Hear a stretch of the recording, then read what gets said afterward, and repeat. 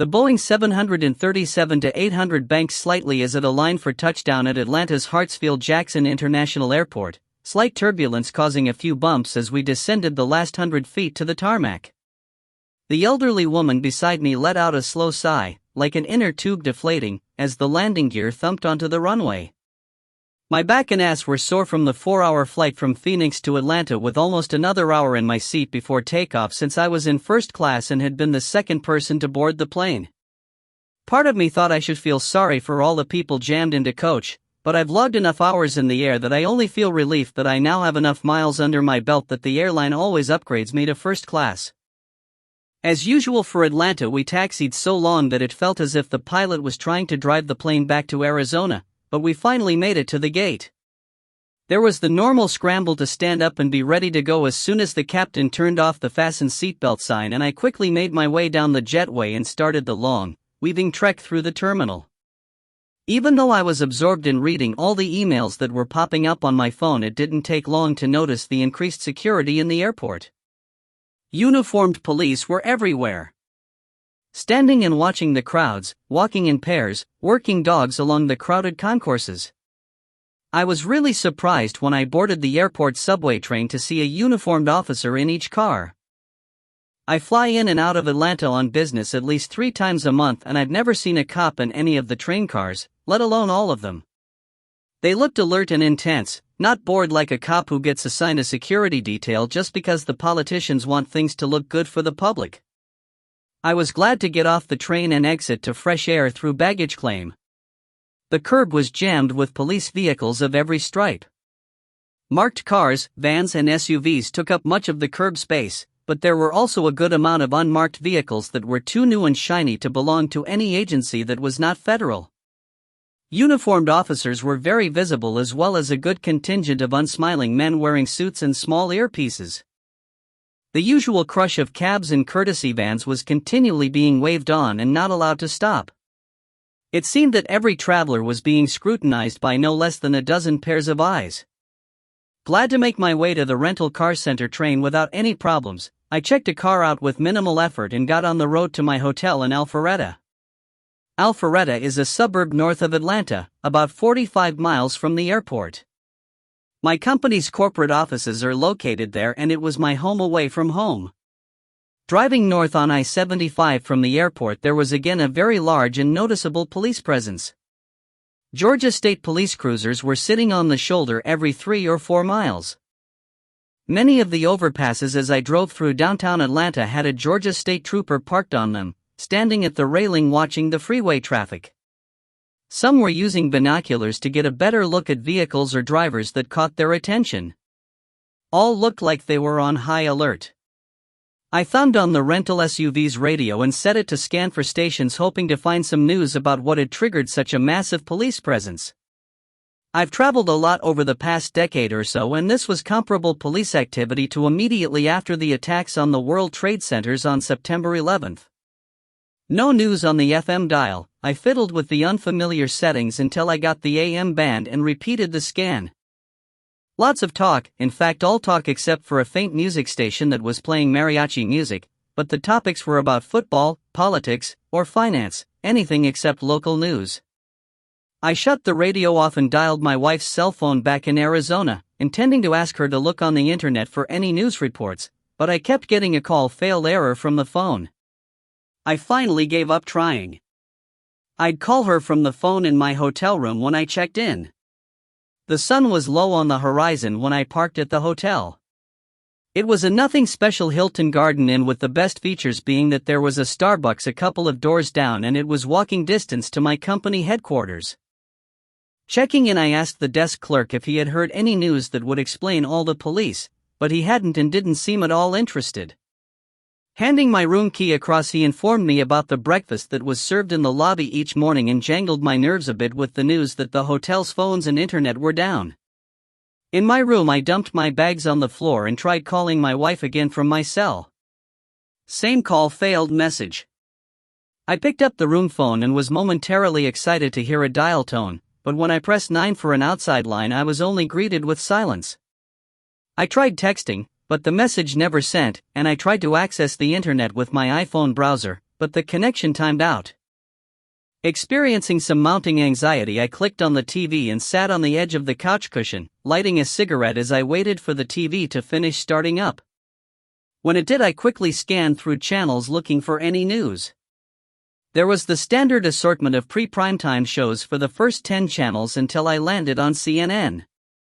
Someone was interviewing a soccer player about something I cared nothing about. I kept clicking and found MSNBC, equally devoid of any real news, then headline news reporting on a market bombing in Iraq that had happened yesterday. Nothing. I tried my cell and the room phones again with no better results. I spent 10 minutes surfing channels looking for any information, then finally turned the TV off, grabbed my room key and car keys and headed downstairs. My corporate office was only a couple of blocks away, and I knew that we paid a lot of money for redundant and hardened data circuits that also carried our voice over IP telephone traffic. I was sure I would be able to make an outgoing call from the office. Normally I would have walked, but I was a little spooked and didn't want to be far from my rental car, so I drove the short distance. I absently noted the swamp that filled the land bordered by my hotel and the street that led to the office. The sun was now down and there was a faint mist starting to form over the surface of the water. I'm not a superstitious man, and in my day was something on the bad side of badass, but I hit the lock button for the SUV's doors and felt better when they promptly thunked into place. The parking lot at the office was empty but well lit when I pulled in.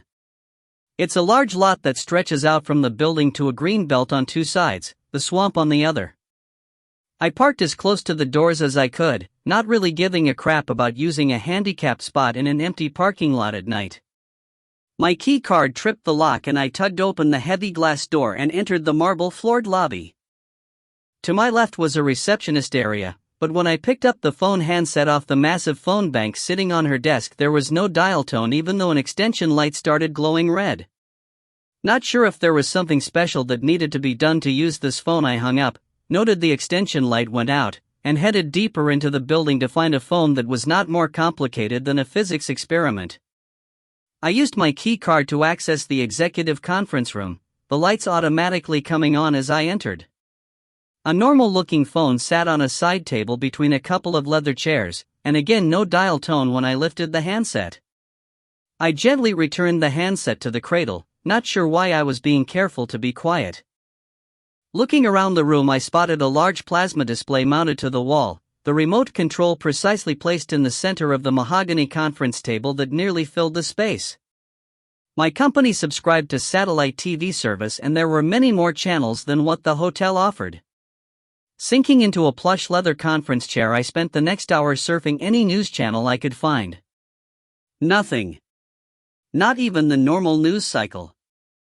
It seemed that every news outlet was preoccupied with Hollywood gossip, pop culture puff pieces or interviews with minor celebrities. I don't watch enough TV to know if this was normal or something out of the ordinary, but it didn't make me feel any better. After an hour, and multiple checks of my cell phone, the office phone and the internet, I gave up and decided to go back to the hotel and get some rest. I couldn't find any news to indicate there was anything strange going on in the world, and I passed my case of the willies off on being jet-lagged and needing some rest. I stopped at a convenience store on my way back and was only mildly surprised to see a sign on the door that read "Credit card machine is down. Cash only." I bought a 6-pack of beer, paid cash, and headed back to the hotel. Room service provided the burger and fries that I washed down with 3 beers before falling into bed and a deep sleep. 2. I don't know what woke me. Whatever it was didn't repeat, but it was enough to bring me fully awake with creeping gooseflesh on my arms. The case of the willies from the evening before was back with a vengeance. I laid there for a time, listening, but the hotel was quiet. It was too far from the interstate to hear any late-night truck traffic. Plus, I've found in the past that it really is pretty well insulated and quiet as far as hotels go. After a bit, I gave up on falling back asleep and rolled out of bed and checked my cell. No calls, texts, or emails, and now it also showed no service. The room phone still had dial tone, but nothing when I tried to get an outside line.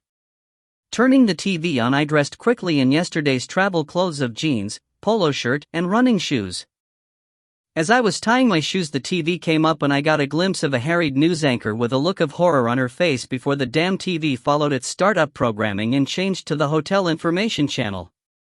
Cursing, I grabbed the remote and stabbed the channel button repeatedly with my thumb until I was back on the news channel. When I saw the banner across the bottom of the screen, the remote fell out of my hand and clattered onto the glass coffee table. "America attacked, millions dead," the banner screamed. I read the words over and over as if they would say something different if I just read them enough times. They didn't. It took an effort of will to tear my eyes off the banner and look at the images on the screen and listen to the shaking voice. Apparently we were looking at New York City, but it looked more like hell on earth.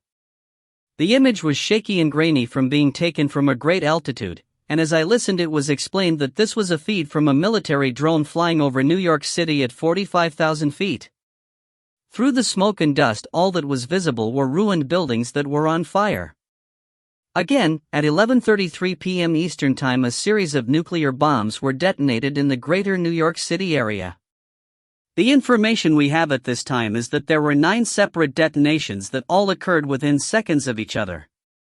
We have received wildly varying accounts of the size of the bombs, but no formal information from the White House or the Pentagon at this time. New York appears to be mostly either destroyed or on fire at this time. The population of the area attacked is greater than 8 million, and so far we haven't seen any sign of life.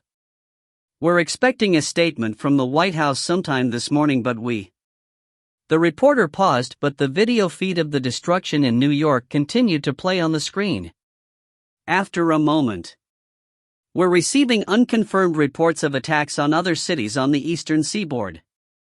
These attacks are being reported as non-nuclear, but we don't have any other information at this time.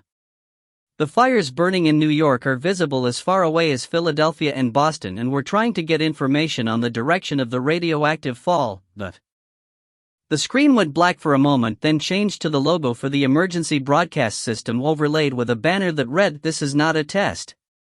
I grabbed the remote and changed channels, but every channel was displaying the same screen, and over the TV speakers sounded the familiar high-pitched tone unique to America's EBS.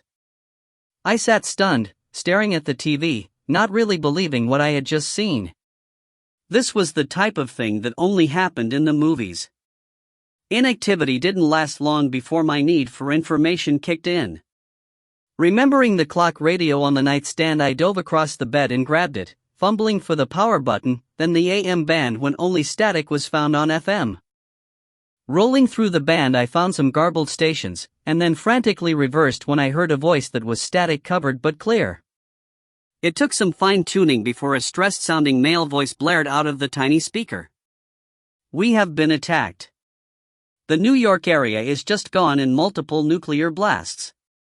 The following cities have had some type of nerve agent released in them and should not be approached: Boston, Philadelphia, Washington, D.C., Baltimore, Charlotte, Miami, Atlanta, Memphis, Chicago, St. Louis, Detroit, Minneapolis, Cleveland, Dallas, Houston, Denver, Los Angeles, San Francisco, Portland, and Seattle. Reports are that the nerve agent was released from aerial sprayers attached to small planes that flew over each of these cities and their suburbs.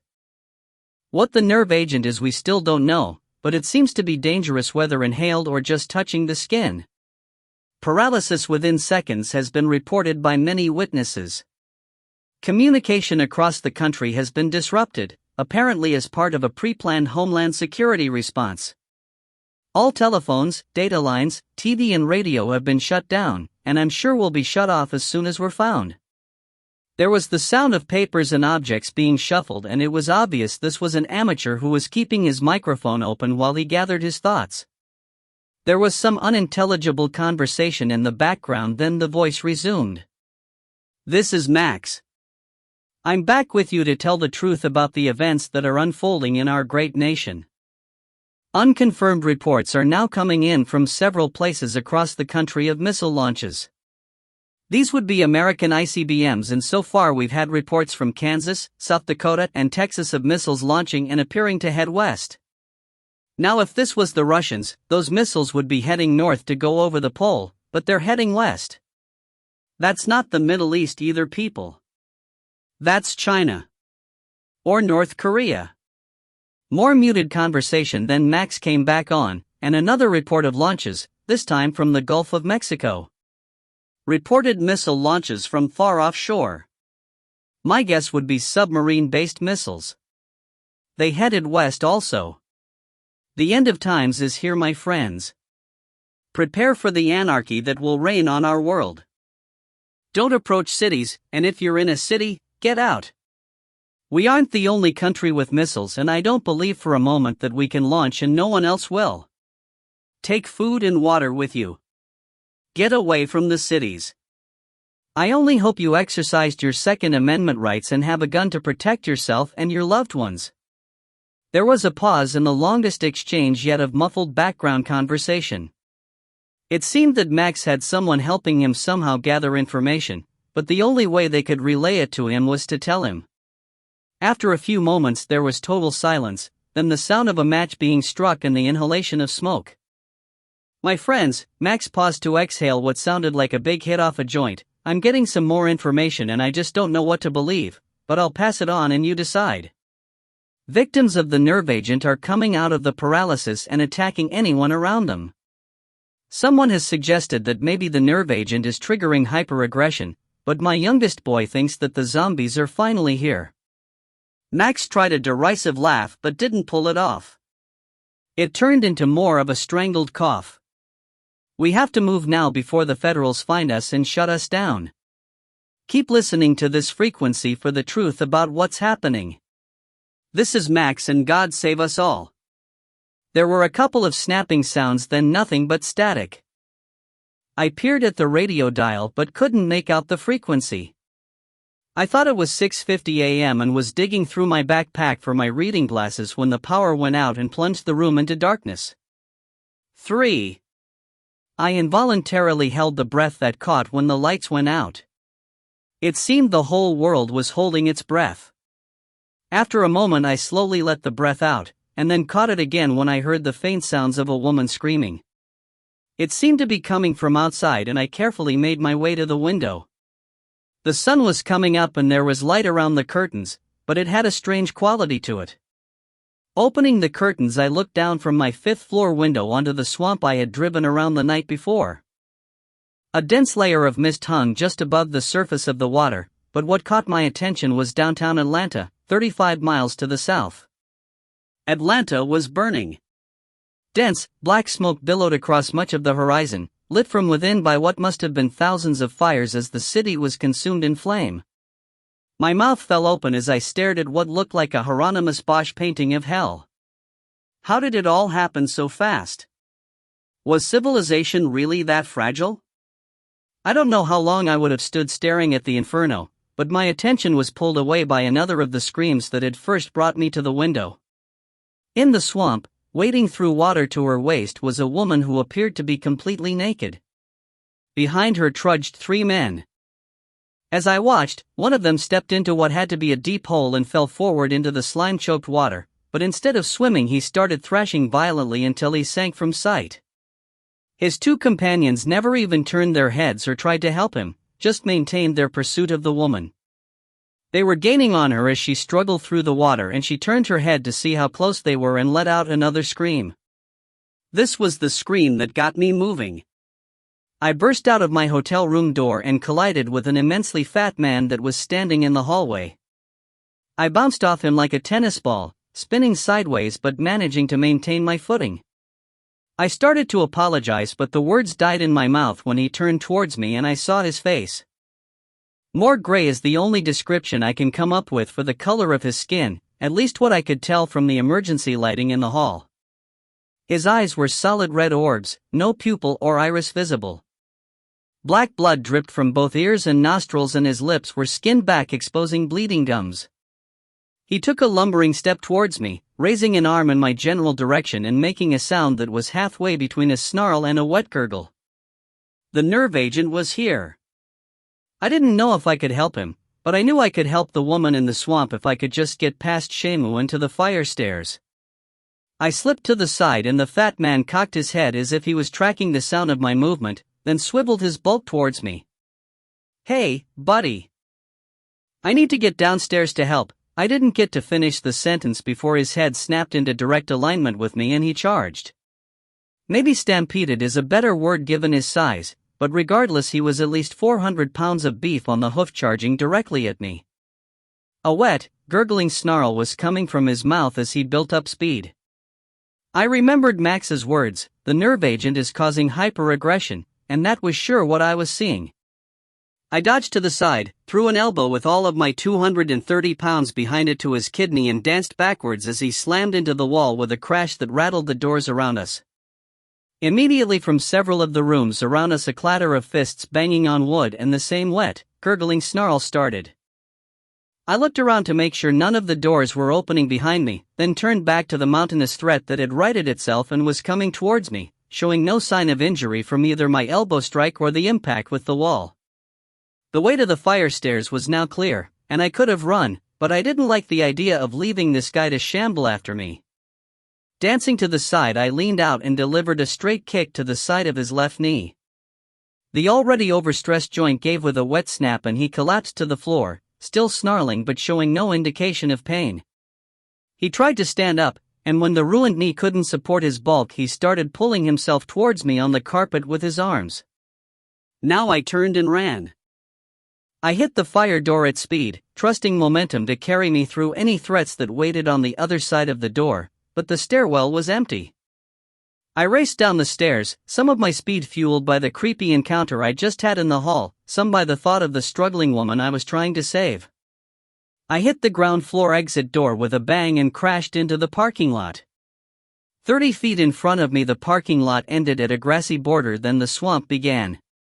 The woman was another 50 feet out in the water, struggling directly towards me, and started screaming for help when she saw me.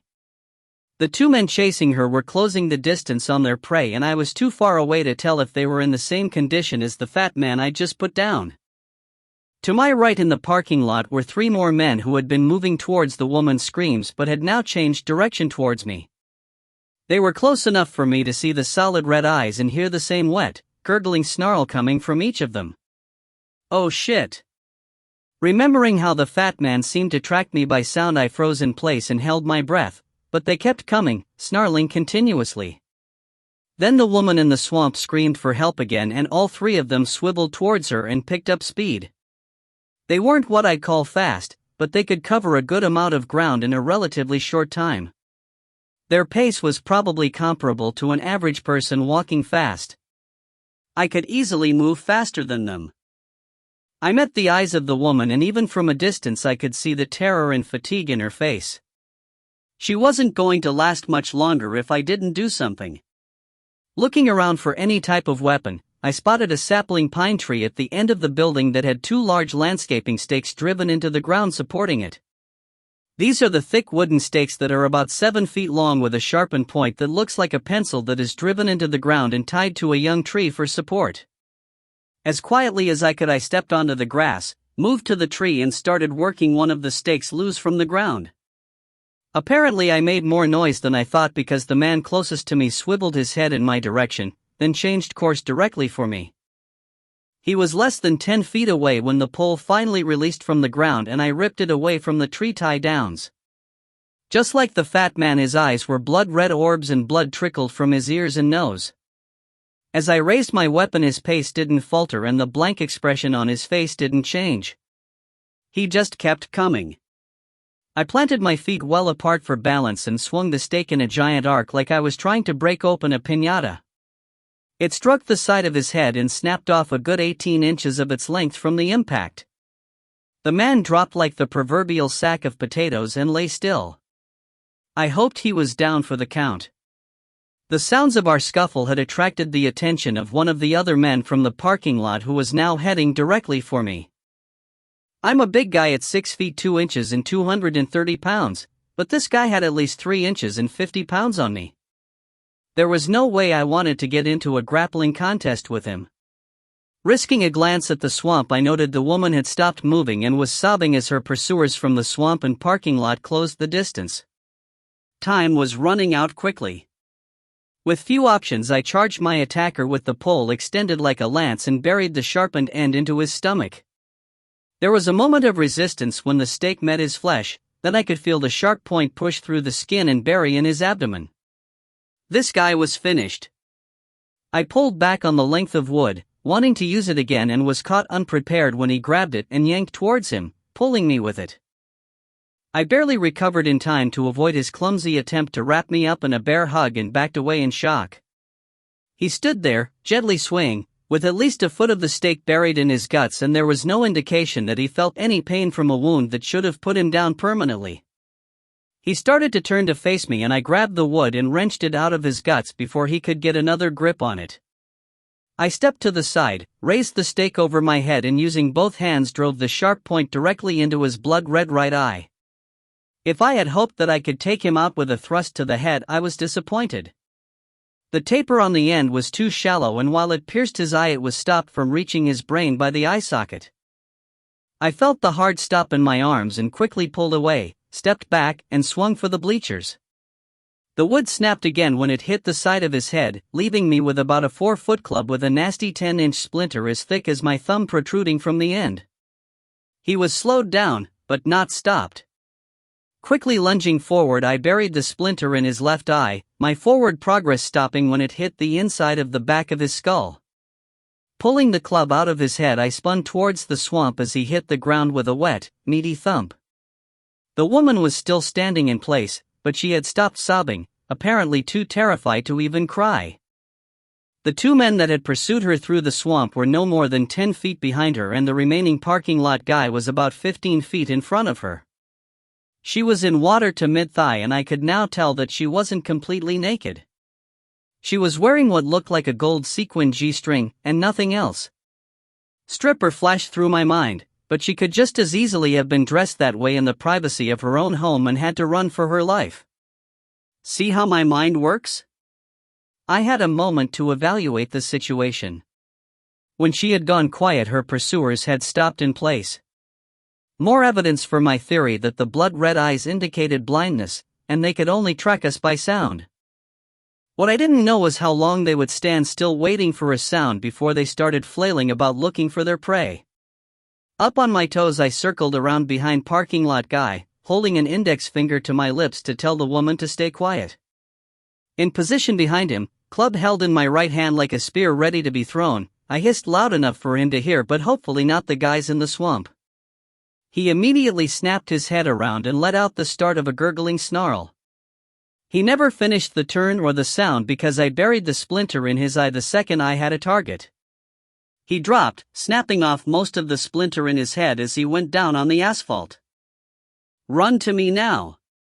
I hissed at the woman, frantically making the universal "come here" wave, and bouncing up and down on the balls of my feet. She threw a look over her shoulder and then seemed to gather her strength for a final surge through the thigh-deep water. Pulling ahead of her pursuers, she gained speed as she reached water that was below her knees, high-stepping the last few yards onto the grass and sprinting to me. The woman was exceptionally pretty, even soaking wet and streaked with muck from the swamp, but I didn't have time to admire her.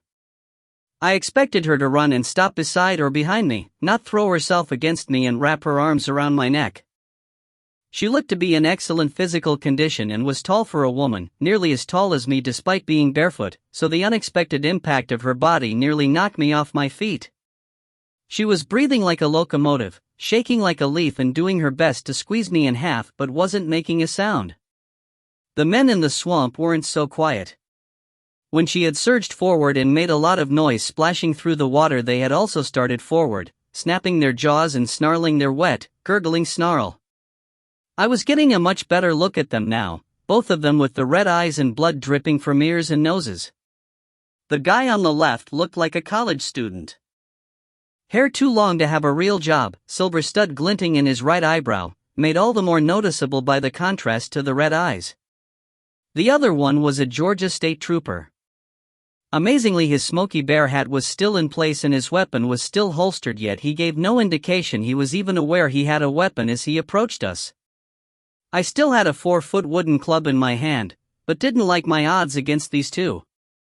I wrapped my arms around the woman's waist, pressed my mouth to her ear and mumbled so only she could hear, "They hunt by sound. I'm going to move us. Don't make any noise. Quiet." I lifted her free of the ground and slowly began stepping sideways towards the open parking lot. By this time they had reached the edge of the asphalt and both stumbled with the footing change, then came to a stop. I had moved us maybe a dozen feet out of line with their advance, and when they stopped I froze. They stood in place, swaying slightly, heads tilted back and swiveling side to side. I could hear them sniffing the air, and it scared me even more than I already was. Hiding from something hunting you by sound was difficult, but manageable. Sound and smell? Exponentially more difficult. There was no breeze to worry about upwind or downwind, but that could change at any moment, blowing our scent directly to them. Normally I would have enjoyed holding a G-string clad stripper tight against me, but let me tell you, this was anything but erotic. She was absolutely silent, but still shaking like a leaf in a strong wind. Whether cold from being in the water or out of sheer terror, at least she had silenced her breathing. Unfortunately, she still had me in a stranglehold, and if our hunters charged us, we were goners. Carefully wrapping my right arm around her waist, I slowly exerted pressure to the side, peeling her off of me. She resisted at first, and then relaxed enough for me to guide her to a position beside and slightly behind that would allow me freedom of movement. My hand still resting on the small of her back as she moved, I started to step back with her and managed to kick what was probably the only empty beer can in the parking lot. The can clattered across the pavement loud enough to, no pun intended, raise the dead. Both heads instantly snapped toward us and they charged, arms extended forward and wide to sweep in any prey that they might have run past. I pushed her hard towards the larger open parking area and side-slipped the trooper's grasp, his fingers brushing my sleeve. His snarl rose an octave and he whirled in my direction, the college student turning towards the snarl. I stepped in and rammed the now blunted stake into the bridge of the trooper's nose with all my weight behind the blow. I might as well have been striking a tree for all the good it did. His head rocked back from the force, but he didn't even notice the nasty gash I opened on his face and the blood pouring down from his broken nose. He just kept snarling and advancing. Backpedaling, trying to get room to fight, I tripped over my own feet and crashed to the ground. The stake slipped out of my hand and clattered across the pavement. For a moment they paused, heads tracking the direction of the clatter, but somehow they knew their prey was still right in front of them and they started forward again, looming over me. I was scrambling backwards like a crab on its back when the woman started yelling. "Hey, assholes! Over here! Come get me if you're man enough! Come on, you fuckers! I'm right here!" I risked a glance in her direction. She was screaming at the top of her lungs and jumping up and down, waving her arms. They stopped their advance on me and I froze, holding my breath. I knew she was trying to distract them, and the courage she was showing was incredible. Their heads turned toward her, but they didn't move. "Come on, you dickless cocksuckers! I'm right here!" She screamed even louder than I thought possible, and they finally turned away from me and started a slow rush in her direction. Looking for my club, I spotted it farther away than I thought it could have gone, but also spotted a nicely rounded rock about the size of a small cantaloupe laying at the edge of the parking lot. Quietly scrambling to my feet, I scooped the rock up in both hands and charged the cop with it raised over my head. He heard my approach and turned in time for me to cave in the front of his skull. He crumpled to the ground at my feet without a sound. The college student was still moving towards the woman's screams, and she was getting pretty creative in her names for him. Ripping the trooper's pistol out of his belt holster, I rushed the college student. The weapon was a standard police-issue Glock 9mm, and I quickly made sure a round was chambered. Coming up beside the last attacker, I put the pistol's muzzle against the side of his head and pulled the trigger, blowing blood and brains across the parking lot. He dropped as silently as the trooper had. Breathing hard, I stood still and stared at the man I just killed. Was he a man, or had I killed some kind of zombie thingy? The little voice in my head was moments away from a hysterical giggle when I contemplated the idea of zombies, but I pushed it down. I stepped back to the trooper and took the duty belt off the body, strapping it around my waist and holstering the Glock. The belt had 2 magazine pouches, both with fully loaded spare mags, a pair of handcuffs strapped onto it at the small of my back, and various rings and hooks that I had no idea what they were for. At the moment, all I cared about was the weapon and extra ammunition. "Thank you," the woman had come over to me while I was robbing the dead. "You saved my life." She stood in front of me wearing next to nothing, covered in filth, yet didn't appear to be the least bit self-conscious. "I think we're even." That was pretty brave to draw them away like that. She looked away, then back at me. It was as much self-preservation as anything. "They've been chasing me for over 2 hours. I couldn't have survived much longer without your help. You're the first normal person I've seen in at least an hour."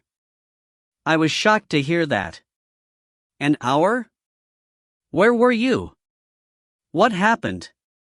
"I dance at a club not too far from here, but you can probably guess that from looking at me." She made a look at this gesture with her hands in front of her nearly nude body. "I was on stage when all hell broke loose." 4. Rachel Miles reached behind her back and undid the clasp that held up her gold sequin bikini top, slid it over her shoulders, and as it dropped to the stage used her upper arms to press her breasts together to the hoots and howls of the crowd. She was a third of the way through her second song, on stage at the Toy Box Gentlemen's Club north of Atlanta. New York had been nuked hours ago, but the fat pig of a boss that owned the club refused to close early and had threatened to fire her if she didn't go on stage. The bar was half full of hardcore drinkers, but Rachel couldn't see any of them because of the bright lights focused on her performance. Ashley Box was her stage name, and while she certainly had the looks and personality to make money in strip clubs, she detested the job. But where else was she going to make $500 a night without having to spread her legs? It paid the bills, her college tuition, and left plenty more for her to drive a decent car and maintain a small but nice apartment in a good area of Atlanta. One more year of med school and she'd be able to quit, and she'd have her MD without the crushing mountain of student loans that most of her classmates were accumulating. Rachel was staring into the lights, bent over to show her assets to the crowd when the first sounds of a disturbance reached her over the pounding music. Accustomed to bar fights and confident the bouncers, Rick and Jeff, both former Georgia offensive linemen, would make quick work of any troublemakers, she ignored the sounds and kept swaying her hips in time to the music.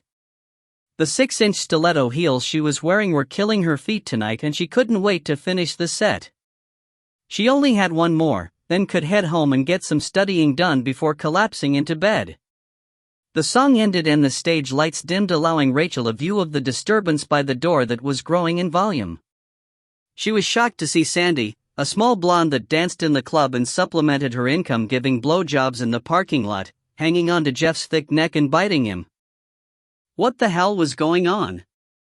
Rick, the other bouncer, grabbed her by the hair and ripped her off Jeff's back, flinging her against the wall. He turned to his friend who had collapsed onto the floor and appeared to be going into convulsions and didn't notice that Sandy bounced off the wall and got back to her feet like nothing had happened. Her eyes were blood red, visible even from across the room, and her mouth, neck, and chest were slick with Jeff's blood. With a wet, gurgling snarl, she leapt onto Rick's back as he bent over his injured friend, locked her arms around him and sank her teeth into his overdeveloped neck muscles.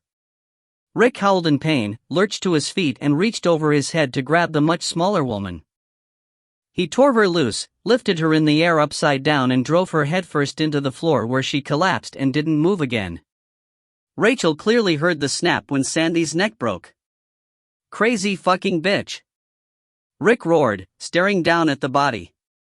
Rachel felt like she was in a waking nightmare, and things got worse when Jeff rose to his feet behind Rick. His eyes were the same blood red as Sandy's had been, and he let loose with the same snarl she had made. Rick whirled when he heard the snarl and tried to raise a hand to fend off the charging attack from Jeff, but it was too late. They both crashed to the floor, sending tables, chairs, and a few customers scattering like leaves. Jeff clamped onto Rick's throat with his teeth and, snarling the whole time, started ripping flesh, finally tearing the carotid artery and getting soaked in a jet of bright red arterial blood. Rachel stood frozen in horror, her mind unable to comprehend what her eyes were seeing. She remained frozen in place until a hand reached out from the edge of the stage and grabbed her left ankle, savagely pulling her leg out from under her. She fell on her ass in the middle of the stage, her ankle held in a painful vice-like grip. Lying on her back, she raised her head and started to scream, but the scream died in her throat when she saw her attacker was another of the dancers named Lisa. Lisa's eyes were the same blood-red color, but only the whites, and her face was smeared with blood. She leapt over the chairs and the brass rail at the edge of the stage, snarling deep in her chest and pulling on Rachel's leg. Rachel tried to scoot away, but the grip on her ankle was too strong and she only succeeded in allowing Lisa to pull her closer. Rachel started kicking with her free leg, feeling the solid blows connecting but having no effect on the grip on her ankle. Lisa pulled further up onto the stage, her upper body now pinning Rachel's left leg, and her grip shifted to Rachel's thigh. Now Rachel started to scream for help and pulled her right leg up and kicked in a stomping motion, once, twice, then a third time, and suddenly the grip went slack and Lisa stopped moving. Rachel kept screaming for a few moments, then dared to look and had to turn her head to the side and vomit on the stage. Her stomp kicks while wearing stiletto heels had gashed open Lisa's face to the bone in 2 long, ragged tears. The third kick had buried the entire 6-inch spiked heel directly into Lisa's left eye, and the shoe was stuck in the dead girl's skull. Rachel reached down and unbuckled the shoe, slipping her foot out and using it to push the body off her left leg. She abandoned the other shoe as well, standing up and surveying the bar. There were only a few customers left that didn't have blood-red eyes, and they were now far outnumbered by the gang that was led by Jeff the bouncer. As she watched, 2 of the customers went down screaming under the weight of Jeff and 2 other dancers. She started to back towards the stage exit when Carl, the bartender, leapt over the bar with a shotgun in his hands. Rachel's first impulse was to run to him for protection, but she stopped and watched as he fired 2 deafening blasts into the body of a man charging towards him with a snarl. The shotgun blast shredded clothing and flesh and knocked the man to the ground, but moments later he was back on his feet and charging Carl. Rachel turned and fled the stage, hearing 3 more blasts from Carl's shotgun. Rachel raced through the dressing area, elbowing a shorter girl aside that leapt at her as she passed, then hit the emergency fire door at full stride and burst into the back parking lot. She was barefoot and wearing only a G-string, but had never been so happy to be outside. The fire door opened into the back parking lot and Rachel took a moment to get her bearings and was flooded with relief when she saw a Georgia Highway Patrol cruiser with blue lights flashing screech to a stop in the parking lot. She started running towards the cop, who was getting out of his car with a nightstick in hand. Neither of them saw the 2 young men with long hair, dressed in jeans and polo shirts, come out of the dark behind a pickup truck until they were already on the trooper. He had time to swing the nightstick once, making a solid connection with one of the men's upper leg, but the blow had no effect and they swarmed him and carried him to the ground. Both of them started biting and clawing, but he was able to fight them off and move to the far side of the cruiser where he stood swaying and shaking. Rachel ran around the perimeter of the parking lot, keeping vehicles between her and the 2 young men. She reached the cop and grabbed his arm, feeling safer despite having watched him be attacked. The trooper turned his head and looked at her, sweat pouring off his face. He had bite marks on his forearms and hands and deep fingernail scratches on his face. He opened his mouth to say something, but all that came out was a gurgle. A moan followed and the pain reflected in his eyes must have been agonizing, and he started to crumple to his knees, only Rachel's support keeping him upright. The 2 young men were circling the front of the cruiser and Rachel tugged the trooper's arm, leading him around the back of the car, intent on keeping it between them and their attackers.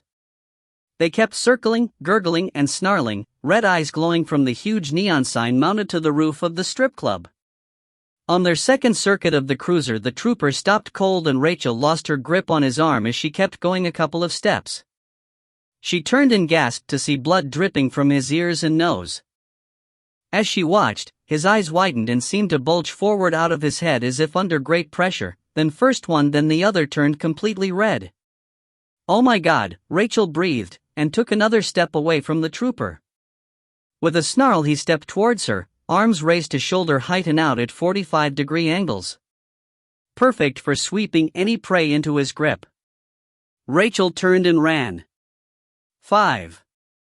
For the moment the woman and I were the only living things in the parking lot other than a fat, glossy, black crow sitting on the roof of a red Chevy. It caught at us several times before flying away to the north, away from the inferno that was downtown Atlanta. The woman approached me slowly, carefully looking me up and down, her eyes nervously pausing on the weapon in my hand, then moving on. "Were you bitten? Scratched?" Her voice was low and husky, raw sounding from all the screaming she had been doing. "What?" I asked. Everything was too surreal, and now this crazy, naked woman wanted to know if I'd been bitten? She took a cautious step forward. "Were you bitten?" She spoke slower this time, as if I were a child. "No. They never touched me." "Why?" She came closer and continued her visual inspection. "I watched that one and his friend," she pointed at the young man I had shot in the head, attack and bite the trooper. "Within 1 to 2 minutes he was just like them and trying to kill me." I stood staring at her, breathing harder than I needed to, but the adrenaline from the fight was still in my system. I said, "They bit him? And he became like them? This is crazy. You're describing something like a zombie or a vampire." She raised her chin and stared back at me defiantly. "I may look like a brainless bimbo at the moment, but I know what I saw. The trooper was fine, normal, until he was attacked. He was bitten and scratched, and in less than 2 minutes I watched him change into one of them and start trying to kill me." She crossed her arms under her breasts, and while I would have thought it difficult for an almost naked woman to look dignified, she managed to pull it off. "Okay, so I guess I believe you. Any idea what the hell is wrong with them? Why are they trying to kill us?" She relaxed and moved over to stand next to me, looking down at the body of the young man. "I was hoping you would know. All I know is New York got nuked last night. The owner of the club where I work wouldn't close, and a few hours ago these things started attacking people in the club." I looked back over at the dead trooper, then out across the swamp. A couple of 100 yards away there were 4 figures wading through the water in our direction. Oh. I scanned the parking lot and found no threats, but out on the perimeter road that came from my company's office building there was a small group of figures walking towards us. I slowly raised my arm and waved at them, Rachel turning to see who I was waving at, but they didn't wave back or acknowledge me in any way. "Oh, shit. We've got to get out of here. Now," I said. I took her hand in mine as if it was the most natural thing to do and broke into a trot across the parking lot to where my rental SUV was parked. Halfway there I skidded to a stop and slapped my pants pockets with a feeling of dread. No keys. They were in my room on the 5th floor of the hotel. There was no way I could climb the stairs, get my keys and get back before the approaching threat cut off our escape. "What's wrong?" she asked me, not letting go of my hand. "No keys. They're up on the 5th floor in my room. I don't suppose you know how to hot wire a car, do you, Dot?" I didn't expect an affirmative answer, and I didn't get one. The look of horror on her face told me what I needed to know. We were on foot, multiple threats approaching from at least 2 directions, and she was already exhausted from fighting her way through the swamp. Exhausted or not, we didn't have a choice. We had to run. 6. We ran across the parking lot, her slightly behind me and to my left, holding my hand as we ran. My right was my shooting hand and I was keeping it free and available to draw the pistol if I needed it. Considering these things, alright, I guess I'm ready to call them zombies even though they weren't actually reanimated dead, apparently hunted by sound and smell. I didn't want to have to fire off the weapon and attract every one of them within hearing distance. I suspected they used sound for finding their prey at a distance, then sound and smell when they closed in. Cutting the corner on the parking lot, we made it to the road with about 100 yards of clearance from each group of zombies, infected, but turned left towards the ones in the swamp. The water would slow their progress and let us get by them. I settled into a fast jog, the woman staying with me and maintaining a death grip on my hand. I was impressed. As freaked out as she had to be, as I was, she was staying with me and not slowing me down or complaining. We didn't make much noise, just the sound of my running shoes and her bare feet on the asphalt and our heavier breathing, but the infected in the swamp detected us and changed direction to pursue. I glanced over my shoulder and saw the group behind us speed walking after us, not that much slower than we were moving. My instinct was to push harder and open up some distance, but I was worried about tiring. I had slept most of the night and was relatively refreshed and strong. I was pretty sure she had been up a long time, certainly all night, and was already tired from her run through the swamp. Ahead the road curved slightly, then straightened as it approached a large intersection with shopping on each corner. Several cars were piled into each other in the intersection, and I hoped we would find one of them drivable with the keys still in the ignition. My hopes were dashed when figures appeared from behind the cars as we approached and started coming towards us. 3 large parking lots on the NE, SC, and SW corners were virtually empty of cars as none of the retail shops had been open when all of this happened, but there were groups of figures in each of the parking lots that all turned in our direction and started our way. The NW corner, across the intersection and to our right, was a massive parking lot for a Walmart supercenter. Cars were scattered across the parking lot, some belonging to employees and some to shoppers that needed something in the middle of the night. There weren't any infected milling about that parking lot. There, I pointed with my right hand, making sure she knew where we were going. How? She gasped a response. Be ready to run flat out. We're going through the ones ahead. I indicated the infected in the middle of the intersection, directly ahead of us. There were 4 of them, 3 men and a woman if it matters, and they were bunched up at the trunk of a mid-sized Japanese sedan as they tried to locate us. I would have preferred to go around, but there were broad drainage ditches on either side of the road as it approached the intersection, and I didn't want to get bogged down in mud or hurt by some unseen debris that lay hidden in the weeds. A sprained ankle or broken leg was a death sentence. Coming up on the intersection, I angled our direction to the left, intending to keep the crashed cars between us and the infected. I also wanted a good look at the condition of the cars. The first vehicle we came to was a 10-year-old Chevy Malibu, and I dismissed it outright when I saw the crumpled front end and puddle of antifreeze on the pavement under the engine. It was crashed into the side of a 20-year-old Ford F-250 pickup that had been jacked up and outfitted with oversized wheels and tires.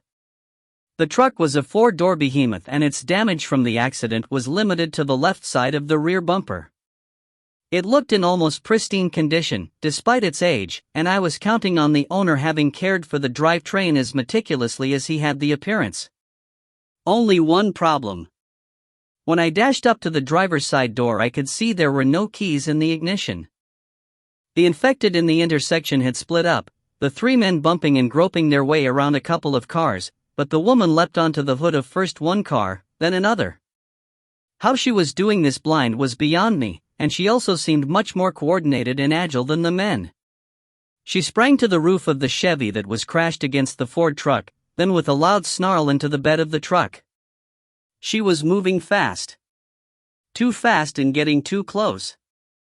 I drew the pistol which was ready to go and sidestepped to get a better angle on her, and that's when I saw her eyes.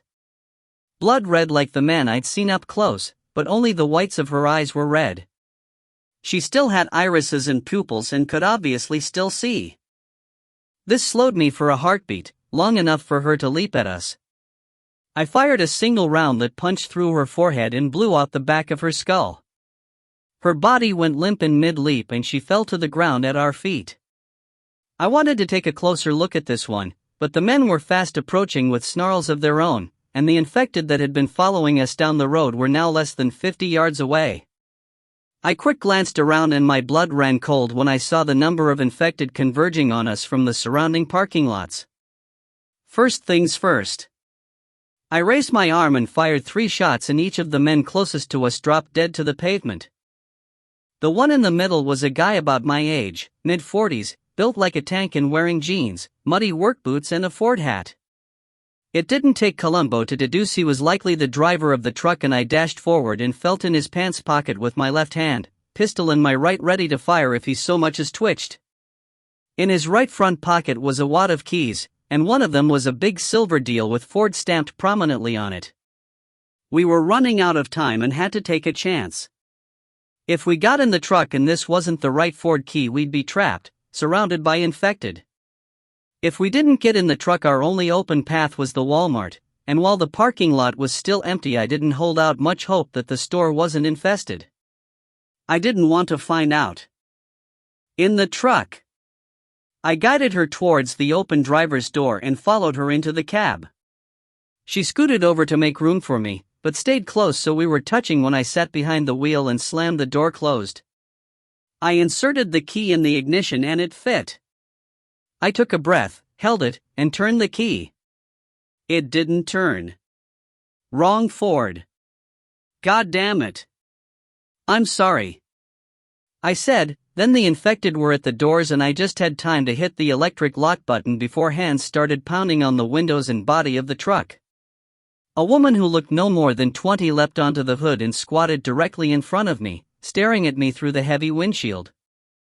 Just like the woman I'd killed, the whites of her eyes were blood red, but she still had irises and pupils, but looking into those eyes I couldn't see any sign of humanity, just primal hunger and predatory intelligence. I looked out the side window at a man who was hung up bumping against the outside rearview mirror and his eyes were the same solid red I'd seen back at the hotel parking lot. I wasn't sure why there was a difference, but I was sure that women had just become what I always thought they were, the most dangerous members of the human race. The woman sitting next to me was shivering. It wasn't cold. The sun was well up and the cab of the truck was quickly growing hot and stifling. In normal times I would never have presumed to try to comfort her, but these weren't normal times. I put my arm around her shoulders and pulled her to me and just held her while she went from shivering to outright sobs, the female infected squatting on the hood watching us like a cat watches a mouse hole. When she got her emotions under control, the woman straightened up slightly without breaking contact with me.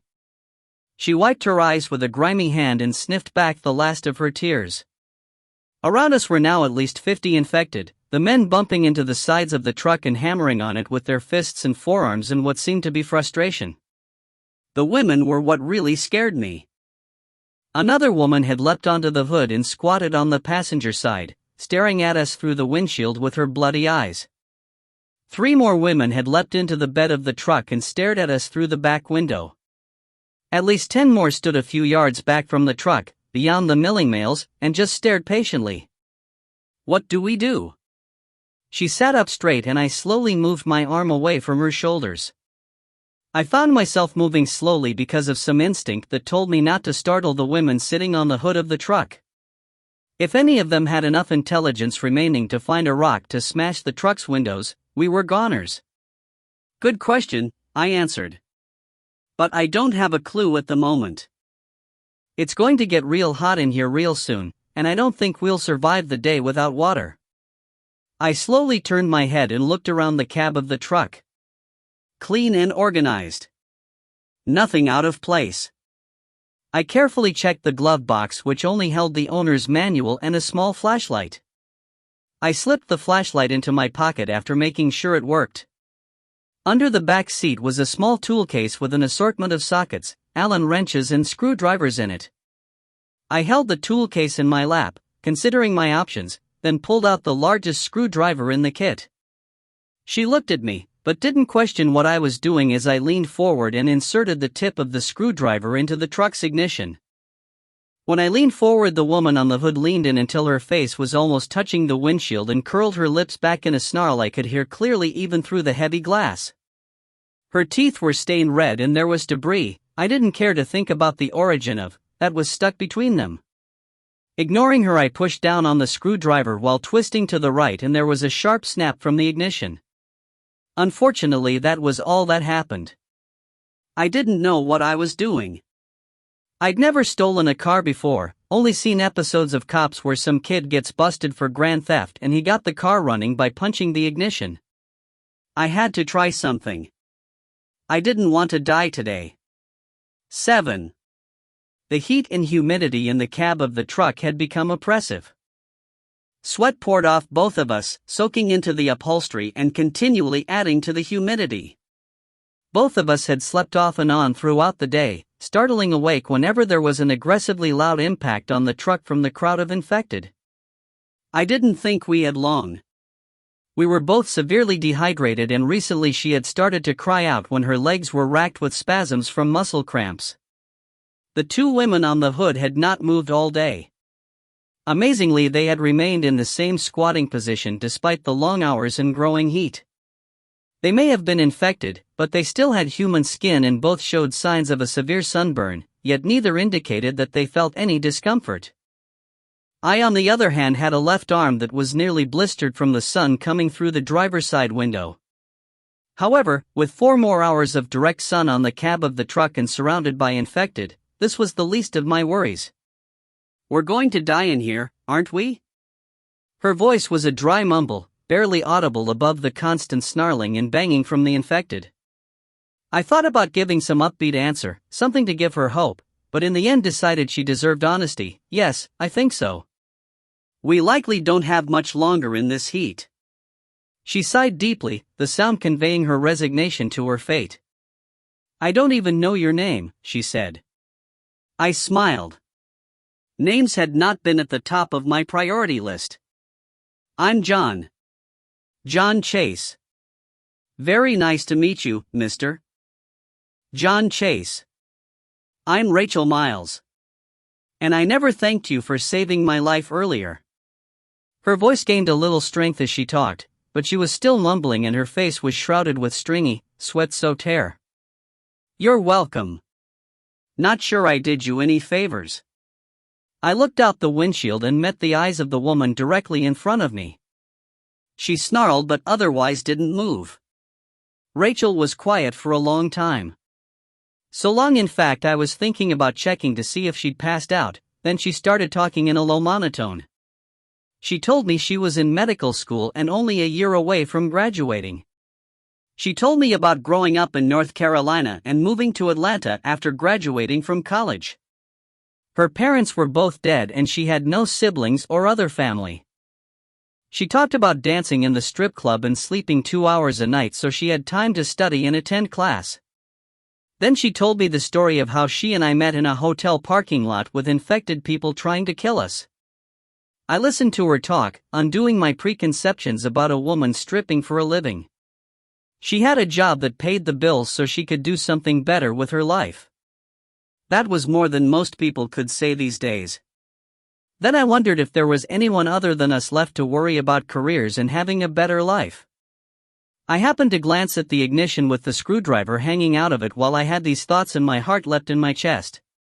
From the back of the ignition switch, hanging below the dash and barely visible, were several wires. These had to be the wires that would start the truck. After all, what was an ignition switch other than a device that mechanically closed an electrical circuit so the engine would start and run? I grabbed the tool kit off the floor where I had dropped it and dug through until I found a small pair of wire cutters.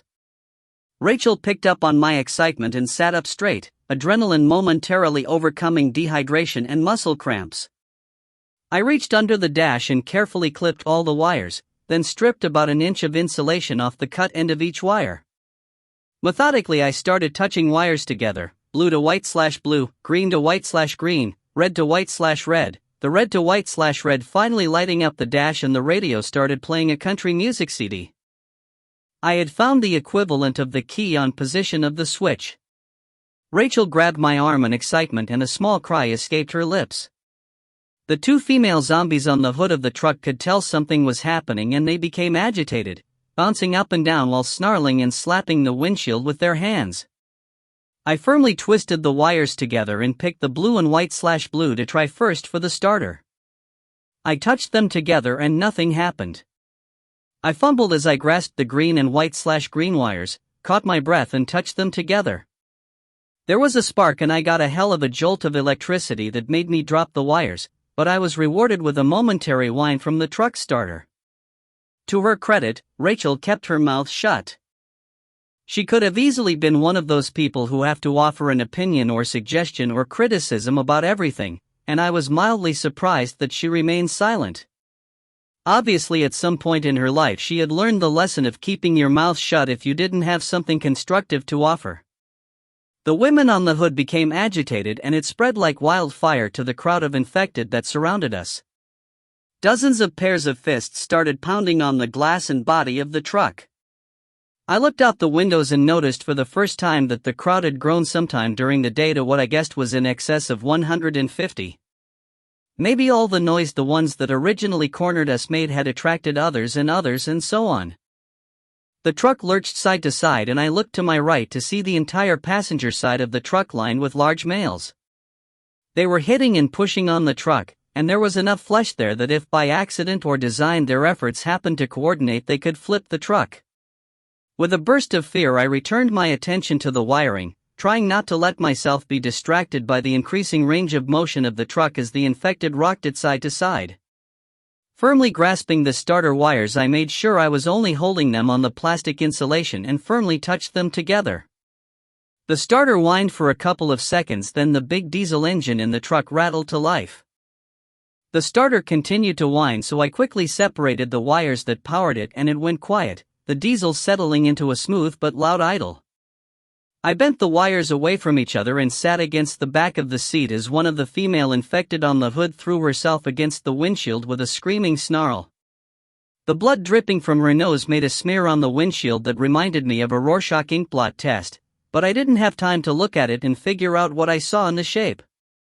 The horde of infected around us went into a fever pitch of snarling and slamming into the truck, and now both women on the hood were repeatedly slamming themselves into the windshield in an attempt to get to us. In front of us was a crashed VW and there was a small Toyota behind us with no room to steer around either one.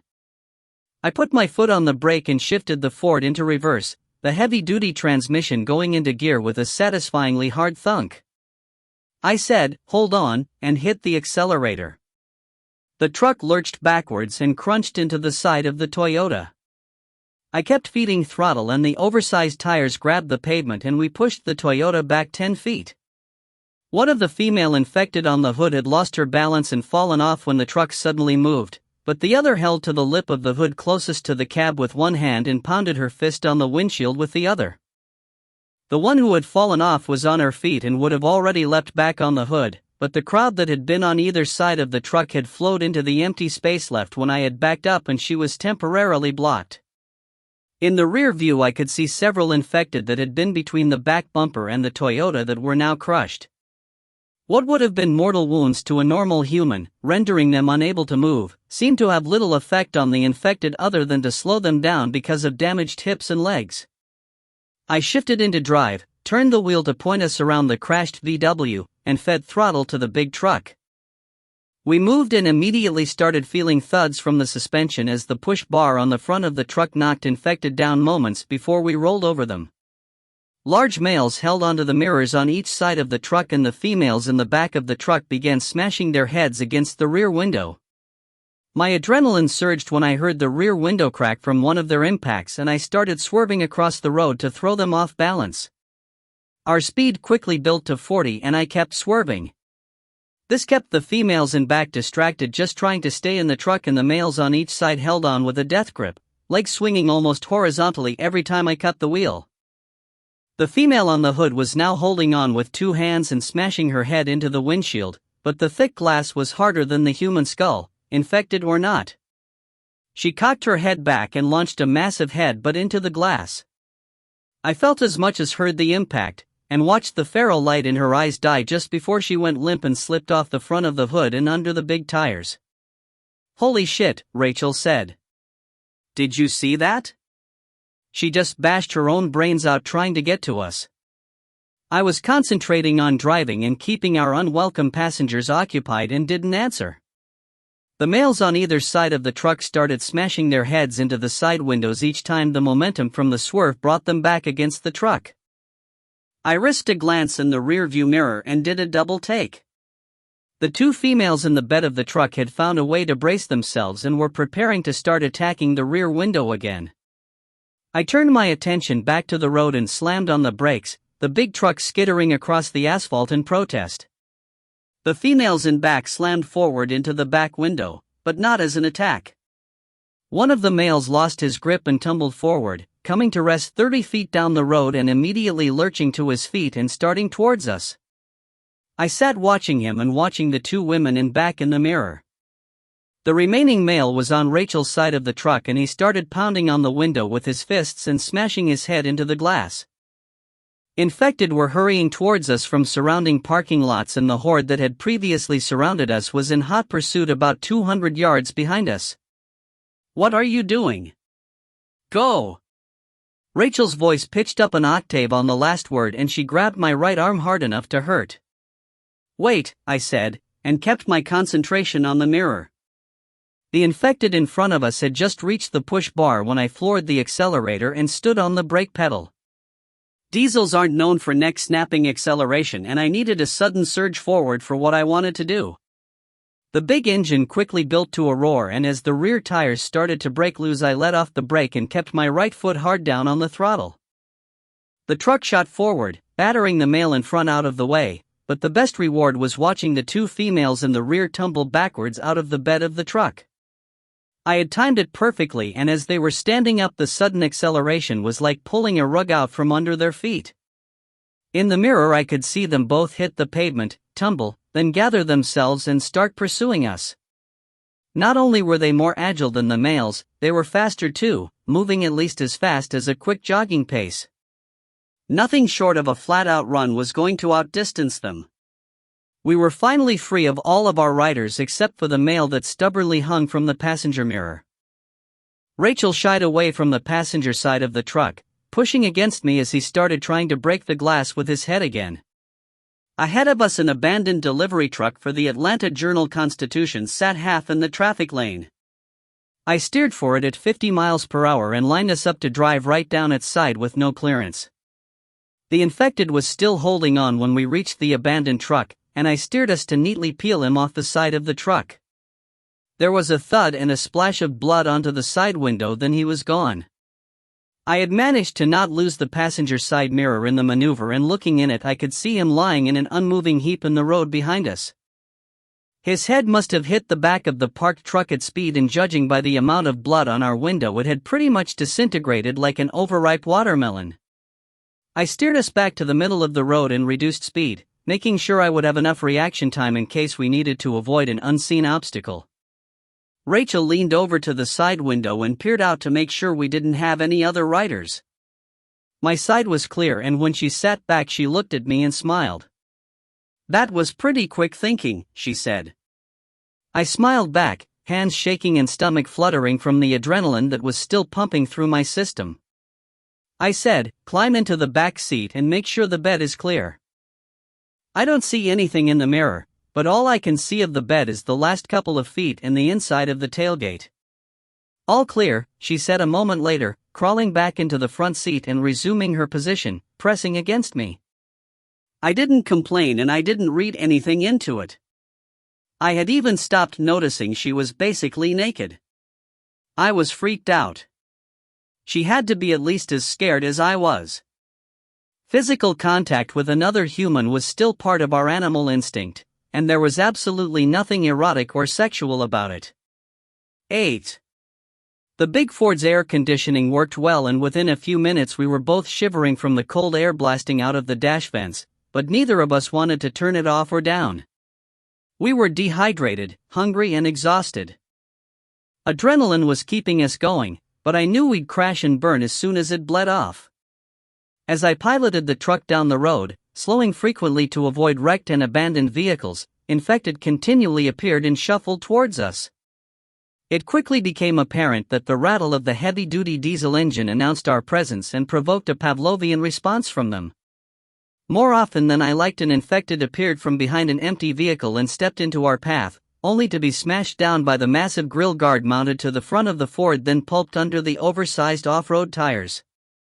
Finding the Ford was a blessing. Short of an armored car or a military vehicle, it was about the best vehicle for our situation, and with the added benefit of a beefy four-wheel drive system we weren't restricted to pavement. I glanced at the dash and noted the fuel tank was over 3/4 full. I also noticed a switch on the dash marked fuel and realized the truck had dual tanks. I flipped the switch to change tanks and the gauge quickly swung all the way past the full indicator. God bless rednecks. Where are we going? Rachel leaned forward and adjusted the AC vent that was blowing directly on her. Her question hit me like a slap across the face. Katie. My wife was in Arizona and I'd been so focused on the crisis at hand I'd forgotten about what she must be going through. Guilt washed over me, sapping most of my adrenaline, my shoulders slumping. What? she asked, looking around in a panic, thinking my reaction was due to some new threat. My wife. Katie. She's in Arizona. Alone. I squared my shoulders and started thinking. Katie was a farm girl, raised in Michigan by a Marine who survived Pearl Harbor and the fighting in the Pacific. She'd been the only girl, and the baby, in a family with 3 boys. She could fight and shoot with the best of them, but had she had the chance to arm herself and fight? I'm going to Arizona, I announced without giving it a second's thought. I'm going to find some food, water and weapons, and then I'm going to get my wife. Rachel was quiet, staring ahead through the windshield for a time before she spoke. I'll help you. I've got no one, and from the looks of Atlanta, I don't even have a home anymore. If I'd been thinking even halfway clearly, I would have been amazed at how quickly we had adjusted to a world that had just fallen apart around us. 9. We drove a couple of miles south before finding a major road that turned to the west and looked like it would provide us access to the expressway that ran through the area. The road I was looking for was GA 400, an 8-lane toll road that serviced the suburbs of Atlanta. I really needed a map. I knew the geography of the U.S. pretty well, but I didn't know the routes to get out of the Atlanta area without getting lost in suburban and rural areas. We drove and pushed through more wrecks, regularly bouncing infected off the front of the truck as we made our way towards the expressway. The road we were on swept up a rise, and as we gained elevation I could see the signs for the toll road entrances to go north and south. I slowed as we approached the northbound on-ramp, not knowing which way to go, but hesitant to go any closer to the inferno that Atlanta had become. Idling past the entrance, we crested the overpass and I brought us to a gentle stop. The northbound lanes were partially clogged with crashed and abandoned cars, but were passable if one drove slowly enough. Southbound was completely empty for as far as I could see. Infected shambled on the pavement, turning to face us as they heard the sound of the idling diesel engine. More of them crawled on the pavement and in the grassy median, apparently too damaged to walk, but not damaged enough to be down for the count. I looked south, to my left, and the scene was repeated. Raising my eyes I could see the thick, oily, black smoke boiling up from Atlanta, and even in the daylight it glowed within from the fires burning in the city. Rachel gasped and grabbed my arm, pointing ahead across the overpass. Not a mile ahead of us was a gas station with attached convenience mart, but I didn't see anything more unusual than abandoned cars and shambling infected. What do you see? I asked, eyes searching. The power's on at the gas station. Look at the sign. She was right. A vintage Union 76, giant orange ball sign was rotating away as if everything was normal. I made a decision without consciously thinking about it and stepped on the accelerator. As we approached I noted the empty and abandoned vehicles at the pumps, several of them with gas nozzles still inserted in the vehicle's fuel tanks. I also noted the half-dozen or so infected that turned at our approach and started shambling towards us.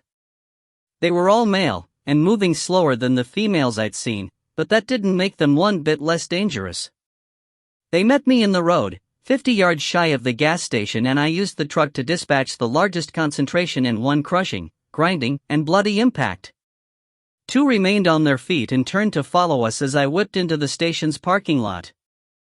A green-handled fuel nozzle, green for diesel, was visible sticking out of the tank of an abandoned VW Jetta. No opportunity like the present. I'm getting out to get that nozzle out of the car, I said to Rachel, pointing at the VW. When I have it clear, push the car out of the way so I can top off our fuel tanks. I don't know when we'll be able to find fuel again. We screeched to a halt behind the VW and I eased us forward until our front bumper crunched into the car. Throwing the transmission in park, I took a quick look around and jumped out of the truck, pistol in hand. Rachel slid behind the wheel and dropped the big truck's transmission into drive, ready to push. Grabbing the nozzle from the VW, I stepped back and she hit the gas. The Ford's tires grabbed the concrete of the gas station driveway, and with a protesting squeal of rubber and crumpling metal, the VW moved forward. The pump was still activated from the VW owner's presumably interrupted fueling, so as soon as I inserted the nozzle into the Ford's fuel tank and squeezed the lever, fuel started flowing. Rachel rolled her window down. "Two coming up behind you," she warned, sounding as calm as if she was talking to me about the weather. These two were the survivors from the group I'd bashed in the street and were now only about 10 yards away, both of them making that wet, snarling, gurgling sound that set my hair on end. I stepped away from the pumps, raised the pistol and dropped both of them with 2 quick headshots. Glancing around, I counted at least 20 more infected converging on the noise of the truck and gunshots, the closest more than 200 yards out. Fortunately, I still didn't see any fast-moving females. "Stay with the truck," I shouted to Rachel, and ran across the concrete apron to the Convenience Mart doors. I stopped at the closed glass door and peered in. Everything looked so normal. The lights were on, the shelves were stocked, and there wasn't any sign of disturbance. Running out of time, I yanked the door open and stepped in, pistol at the ready, whistling loudly to draw out any infected. I gave it 5 seconds, and when there was no answering snarl, I lunged for the counter and grabbed a fistful of plastic shopping bags. Shoving the pistol in my waistband, I ran to the glass door-fronted coolers and filled several bags with bottles of cold water. Next, I filled bags with candy bars, protein bars, canned food, and anything else that looked like it was edible and would travel well. Arms loaded, I dashed for the door, praying I wouldn't meet an infected in such a defenseless position. Just before I pushed out the door, I glanced at the counter and stopped short when I saw the road atlas display. Reversing course, I was juggling heavy shopping bags to reach for an atlas when Rachel started honking the truck's horn. I looked out the front door and saw a female infected staring back at me. She pushed on the door, which fortunately only opened out. When it didn't move, she started banging on it with her fists, face pushed to the glass and lips peeled back in a snarl. I looked over her and saw the converging crowd was now less than 40 yards from the truck and closing ground fast. Grabbing the atlas, I juggled the bags back into a stable position and ran directly at the door. I'm a big guy, and the female infected looked like she had been a high school or college-aged girl, and soaking wet couldn't have weighed more than 100 pounds. I hit the door in full stride, blasting through it and sending her tumbling back and away from the point of impact, my new road atlas flying out of my hand and skidding across the parking lot. Seeing me coming, Rachel leaned across the seat and popped open the passenger door. I ran, skidding to the side of the truck, and dumped my looted goods into the cab. I heard the snarl and slap of feet behind me and reached for my pistol, but my hand was tangled in the plastic shopping bags. Leaping back, a bag full of canned goods came with me, swinging from my right wrist, the tough plastic refusing to break free. The infected was right there, running at me, leaping, eyes wide, lips skinned back from bloody teeth, a snarling scream coming up from her throat. Not even thinking, just reacting, I stepped to the side and swung the heavy bag of cans. I swung hard. The bag hit her squarely in the face and exploded open, cans of chili and soup flying in every direction. The impact stopped the infected in mid-leap and she crashed to the ground, immediately jumping back to her feet and turning to attack. Hand free of the weight of the bag, I pulled my pistol and shot her in the forehead, stepping over her body as it was falling. I had to get the nozzle out of the truck's tank and the cap back on so we didn't lose precious fuel as we drove away. A male infected met me by the pump and I dispatched him with another well-placed shot, yanked the nozzle out of the tank and let it drop to the ground as I fumbled the truck's fuel cap back on. I had glanced at the pump's readout and was surprised that the truck had held almost 15 gallons in the partially empty tank. Quick and dirty math told me I probably had 2 50-gallon tanks.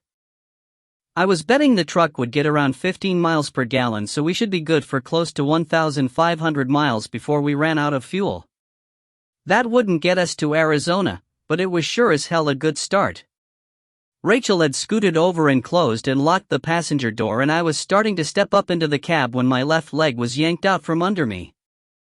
I hit the ground hard, breath whistling out of my lungs, and lay there, momentarily paralyzed as my body refused to respond. A crawling infected, he must have been under the VW and worked his way back, gripped my right foot and started pulling himself up my legs, teeth snapping the whole time. His head had just reached my feet and he bit down on my right foot, the shoe saving me for the moment, when my body started responding again. I took a deep breath, yanked the pistol out of my pants, took careful aim at my attacker's head and pulled the trigger. Nothing. Either a misfire or the weapon had failed to lock open when it ran out of ammunition.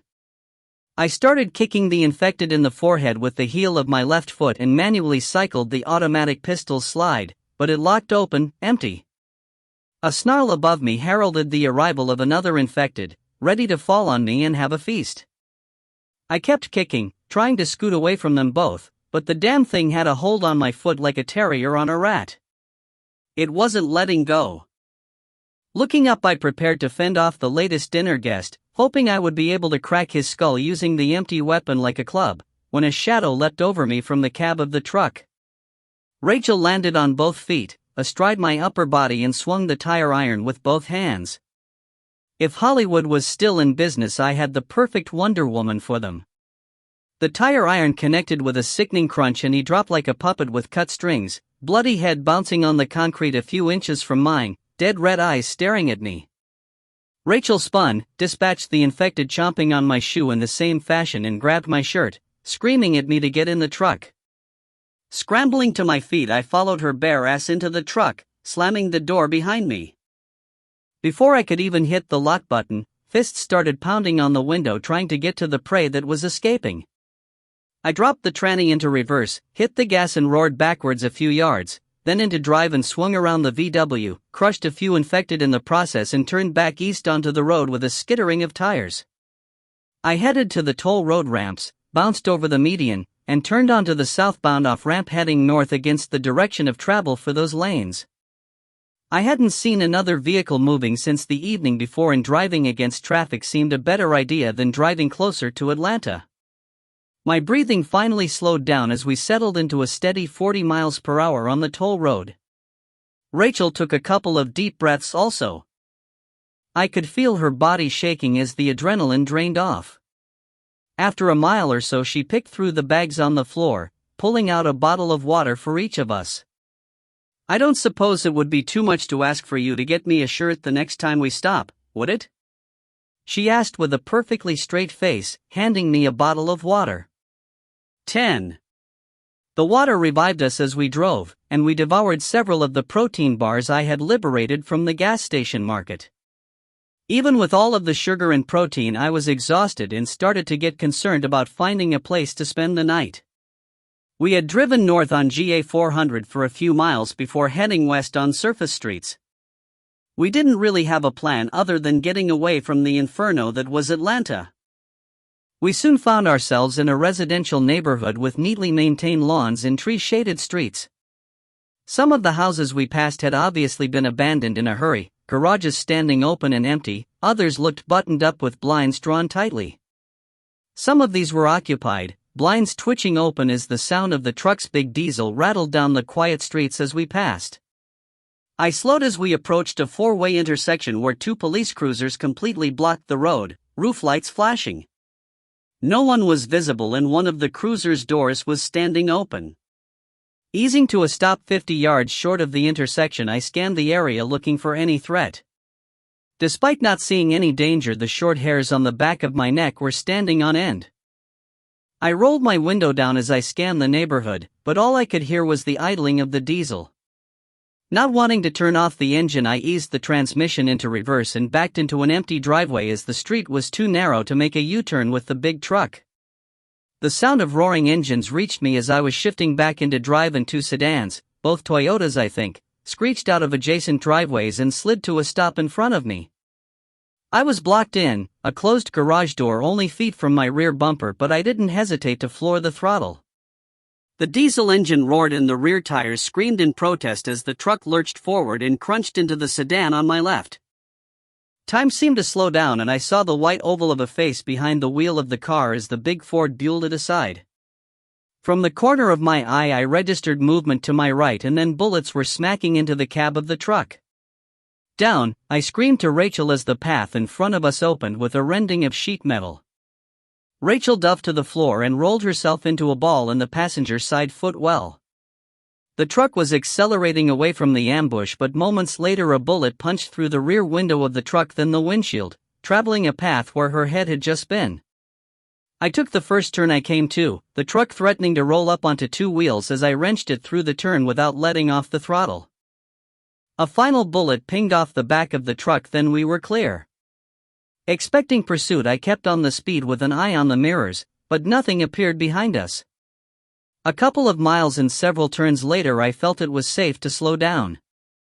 "What the fuck was that?" Rachel asked as she climbed back onto the seat. "That was the human race at its best," I answered, taking another turn to get us heading west once again. "World's always been full of assholes, and I'm guessing these guys either wanted the truck, you, or both." Rachel didn't have a response to that, and we were quiet for a bit as I kept pushing us towards the west.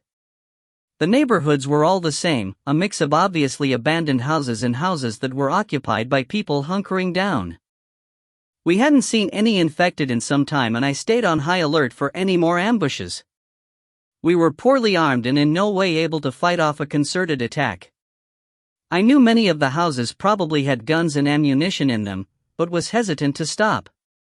Reaching Georgia Highway 20, I continued our path west, dodging abandoned car accidents and the occasional roving band of infected. We saw no more people on the streets, but the further west we went the more infected we encountered. The males slowly shambled after us, but the females charged us at a frightening speed. I didn't think we would last long on foot trying to outrun them. It was now fully dark, and after the third time a screaming infected female ran into the side of the truck, scaring the shit out of both of us, we decided it was time to find a secure place to stop for the night. "There was a service station with roll-up doors about 2 miles back," Rachel said, placing her hand lightly on my arm. She was exhausted and spooked, the light touch a plea to get off the road. "Let's see what it looks like," I said, and cranked the truck into a U-turn. The service station looked like it had once been a chain gas station but was now an independent automotive repair shop. I drove past, slowing slightly, and didn't see any obvious danger. U-turning again, I wheeled into the parking lot and backed the truck to the one vacant service bay. Loosening the Glock in my waistband to make sure it would draw smoothly if needed, I grabbed the tire iron and stepped down out of the cab. "Slide over and be ready to back into the bay when I get the door open," I said, slamming the truck door before Rachel had a chance to respond. I watched for a second to make sure she got behind the wheel, then stepped behind the truck and tried the door. Mercifully, it was unlocked and I was able to raise it with a squeal of poorly lubricated metal. Moving out of the way, I slapped the side of the truck as an all clear, and Rachel quickly backed into the garage. Turning to step in behind her, my only warning that I was being attacked was the slap of feet on pavement. I spun around in time to meet an infected female that launched herself at me from a full run. She wasn't a big woman, but 110 pounds hit me square in the chest and knocked me flat on my ass. The tire iron flew out of my hand, clanging across the garage bay. I got my hands in front of me and locked on her shoulders, holding the snapping teeth at bay, and with a mighty grunt I shoved her away. She flew a few feet and hit the front bumper of the truck with a sickening thud, scrambling back to a crouch faster than she should have been able to. Fumbling for the pistol and raising it, I snapped off a shot as she launched herself like a missile. I was happy to see the long dormant skills hadn't atrophied too much as the hollow point round punched through her face and continued on to blow out the back of her head. Frozen for half a second, I stared at the twitching corpse, then swiveled to scan the driveway. I didn't see any additional threats, but then I hadn't seen the female that had just nearly killed me. Standing up, I kicked the corpse out of the garage and jerked the door down, slapping a locking pin home to secure us inside. "How do I shut the engine off?" Rachel asked out the open driver's side window. "We don't need to asphyxiate ourselves after surviving this long." Opening the door, I reached across her bare legs and disconnected the 2 wires that kept the engine running. The diesel clattered to a stop and silence descended in the garage, the ticking of the cooling engine the only sound. I rolled the truck window up, locked the door, and after telling Rachel to stay put, I closed her in the cab. The next 10 minutes were spent checking the entire garage and office area and making sure all the entrances were secure. Satisfied at last, I returned to the truck and motioned Rachel out. Stepping stiffly down from the cab, she looked down at the puddle of blood on the floor from the infected I had shot, then her gaze moved to the front driver's side tire, which was completely flat. A hole the size of a $50 was visible in the sidewall. Unlike in the movies where you see the hero shoot someone in the head and everything behind that person gets splattered in only blood and brains, in real life there's also a bullet that exits the back of the head and can still cause damage. The shot I was so proud of had exited the infected woman's head and torn through the sidewall of the tire. My body cried for sleep, but I wasn't going to rest without making sure our transportation was ready to go. Finding a floor jack, I raised the truck and got the tire changed. I searched the garage, but they apparently didn't sell tires, so we were stuck going forward without a spare. I still put the ruined tire and wheel into the back of the truck in case we could find a replacement tire as we traveled. Next, I inspected the truck for damage. The gleaming push bar on the front bumper was now scuffed and scratched from pushing our way out of the ambush, but it was still solid. There were numerous bullet holes in the truck's sheet metal and glass, as well as the cracked rear window from the infected female that had tried to headbutt her way in. I reinforced the glass as best I could with duct tape. Raising the hood, I checked over the engine. Hoses and belts were good, oil and coolant were fine as well. Closing the hood, I looked to the back of the garage bay and noticed a roll of heavy gauge wire mesh. Having seen how quickly our windows were failing, I dragged the wire over to the truck, then went in search of tools. I had finished covering the back window with the wire mesh, cut to size and attached around the edge of the glass with sheet metal screws into the truck's body, when Rachel returned. She was barefoot and wearing a set of mechanic's coveralls that would have been large on me, and she had wet hair and a clean face. "Think that will stop them?" she asked, combing her fingers through her hair. "It will at least slow them down," I answered, driving the first screw for one of the side windows. "You look better." "I feel better. I'm just glad the water is still on." Rachel watched me work for a few moments, then stepped up beside me and started helping. Working together, we had all of the truck's glass covered in less than an hour. Stepping back, I appraised our handiwork. It wasn't pretty, but I doubted the glass by itself would survive another day. We spent another half-hour gathering jugs of motor oil, antifreeze, brake fluid, anything we thought the truck might need, and got it all stowed securely in the bed of the pickup. I found a couple of cans of pressurized tire inflator/sealer and threw them in with the haul. We filled every bottle we could find with water from the small sink in the bathroom off the garage office and secured it in the back seat. 2 toolboxes full of tools I picked out went into the bed and were strapped down tightly. Finally, I searched the entire building for weapons, but found nothing except a rusting fillet knife. Never knowing what use it could be put to, I tossed it into the truck and headed to the bathroom to clean up as best I could.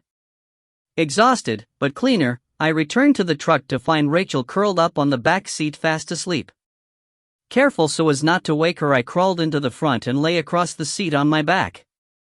I fell asleep in seconds, the pistol resting on my stomach with my right hand lying on top of it. 11. Max here again with the truth about what's happening. Information is sketchy, but I'll tell you what I know and what I think I know. First, don't approach cities.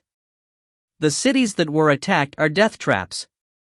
The effects of the nerve agent that was released are deadly to both those exposed to it as well as those who were not initially infected. The exposed are coming out of comas in a hyper-aggressive state and will attack anyone not already exposed. I don't know how or why this is happening, but I've got dozens of reports of people being attacked and ripped to shreds by their friends, family, or neighbors. I've also personally seen women that have been exposed, infected I guess, so aggressive that I can only compare them to a lioness. They are fast, don't seem to feel pain, and are nearly unstoppable. The infected men I've seen are just as dangerous, but slower and much less coordinated. I can't explain it, but I'm sure there's some scientist somewhere that can.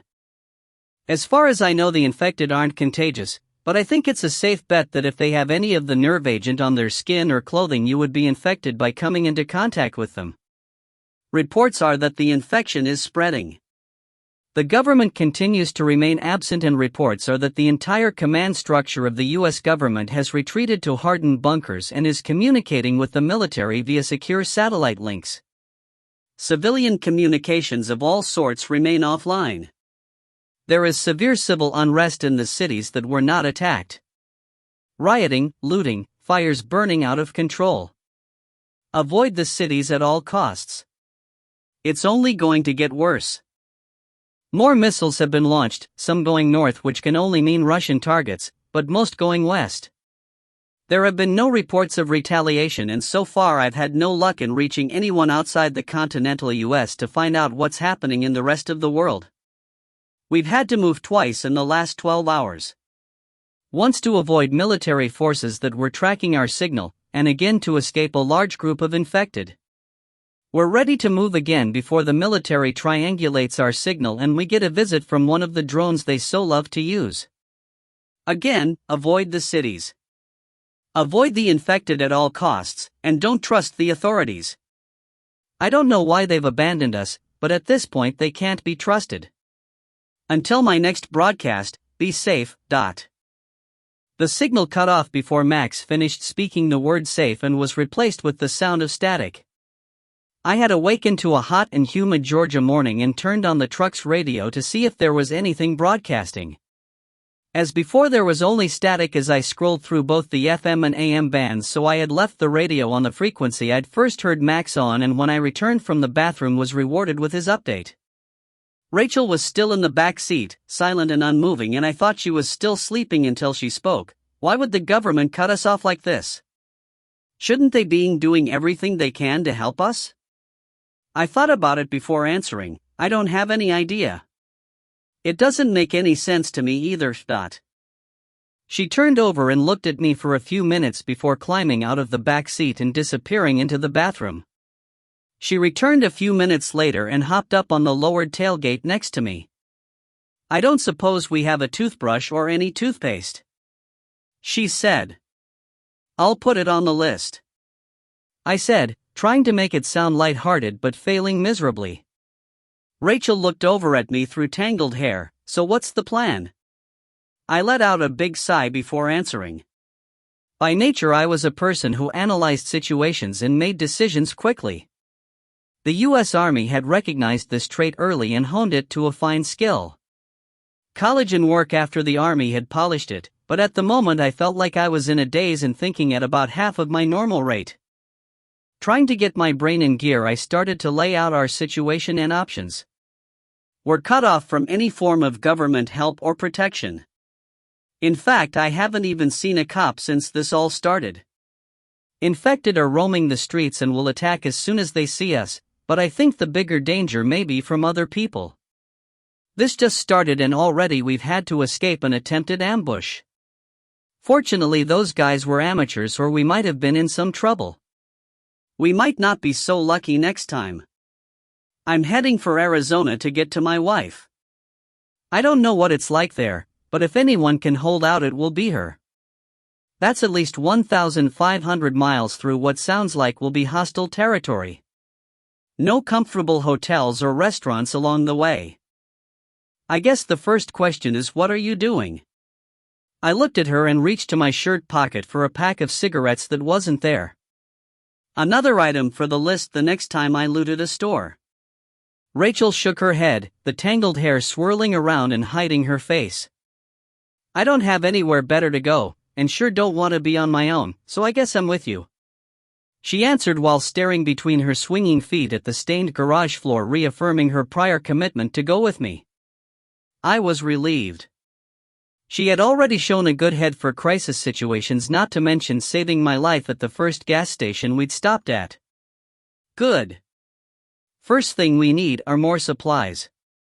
These protein bars aren't going to last long. Just as important, we need weapons. We're going to have to defend ourselves, and a tire iron and nearly empty pistol aren't going to cut it. And I need to find a map. Talking was helping, and I was starting to think again, starting to plan how we would actually make it across the majority of the United States. Why a map? We just follow the freeways, right? She asked.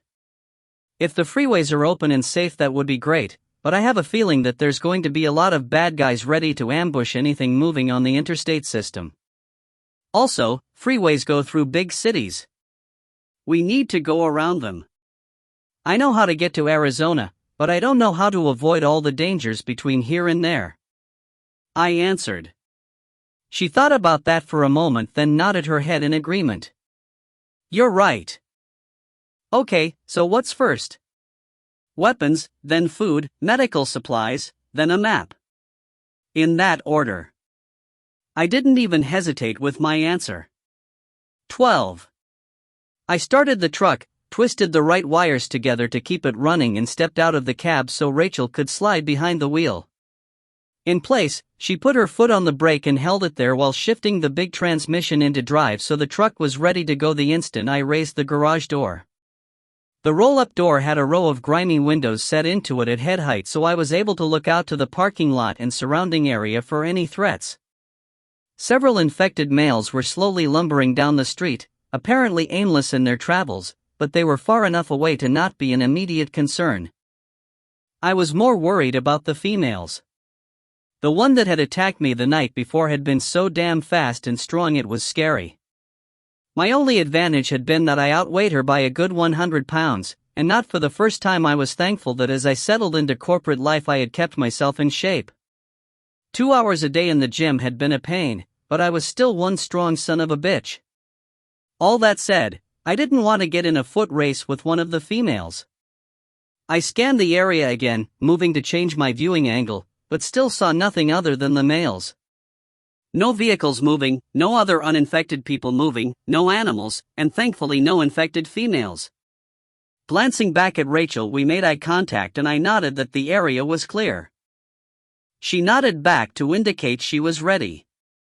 Glock in my right hand, I released the door's locking pin with my left and pulled up on the door, shoving it all the way open. I stepped out of the open bay door and into a two-handed shooting stance with the Glock at low ready, which means the weapon was at a 45-degree down angle from my body with both arms straight out in front of me. It would take a fraction of a second for me to raise the pistol and engage a target if we were threatened.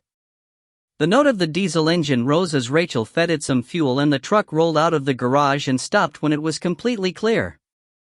I started moving quickly for the cab but spun around when I heard running feet behind me. The pistol swiveled with me and raised as I spun, I searching for a target, but I was caught off guard by what I saw. Running towards me with a guttural snarl was a little girl that couldn't have been more than 10 years old. The front of her shirt was covered with blood and her eyes fairly glowed blood red. I hesitated, pulling the trigger. Any adult attacking me would have already been shot, but I wasn't prepared for a child. Recovering from my hesitation, I realized it was too late to shoot. Stepping to the side as she launched herself into the air, I clubbed the back of her head with the pistol, but as she flashed past me, landing in a heap of flailing limbs by the rear tire of the truck. Now I'm a big, strong, solid guy and I hit her hard. Not a tap. Hard. Hard enough to have brought down a grown man. She couldn't have weighed more than 60 pounds, but she sprang back to her feet like all I had done was slap her. Fuck this, I muttered to myself and sidestepped so the truck was no longer behind her in my line of fire. She snarled and raised her arms, hands held like claws, but I fired before she could charge. The body dropped to the pavement and lay still.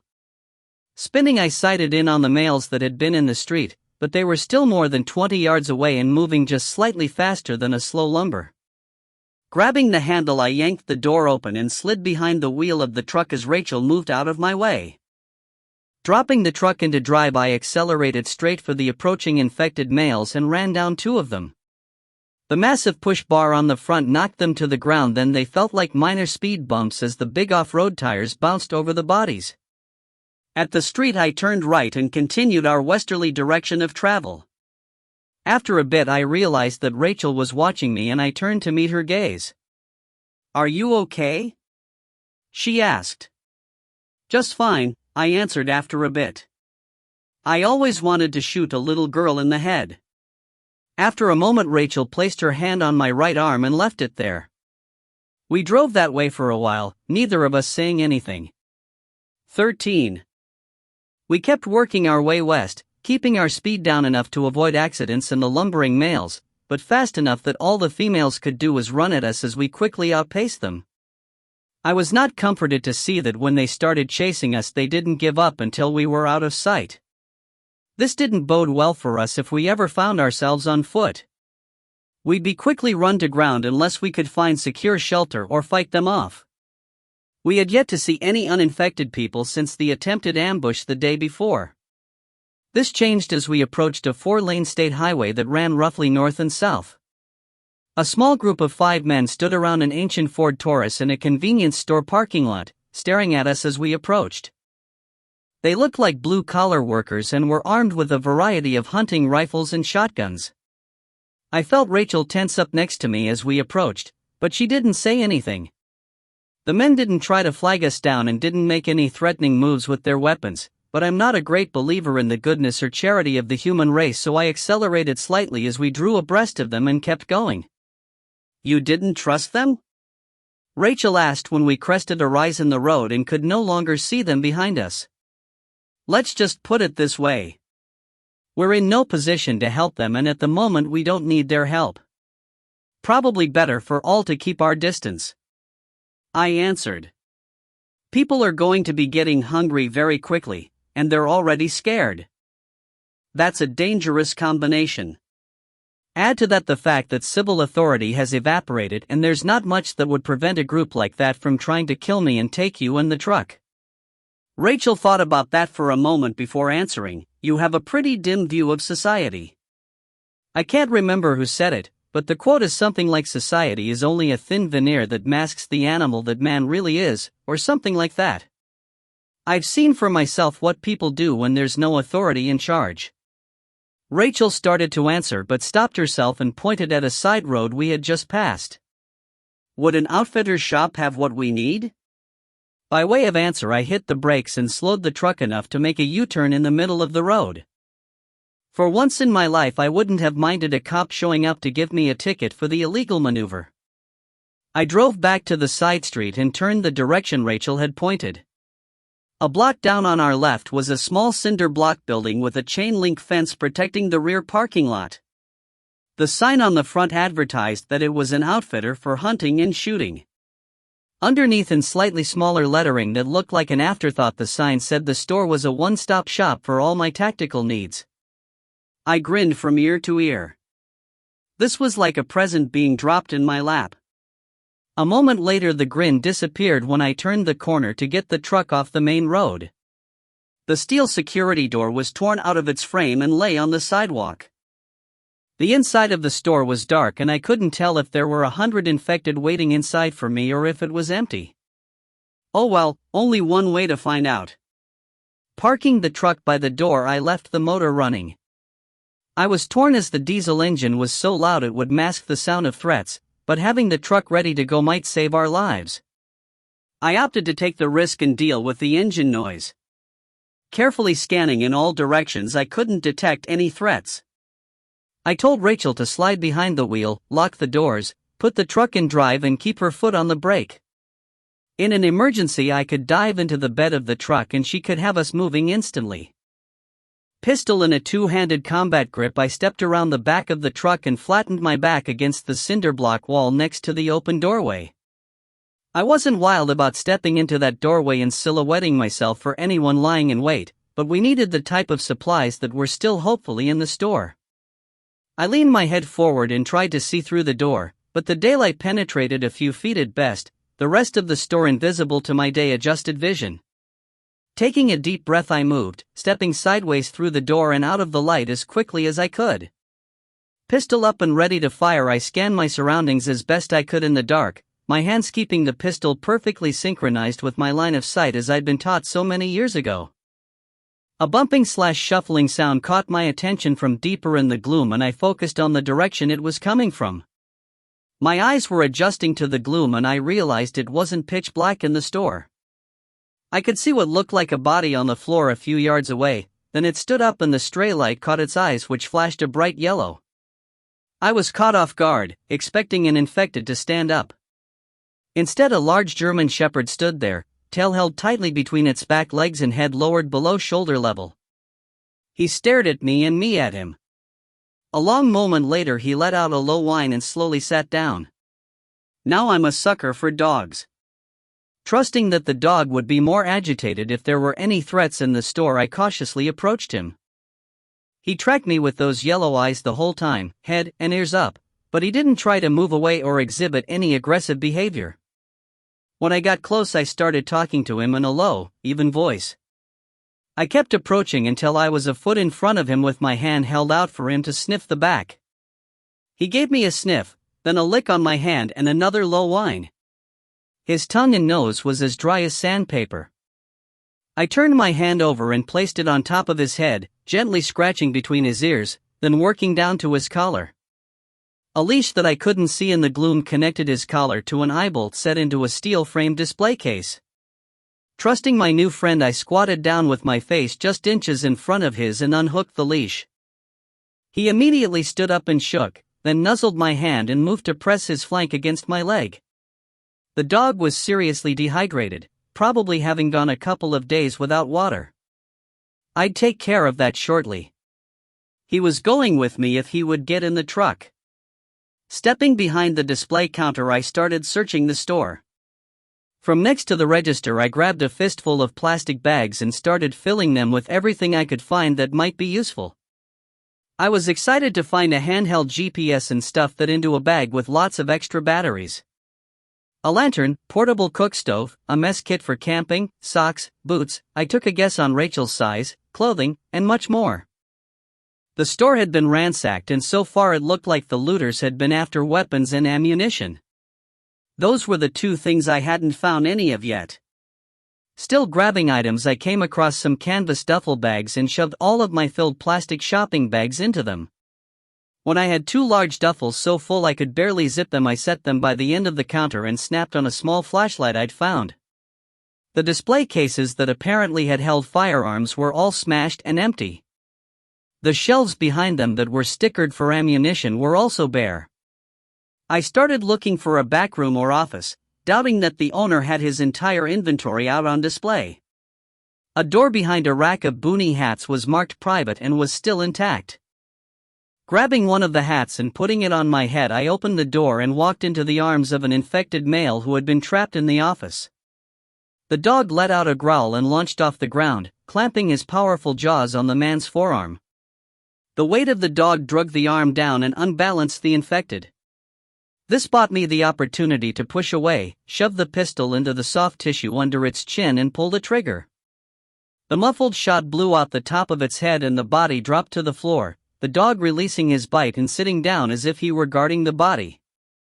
I scanned the room with the small flashlight and spotted what I'd hoped to see. A vault was set into the side wall of the room. The door was closed and I held my breath as I tugged on the handle. I sighed with relief when it came open, battery-powered lights snapping on to illuminate the inside. The vault wasn't large, probably no more than 8 by 10 feet, but as I hoped, there were weapons and ammunition stored inside. I looked over my shoulder at the infected I'd just killed, probably the store owner, and thanked him. 10 minutes later, freshly armed, I stepped out of the vault with a duffel bag full of ammo. It must have weighed over 100 pounds, which sounds like a lot of ammo, but I know from experience just how fast you can burn through bullets in a firefight. I had cleaned out the vault and it was time to go. Back in the main store area, I adjusted the sling of the M4 rifle I just acquired, grabbed the two waiting duffels with my left hand and ammo duffel in my right, and headed for the door where I could hear the waiting diesel idling loudly. The dog stayed by my side and I was glad to see his tail had come up slightly as he got more comfortable with me. We stepped through the door into the daylight and I was momentarily blinded. I knew better, should have stood inside the doorway looking out for a few moments to give my eyes a chance to adjust, but my mental clock was screaming at me that we'd been in one place too long. The dog growled deep in his chest as a deep voice with a thick Georgia accent told me to stop right where I was. 14. I froze in place, one step outside the doorway, and turned towards the voice. It was the group of men we'd passed earlier. I mentally kicked myself for being dumb enough to stop so soon after seeing them. The man that had spoken was a big, hard-looking guy with an equally big belly.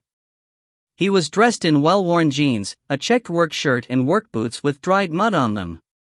He looked like he hadn't shaved for a week and greasy hair stuck out from underneath a ball cap that was so dirty I couldn't tell what it originally advertised. The others were similarly dressed and my guess was they were co-workers. He held a long-barreled shotgun pointed between me and the dog, who had stopped a few feet in front of me and to my left. A quick glance around spotted 3 of the other 4 guys that I had seen with him. One of them was behind me with a bolt-action rifle pointed at my back, one was behind the talker keeping an eye out for infected, and the third was in front of the truck with a scoped rifle pointed directly at Rachel as she sat behind the steering wheel. Where the hell was the other guy? "So what we got here?" the talker asked with a big grin that revealed tobacco-stained teeth. "Looks like a looter. What you boys think?" The guy behind me spoke up. "Looks like an asshole to me, Danny."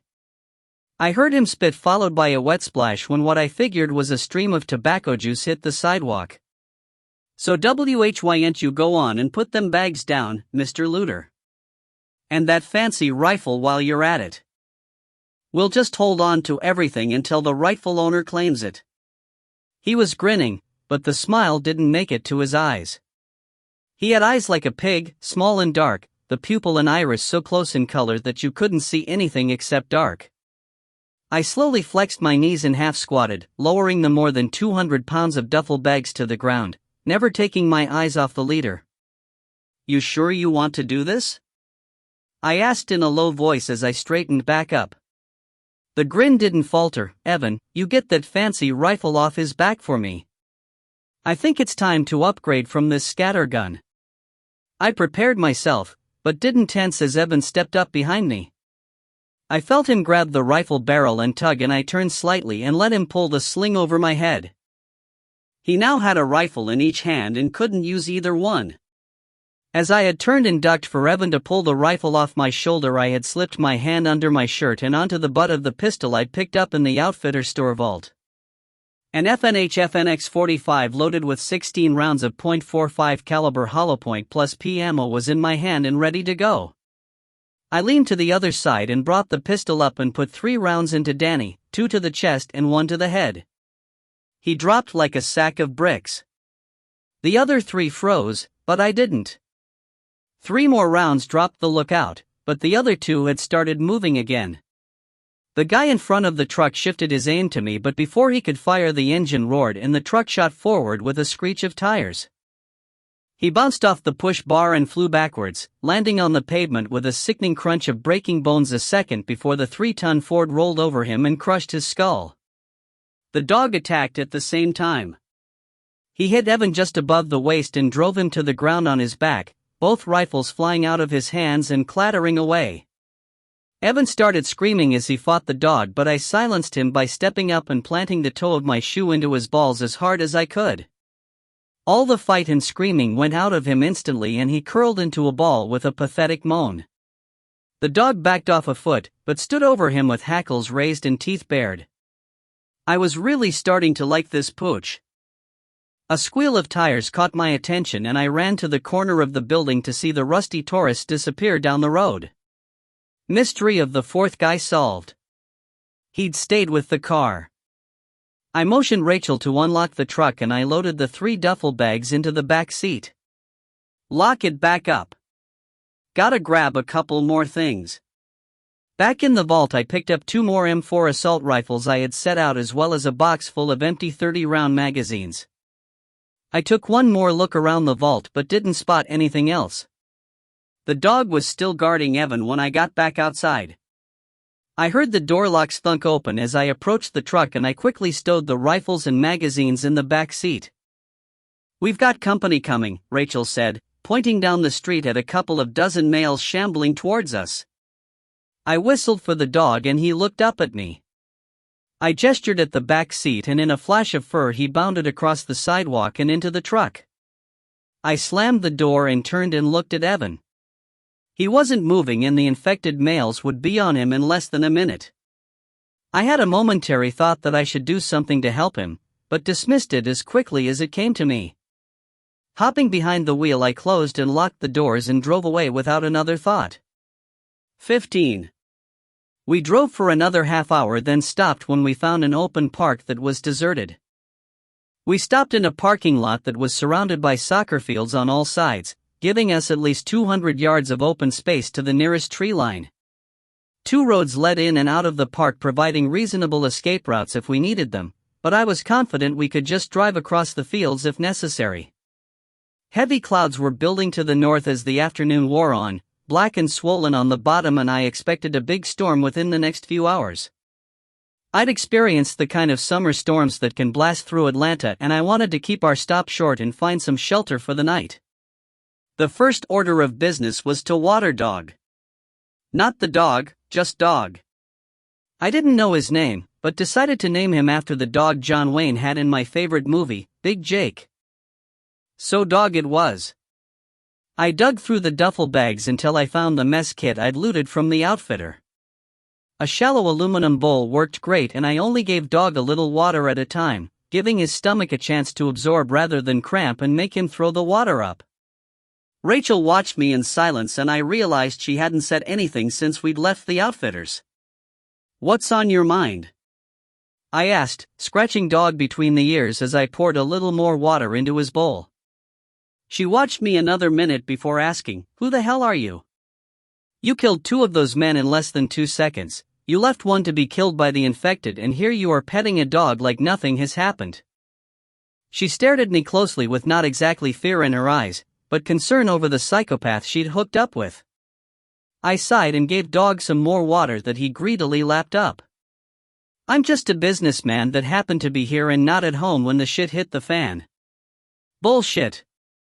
She turned sideways in the seat to fully face me and crossed her arms over her chest. "Businessmen don't know how to kill two men with a handgun faster than I can blink, then go on about their day like nothing happened. Businessmen don't even look like you, for Christ's sake. I haven't seen arms like yours anywhere other than on TV or in magazines. Now tell me the truth. I need to trust you, and right now I don't." I faced forward and sat for a minute staring out the windshield at the gathering clouds. Dog, satiated for the moment, stuck his head between the two front seats and put his chin on the armrest between them. He could feel the tension in the truck but didn't seem inclined to take sides, rather kept looking back and forth between Rachel and me. Rachel reached out and put a hand on his head while she stared me down. Finally I pulled out my wallet and handed her a business card. She took it and looked at it for a bit. "You're a program manager for Tatashima?" she asked, the doubt clear in her voice. "Yes, I am," I answered. "But I've not always been a program manager. Army Special Forces, Green Beret, and then a tactical assault trainer for the DA before I got into a more boring line of work." She handed me the card back and I replaced it in my wallet before returning the wallet to my pocket. I looked at her and shrugged my shoulders. "Don't know what to tell you. At best, those guys would have taken everything we had and left us standing there with no way to defend ourselves. At worst, well, I think you can imagine what the worst would have been. Guys like that were kept in control, mostly, by the police and the threat of jail if they let their urges get the best of them. This is their big opportunity to finally behave the way they want to, not the way society tells them they have to. I didn't start it. I didn't go looking for trouble with them. All I did was finish it. Permanently. Unfortunately, I expect we'll run into more people like them than we will good people.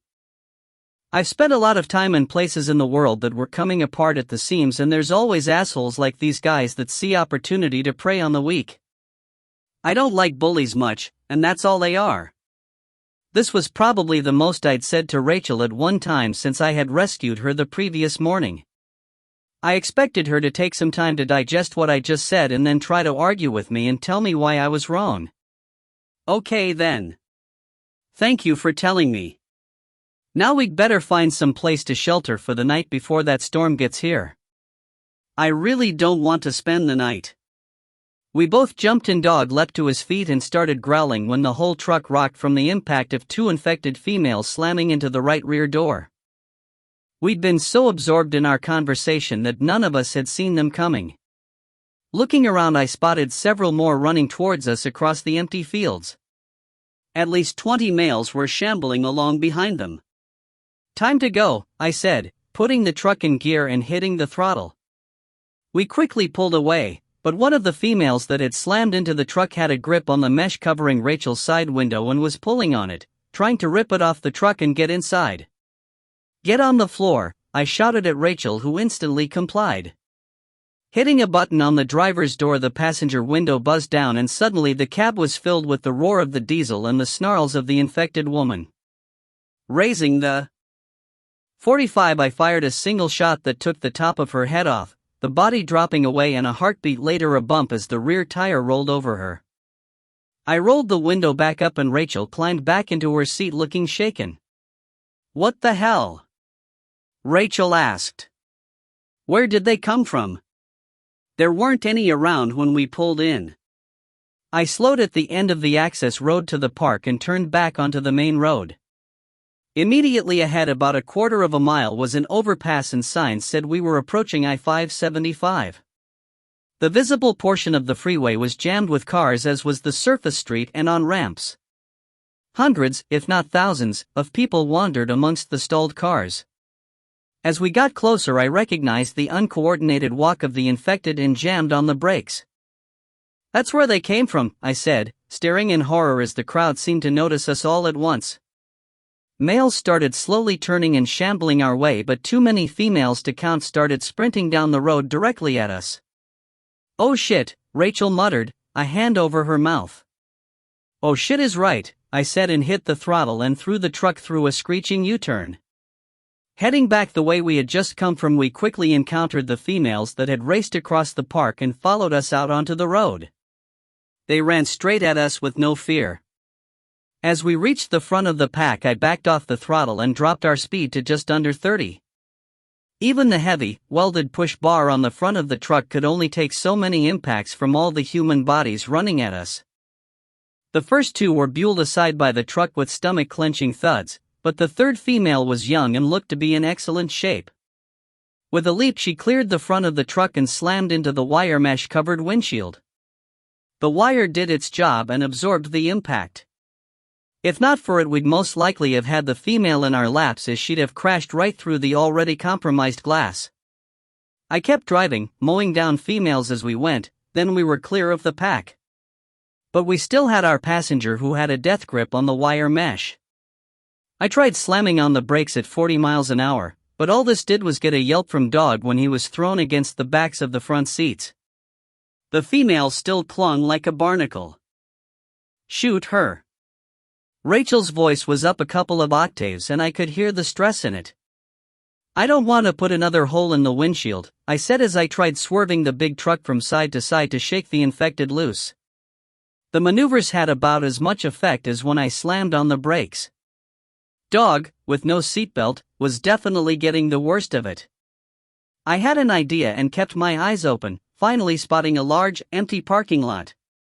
Roaring into the lot, I spun the wheel and jammed on the brakes, the truck coming to a stop in a cloud of tire smoke after sliding sideways for 20 feet.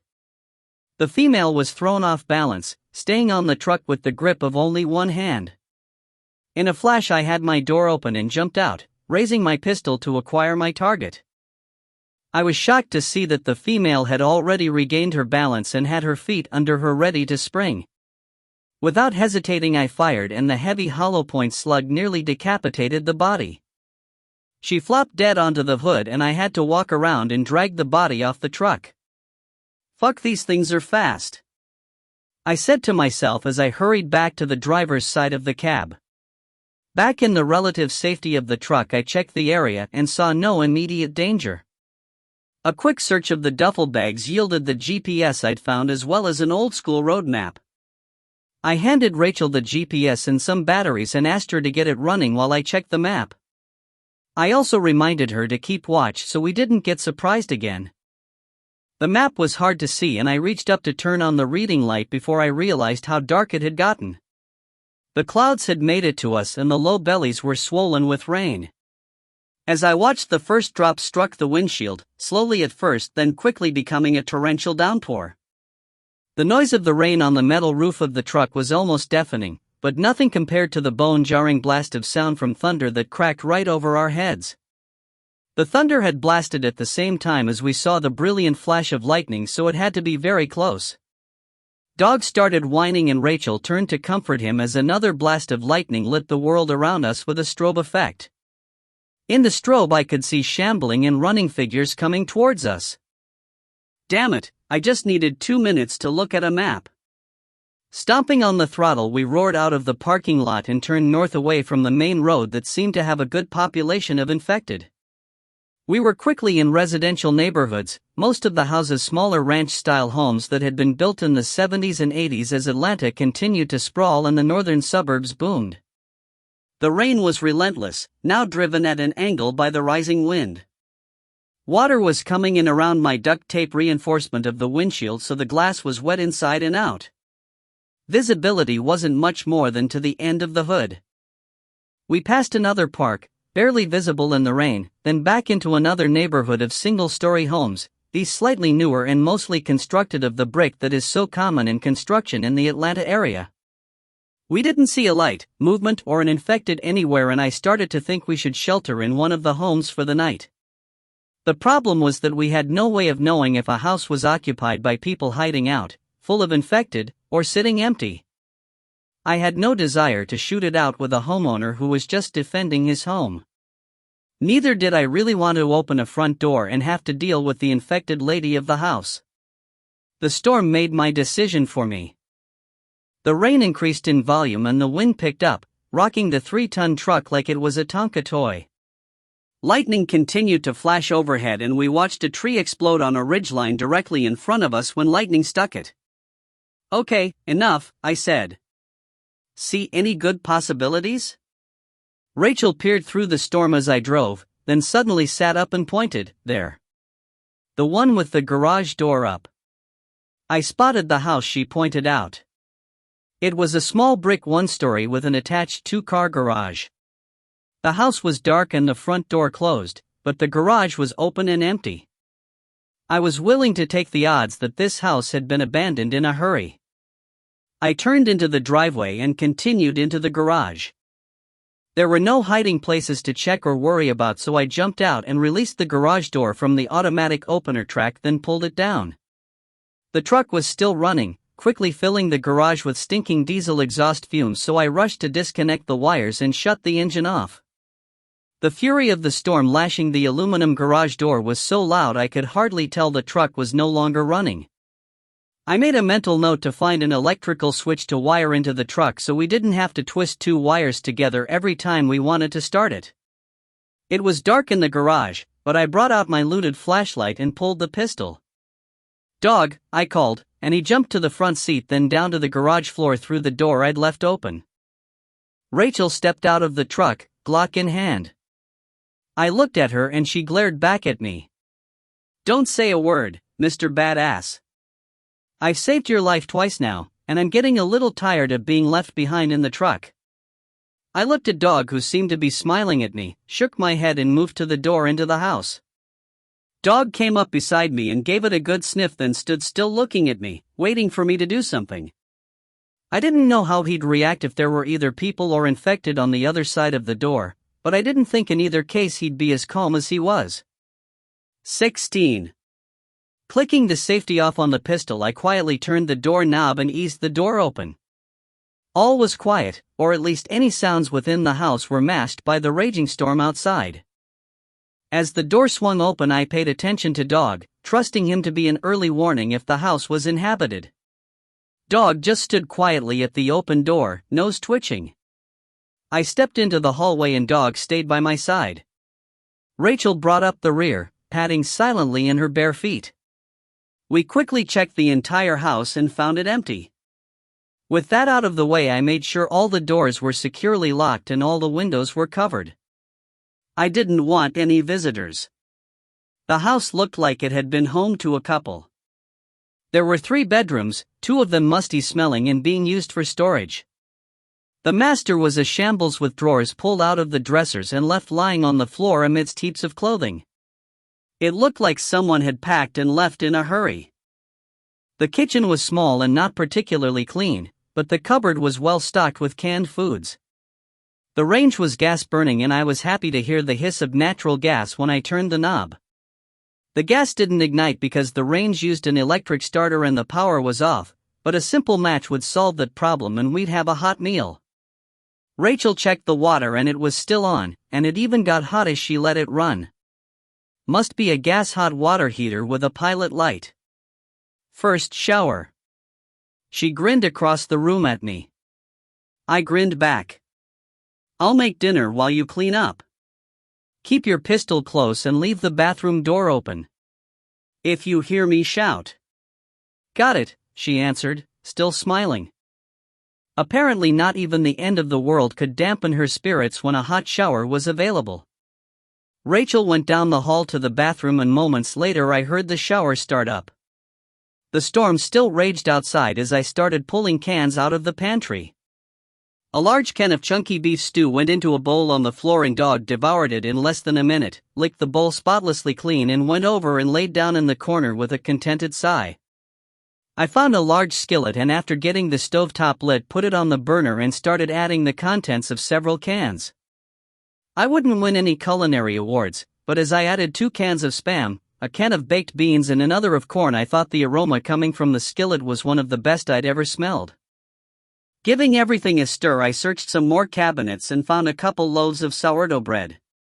Cutting the tops off each loaf I hollowed out the insides and put each on a plate, the bread from inside the loaves on the side. Each one made a perfect bread bowl.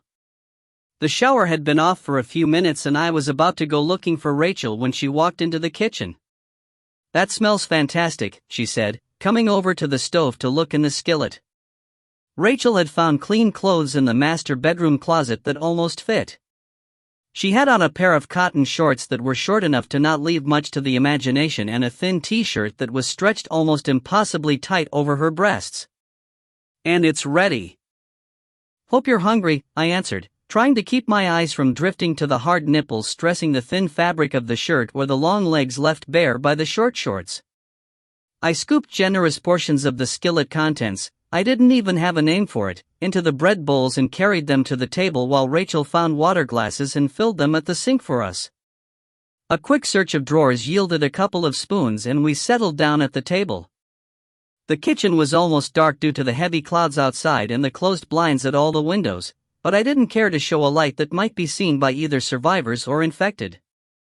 We both dug in, too hungry to spend any time talking. From across the room Dog watched us, his chin on his front paws. When my food was half gone I was able to slow myself down and enjoy eating the meal. So I was thinking about why those infected showed up at the park when we stopped this afternoon, I said, then shoveled another spoonful into my mouth. Rachel paused with a spoon halfway to her mouth and looked at me with raised eyebrows. I chewed, swallowed, and continued. I think it was the sound of the truck idling. I think mechanical sounds are going to draw these things like a moth to a flame. I've got to find a switch I can wire into the truck so we can shut it off and start it easily when we stop. How many of them do you think are out there? Rachel asked, getting up to refill our water. I thought for a minute before answering, I don't have a clue. So far we've seen far more infected than we have survivors. I'm shocked the nerve gas was so effective and spread so fast. Based on what we've seen so far it seems like most of the population has been infected. That thought hit both of us like a slap in the face. Suddenly my food didn't taste good anymore and I put the remains on the floor for Dog who gladly polished it off for me. When he was done I picked the plate up and washed it in the sink. Not that it mattered, but old habits die hard. I made another tour of the house, checking windows and doors to make sure we were secure. The worst of the storm had passed, but it was still raining and now completely dark outside. I put a piece of duct tape over my flashlight lens and poked a small hole in it so only a tiny beam of light could make it out. Using the muted flashlight I carefully covered the master bedroom windows with blankets, taping the edges to the wall with more duct tape to prevent any light from escaping. The battery-powered LED lantern I had looted had a night light setting and I turned it on in the bedroom for Rachel, then went to the living room and covered those windows as well, taping the blankets as I had in the master bedroom. I'd be sleeping on the couch tonight. There was only one bed in the house and I'd already decided to give it to Rachel. Next, I retrieved a 12-gauge shotgun I'd found in the outfitter's store vault and showed Rachel how to load it, rack the slide, and where the safety button was. After having her rack a few shells through the gun and reload it, she was about as familiar with a shotgun as she was going to be until we were somewhere safe that I could teach her how to aim, control, and fire the weapon. I showered with my pistol in the shower with me, safe inside a plastic zip sandwich bag I'd found in the kitchen. The hot water felt wonderful and released a lot of the tension I was carrying in my shoulders and upper back. Dried off, I dressed in the khaki camouflage cargo pants I'd found at the outfitter and a matching camo t-shirt. I tried on the steel-toed hunting boots, which fit well, and left them sitting open and ready at the edge of the couch. With a fully loaded assault rifle on the floor next to me and a loaded pistol in my waistband, I laid back on the couch. I closed my eyes, but the voice of a long-gone instructor popped into my head. Check everything. Check it again, then check to make sure you checked it right, numbnuts. I smiled at the memory of Sergeant Willis, swung my feet to the floor and made another round of the house with Dog padding along at my side. All the doors and windows were locked tight. The blankets in the bedroom were still tightly covering the window and Rachel was breathing heavily as she slept, cocooned in a light blanket with only her face exposed. I turned off the lantern's night light to save the batteries and headed back to the living room, feeling my way in the dark. Passing one of the other bedrooms, I stepped in and up to the window that looked to the street in front of the house. Carefully moving the curtains an inch open, I looked out at the rain-soaked front yard. The clouds were breaking up and a small amount of moonlight lit the street. I stood there watching for a few minutes, but nothing moved. I was about to close the gap in the curtains and go to bed when movement across the street caught my eye. My pulse picked up until I identified the fat raccoon that waddled into view. He stopped and sniffed the air, then slowly made his way up the street.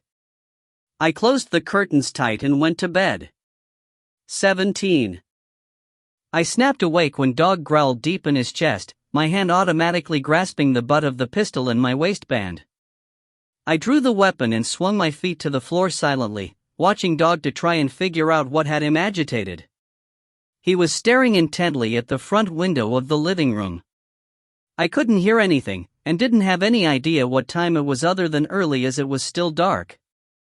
I stood up carefully and made my way to the bedroom next to the living room, eased my way up to the curtains and 1 millimeter at a time opened them enough to see out the window. All the clouds had moved out and there was enough moonlight for me to see what must have been hundreds of infected stumbling down the street, all headed to the north. They filled the street, flowing around abandoned cars and spilling up onto the lawns of the houses that lined the road. Both males and females moved together, the females appearing much more coordinated in their movements. Occasionally children could be seen in the crowd, and just like the adults, the males were slow and uncoordinated, but the females moved with almost animal-like fluidity and grace. I closed the curtains as slowly and carefully as I had opened them and quietly backed away from the window. Deciding it was best to wake Rachel in case we were discovered, I made my way out to the hall and down to the master bedroom where she was sleeping. She hadn't moved since I'd done my last check of the house before going to sleep, still wrapped up in the blanket and snoring softly. I knelt onto one knee, leaned over her and put a hand over her mouth to prevent her from crying out in case I startled her. Her eyes instantly flew open wide with panic and she started struggling. I wrapped my other arm around her, using the blanket to help control her movements and put my lips against her ear. "It's okay, it's me. There's infected outside.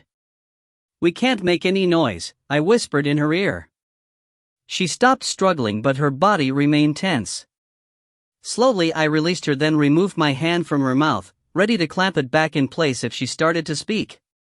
When it was obvious she was under control, I stepped back and she sat up and shed the blanket. I motioned for her to follow me, using my taped flashlight to give her enough light to see. Rachel stood up, crossed her arms across her breasts and followed me to the other bedroom. Again I very cautiously opened the curtains enough to look out and was dismayed to see that the number of infected had grown. Just a few minutes before, what had been a steady stream had now grown to a tightly packed mass of human bodies flooding through the neighborhood. I moved aside and Rachel looked out the opening. She caught her breath but made no other sound. After a moment she moved back and I carefully put the curtains back in place. Fumbling in the dark, I reached out for her, felt her arm and followed it down until I took her hand in mine. I led her through the darkened house out to the living room where Dog still stared at the front windows with his ears at full alert. Pulling Rachel to me, I put my lips back to her ear and whispered, "Let's get dressed and ready to move, just in case. I got hunting clothes and boots for you from the outfitter. I'm going to turn my flashlight on so we can see. Don't make a sound." Rachel nodded, and I didn't so much see it as feel her hair move against my face. I turned on the flashlight and aimed the beam at the floor. The light seemed brilliant after the tomb-like darkness, but I kept the beam on the dark-colored carpet, which absorbed much of the light and didn't create any reflections. I pointed at the duffel bag next to the coffee table, and Rachel slowly dug through it until she found pants, shirt, socks, and the pair of boots I'd guessed at on size. She held the clothes up to herself and nodded when they looked like a pretty good fit. I was surprised when she didn't hesitate to strip naked right there in front of me, then remembered her state of dress when I'd found her. A few minutes later she was dressed in the new clothes and both of us had our boots on. I retied her bootlaces for her, showing her how to knot them so they didn't come loose and let you lose a boot at an inconvenient time. I dug through the other duffel and pulled out canvas web belts and holsters. Handing one to Rachel, I put the other one on and holstered my pistol on my right hip. Rachel watched what I did and copied me. Next came tactical equipment vests for each of us. Sitting down on the couch, I motioned Rachel to sit next to me. I then spread the blanket I'd used for sleeping on the coffee table and placed the case of 30-round AR magazines on the blanket. From the duffel bag full of ammo, I retrieved several cases of 5.56mm and sat them on the table as well. Indicating for Rachel to watch me, I took a magazine and carefully and quietly started loading it. After a bit, Rachel picked one up and helped. As each magazine was loaded, I found a pouch for it on my vest until I was completely full, then started filling up Rachel's vest. When we were done, each of us was carrying 15 magazines for a total of 450 rounds each. Finding and filling the spare magazines for my .45 and Rachel's 9mm pistols gave each of us another 100 rounds of spare pistol ammunition on our bodies. I had Rachel stand up slowly and I adjusted the vest for her so it fit well enough to not rattle when she moved. Anything that wouldn't adjust got duct taped and silenced. Finally, I slung one of the M4 rifles over her head and adjusted the sling for a good fit for her size. With hand gestures and whispered explanations, I showed her how to insert a magazine, charge the weapon, turn it off and on safe, change magazines and aim. In response to my whispered question of whether she'd ever fired an AR before, she shook her head no. I rummaged to the bottom of another duffel and pulled out 2 backpacks that had built-in water bladders and drinking tubes. Showing these to Rachel, I mimed that I wanted her to take them to the kitchen and fill the bladders with water. I wanted to check on the infected while she did that. Moving slowly so as not to bang into anything and make a sound, I crept up to the bedroom window and peeked through the curtains. The sky was lightening up and visibility had improved greatly, but I didn't need the extra light to see that there was still a sea of infected moving up the street.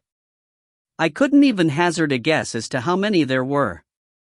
They were moving so slow and were packed so tightly together that I had to concentrate to pick out individuals. Closing the curtains, I went back to the living room where Rachel was carefully placing the backpacks on the coffee table. We spent some time distributing spare clothing and food into the backpacks.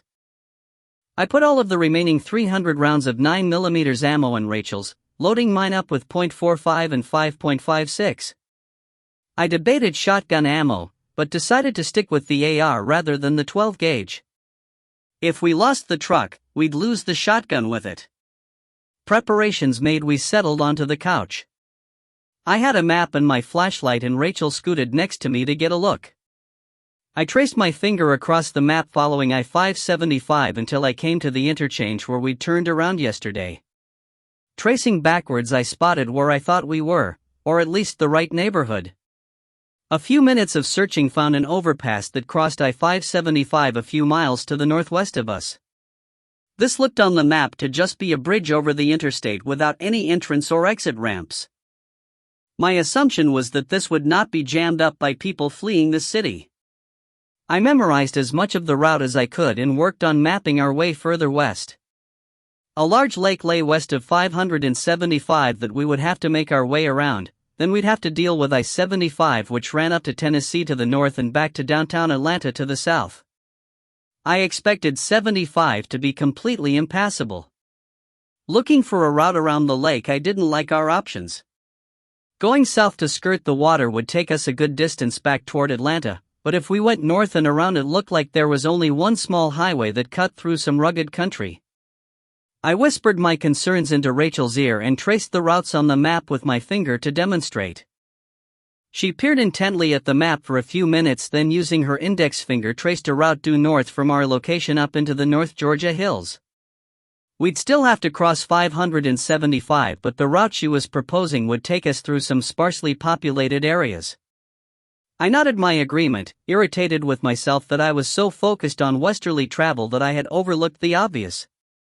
I was concerned for my wife and all I wanted to do was to get to Arizona and make sure she was safe.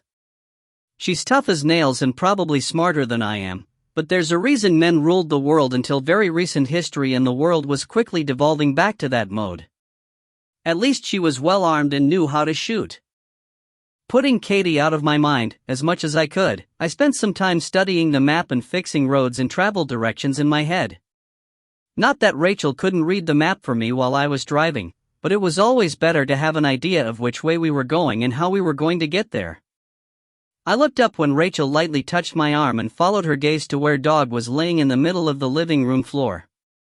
He had been alert and tense from the moment he had wakened me, eyes fixed on the front windows, but now he was lying down and even though his ears were straight up his eyes were closed. I watched him for a minute, then looked at Rachel and motioned to the bedroom. She followed me and we peeked out the curtained windows at what looked like was going to be a crystal clear day. What made it even better was that no infected were in sight. Mailboxes were broken over, bushes and lawns trampled into mud, smears of something I assumed was blood were on all the parked cars, but that was the only sign of the infected. I let out the breath I hadn't realized I was holding and heard Rachel do the same. "What the hell was that?" she asked in a very quiet voice. "I don't know." At first I thought maybe they'd heard something in that direction, but I think the females would have been out in front of the pack if that was the case. We stood looking out the window for a few more moments until I carefully put the curtains back in place. The bad thing is they were all heading the same direction we just decided to go, and I don't think we'd survive an encounter with a group that large. Even in the truck. They could batter their way in or even turn us over if they have any ability to work together. Rachel stared back at me and I could see in her eyes that she didn't know what to say to that. "Maybe we should go back to the westerly route and find a way around the lake," I suggested. She was thoughtful for a moment, then nodded her head slowly as if in partial agreement. "We don't seem to have much choice. The last thing I want is to run into that crowd, or any others for that matter." The street we were on ran roughly southwest to northeast, and if I was looking at the correct street on the map, it continued to curve north of us until it was an eastbound road. Assuming the crowd herd followed the path of least resistance, the road would take them away from our immediate direction of travel. Not far enough that I was comfortable going due north, but it looked like we could make our way northwest, then over the 575. After getting across the interstate, I decided we would take the route around the north end of the lake. That way looked much less populated, and I was nervous about getting cornered and overwhelmed by a mass of infected. Rachel leaned back on the couch, breathed deeply, then let out a long, slow sigh. "How long can this last?" she asked. I looked away from the map. "What do you mean?" "I mean, how long can this last?" "The infected people. Humans can't go long without water. A couple of weeks maybe without food, but no more than 3 days without water when they're out there wandering around all day in the heat. They're probably drinking and eating, but I can't imagine what they're eating. Well, at least the males. They don't seem coordinated enough to scavenge for food. The females seem quite capable." Rachel continued to stare straight ahead at a dark plasma TV screen. "I'm trying to wrap my head around this. I can certainly understand biotoxins, even bacterial or viral infections that would cause hyperaggression, but any I'm aware of burn the host out in a few hours to a day. There's not any signs so far of that happening here. That you're aware of. Rachel looked at me and smiled a sad smile. What I mean is, you'd think there was hope that the infected people would have already started dying off. But we've not seen any sign of that. The scary thought here is that everyone that is infected, and I'm not sure that's an entirely accurate term, is finding water and food and will continue to remain a threat to the rest of us. I'm also confused about the crowd or herd behavior we just saw. That's not consistent with any disease or toxin I can think of that would cause the aggressive behavior. These people should be just as aggressive towards each other as they are towards us. She turned her head and looked me in the eye. I understand what you're saying, but does it matter? It does if we can find a way to counteract their aggression towards us. You have an idea? Rachel let out a short, sardonic laugh. Yeah. I'm a fourth-year med student paying the bills by shaking my tits and ass in men's faces. If I was a seasoned researcher with a lab and the right equipment, then maybe. I thought about what she said, but couldn't think of anything to say in response. After a bit I headed to the kitchen to make us some food before we got back on the road. 18. The truck started easily on the first try, the diesel engine loud in the closed garage. All our gear and dog was already loaded in the back seat and Rachel was behind the wheel ready to go when I raised the garage door. Moments later we were out of the garage, out of the driveway and headed southwest on the street in front of the house. I intended to go south a short distance then start working our way northwest through the neighborhoods. My hope was to completely avoid the herd that had passed in front of the house. A block south I made a right, keeping the speed down which also kept the volume of the engine down. I had fallen in love with the big Ford truck, but at times I wished for a nice, quiet gasoline engine. We slowly made it through the surrounding neighborhoods, turning off to keep heading in a generally northwest direction.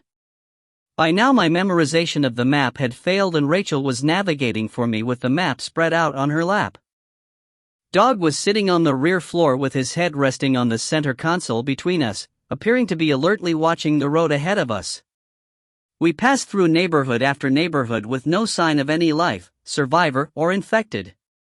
There was also no sign of any animal life other than birds.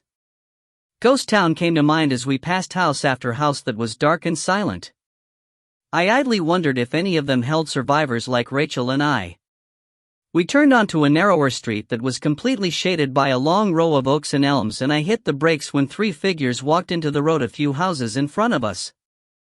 In the deep shade of the tree cover I couldn't tell if they were infected or not, but they seemed to move with a degree of coordination that the infected could not achieve. None of the three were armed, nor did they make any aggressive or threatening moves. They just stood in the road 100 yards in front of us. I scanned the houses up and down the street looking for anything out of place that would indicate an impending ambush, but everything looked as normal as it could under the circumstances. What do you think? I asked Rachel while continuing to scan the street and houses. Go around, or go see what they want? Rachel consulted the map before answering. To go around we have to backtrack almost a mile then follow a frontage road along the 575. I don't think that's a good option. Okay, then. Forward, I decided. Before stepping on the throttle I laid the 12 gauge across my lap, rested the pistol grip on the console in front of Dog's nose and clicked the safety to the fire position. Slowly feeding throttle I accelerated to 10 mph and rolled down the street towards the figures. At 50 yards I could tell these were kids. At 20 yards I could tell they weren't infected as they were nervously shuffling their feet and looking around like they were afraid of being attacked. At 10 yards I braked to a halt and could tell they were actually teenagers, a boy and two girls. The boy was overweight with an acne-ravaged face and long greasy hair that hung into his eyes. The two girls were painfully thin, both dressed in black with hair dyed the color of black shoe polish. One of them had piercings in her nose, lip, eyebrow and the full perimeter of each ear. The other had no piercings other than a large jewel glinting on her right cheek. Well, looks like the Addams family survived, I said. Rachel looked at me like I was nuts, then tried to suppress a grin. Rolling my window down, I motioned them to my side of the truck and put my hand on the shotgun's pistol grip, finger alongside the trigger guard. They exchanged glances, then the girl with the single jewel in her cheek approached, the other two moving closer together in the middle of the road. "Hi," I said when she stopped a few feet from my window. She looked back at me, and the eyes looked too intelligent for the outfit. "Oh well. I've certainly got no business judging anyone." "Hi," she said. "What are you doing out here?" Rachel raised her voice and asked. "We thought you were our parents," she said. "My dad has a truck that sounds just like this, and when we heard it we thought you were them." "When's the last time you saw your parents?" I asked. She thought about that for a minute before answering, 2 days ago. The news on the TV was scary and they went out to the store to get supplies. Then the phones and TV stopped working and they haven't come home. I let out a sigh. How do you tell a kid that her parents were probably either infected or had been killed by infected? I looked to Rachel for help, but she just shook her head and shrugged her shoulders. I turned back to the girl I had mentally labeled as Jewel. The news isn't good. Thousands of people have been infected and they're attacking anyone that's not infected. Your parents may not be able to make it home anytime soon. It was the best I could come up with. We've seen the infected, she said. I killed 2 of them that attacked my brother in the backyard. Rachel put her hand on my arm and I turned my head slightly towards her. Not so far that I couldn't still see Jewel and her siblings, but far enough to hear her low whisper. Should we take them with us, Dot? I thought about that for a minute before turning fully back to the open window. What's your name? Gwen, and that's Stacy and Kevin. She motioned to the 2 kids in front of us I dubbed McFly and Morticia. When she moved her arm, her jacket flapped and I could see the butt of a 1911.45 pistol in her waistband. She reached for the jacket, but her hand was too close to the pistol for comfort. Don't touch that pistol, Gwen. I'm a nice enough guy, but you don't want to try anything foolish. She blushed, but held my gaze. I'm not going to try anything. I just didn't want you to see it and get the wrong idea. Okay, I answered, making up my mind about Rachel's whispered question. We're heading west, getting away from Atlanta. We have room, and we have food and water if you 3 want to come with us. Gwen stood quiet, as if sizing us up. I could see the wheels turning behind her eyes. I thought she was going to say yes. Fuck no, Gwen. No way. We wait right here just like Mom and Dad told us to. They'll be back. This was Kevin, and I was reminded how much better Kid's hearing is than mine. I was struggling to hear Gwen over the idle of the truck, and he'd heard me almost 30 feet away with the clattering engine between us. Gwen's eyes shut down and she looked over at her brother and sister before turning back to me. We'll stay here. Our parents will be home soon. Are you sure that's a good idea? We saw a herd of thousands of infected move through a neighborhood just to the east early this morning. She nodded, but didn't say anything else. Do you need anything? Rachel called out. Food, water, anything? Gwen stole another glance at her siblings, then turned back to us with a glint of hope in her eye. Food. We haven't eaten in 2 days. That's okay for Kevin, but Stacy and I need to eat. Hey, fuck you, Gwen. Kevin shouted, raising both middle fingers to give her the double bird. Even during the apocalypse, siblings will fight with each other. Okay, Gwen. Step back in front of the truck. I'm going to get out and unload some food for you. Now before I do that, remember what I said about not doing anything foolish. I looked at her, hoping she had enough life experience to understand the message I was sending. Kids or not, if any of them drew a weapon I wouldn't hesitate. A kid with a gun can kill you just as fast and just as dead as a trained soldier. She nodded her head and moved back in front of the truck. I shifted the transmission into park and handed the shotgun to Rachel. Safety is off and there's a round in the chamber. Open your door and stand on the running board. If any of them pulls a gun while I'm unloading some food, you shoot them. Understand? Rachel stared at the shotgun in her hands like she didn't understand why she was holding it. Understand? I asked, hardening my voice into a deep growl. Rachel snapped out of it and after checking to make sure the area was clear opened her door and stepped out onto the running board, shotgun held at the ready. The three kids stepped back when they saw the shotgun, but Rachel called out to them, "I'm just making sure we're ready if any infected show up. Stay right there and we'll get some food out for you." The kids were calmed by a woman's voice and stopped moving away. I did a check of the area and stepped out and opened the back door of the truck. Dog hopped out and trotted to the closest tree while I gathered half of the canned and boxed food we had taken from the house we'd spent the night in.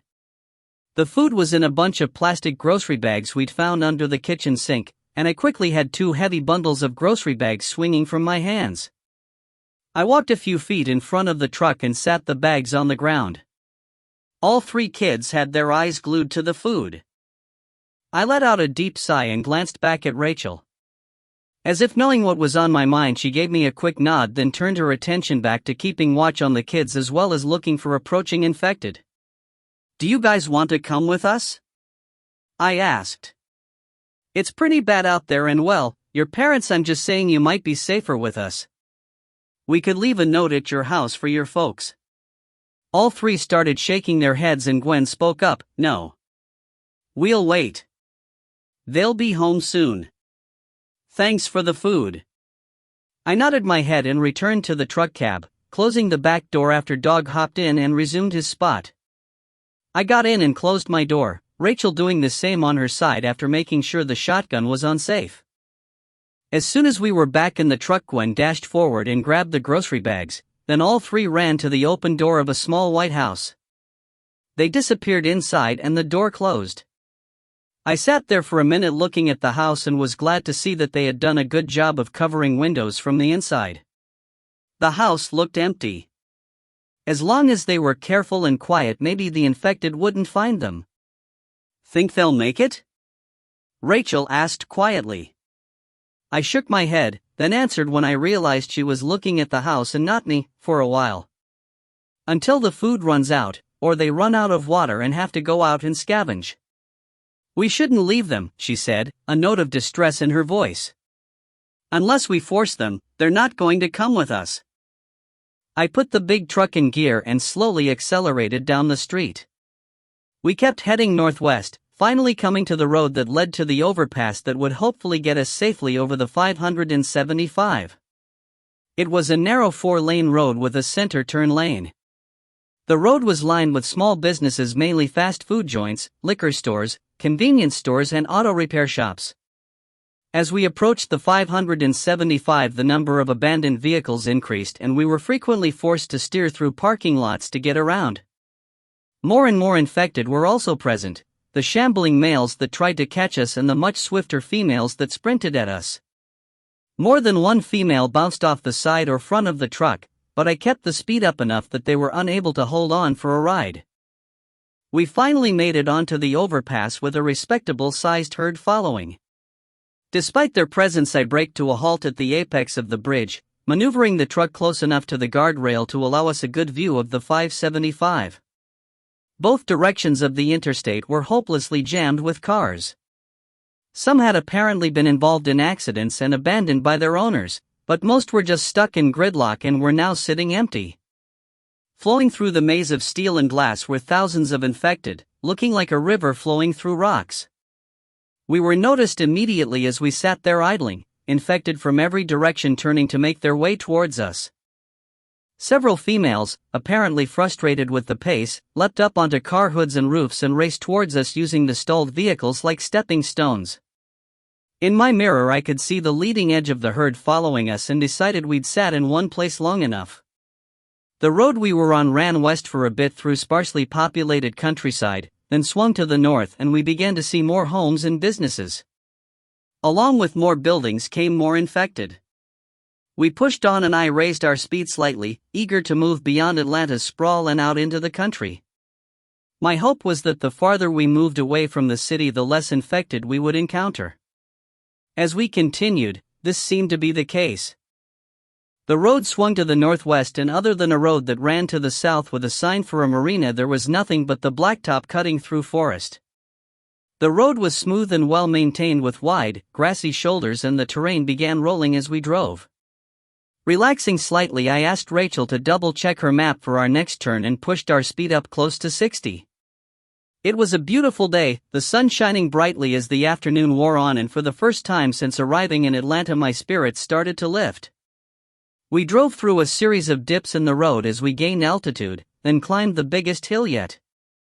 Cresting the rise, it took me a moment to realize what I was seeing and another to react and jam on the brakes.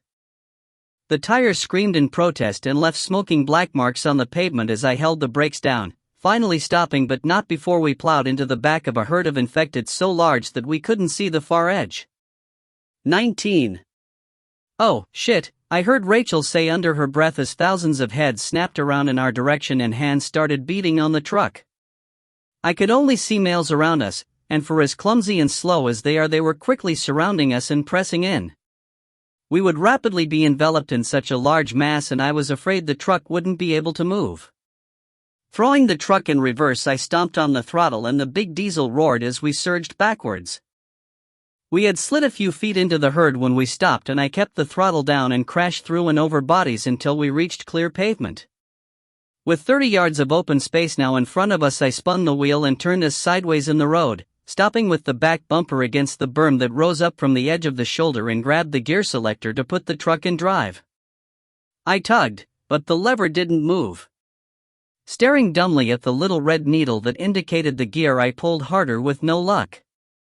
I hammered the lever with the palm of my hand, trying to move it to P or D, I didn't care which, but it wasn't moving. The truck was stuck in reverse and we were backed up against a berm of rocky soil. Didn't look like the truck was going anywhere. "Get us out of here." The stress in Rachel's voice snapped my attention to the herd of infected that were lumbering towards us, now only 20 yards away. I made one last desperate attempt to move the gear selector, but it was stuck fast in reverse. Probably a $2 pin in the transmission linkage, but it didn't matter what the cause was. Popping my door open, I jumped down to the pavement, glad that I'd had the foresight to have Rachel and I load all our magazines into the tactical vests we were wearing. While Rachel scrambled across the seat and out my open door, I yanked the back door open and grabbed our backpacks, shrugging into mine quickly, then helping Rachel into hers. I grabbed the shotgun out of the front seat, slammed the door, and we started running just as the faster males reached the far side of the truck. I didn't know where we were going, just knew that we had to get away from the herd before any females spotted us. Loaded like we were, there was no way we could outrun them. Setting a steady fast jogging pace that would put distance quickly between us and the herd, we headed back east. I ran with my assault rifle slung across my back and the shotgun held ready across my chest. The Mossberg was loaded with buckshot alternating with slugs, and any infected I engaged would go down with one shot. The kinetic energy of either buckshot or slugs delivered at close range would be enough to stop anything smaller than a grizzly bear, and the bear would think twice about continuing an attack. We opened some distance between us and the herd, Rachel slowing when we had a good 100-yard buffer. "Don't slow down," I said without breaking stride. "There's got to be females in that herd, and we need to get as far away as fast as possible." As if my warning had been prophetic, there was a scream from behind us that made the hair on my arms stand on end. I glanced over my shoulder to see two females sprinting after us. They must have been further up in the herd when we first made contact, and it took them this long to force their way through the crush of bodies and break out into the open where their speed made them such dangerous hunters. "Keep going," I shouted to Rachel as I reversed directions and raised the shotgun. The lead female was about 25 yards away when I fired the first round of buckshot. The mass of BB-sized pellets slammed into her chest and very nearly stopped her cold in her tracks. She stumbled, then fell to the pavement without a sound. I racked the shotgun slide, ejecting the spent shell which hit the asphalt with a hollow plastic sound, then feeding the next shell into the chamber. This was a slug, and I fired at the second female that was racing towards me and no more than 20 yards away. The slug tore into her left shoulder, causing damage that would have put any normal person down and most likely out for good. Her body jerked to the left with the impact, and when she turned back I could see that her left arm was being held to her shoulder by only a few tendons and strings of flesh. The slug had completely destroyed the bone and muscle at the socket, but other than momentarily slowing from the impact, she ignored the wound and continued on. I racked the slide again, firing at no more than 5 yards. This shell was buckshot and the full force of the blast hit her in the face. Her face disappeared and most of her head disintegrated, her body continuing with forward momentum until it came to rest on the pavement at my feet. I noted the lesson about severe injuries not being enough to stop an infected, scanned for more females, then turned and ran after Rachel. I ran at a fast pace and caught her quickly, passing her and urging her to run faster to match my pace. Rachel looked like she was in good shape, but I didn't know if that was dancing muscle with poor cardio conditioning to back it up.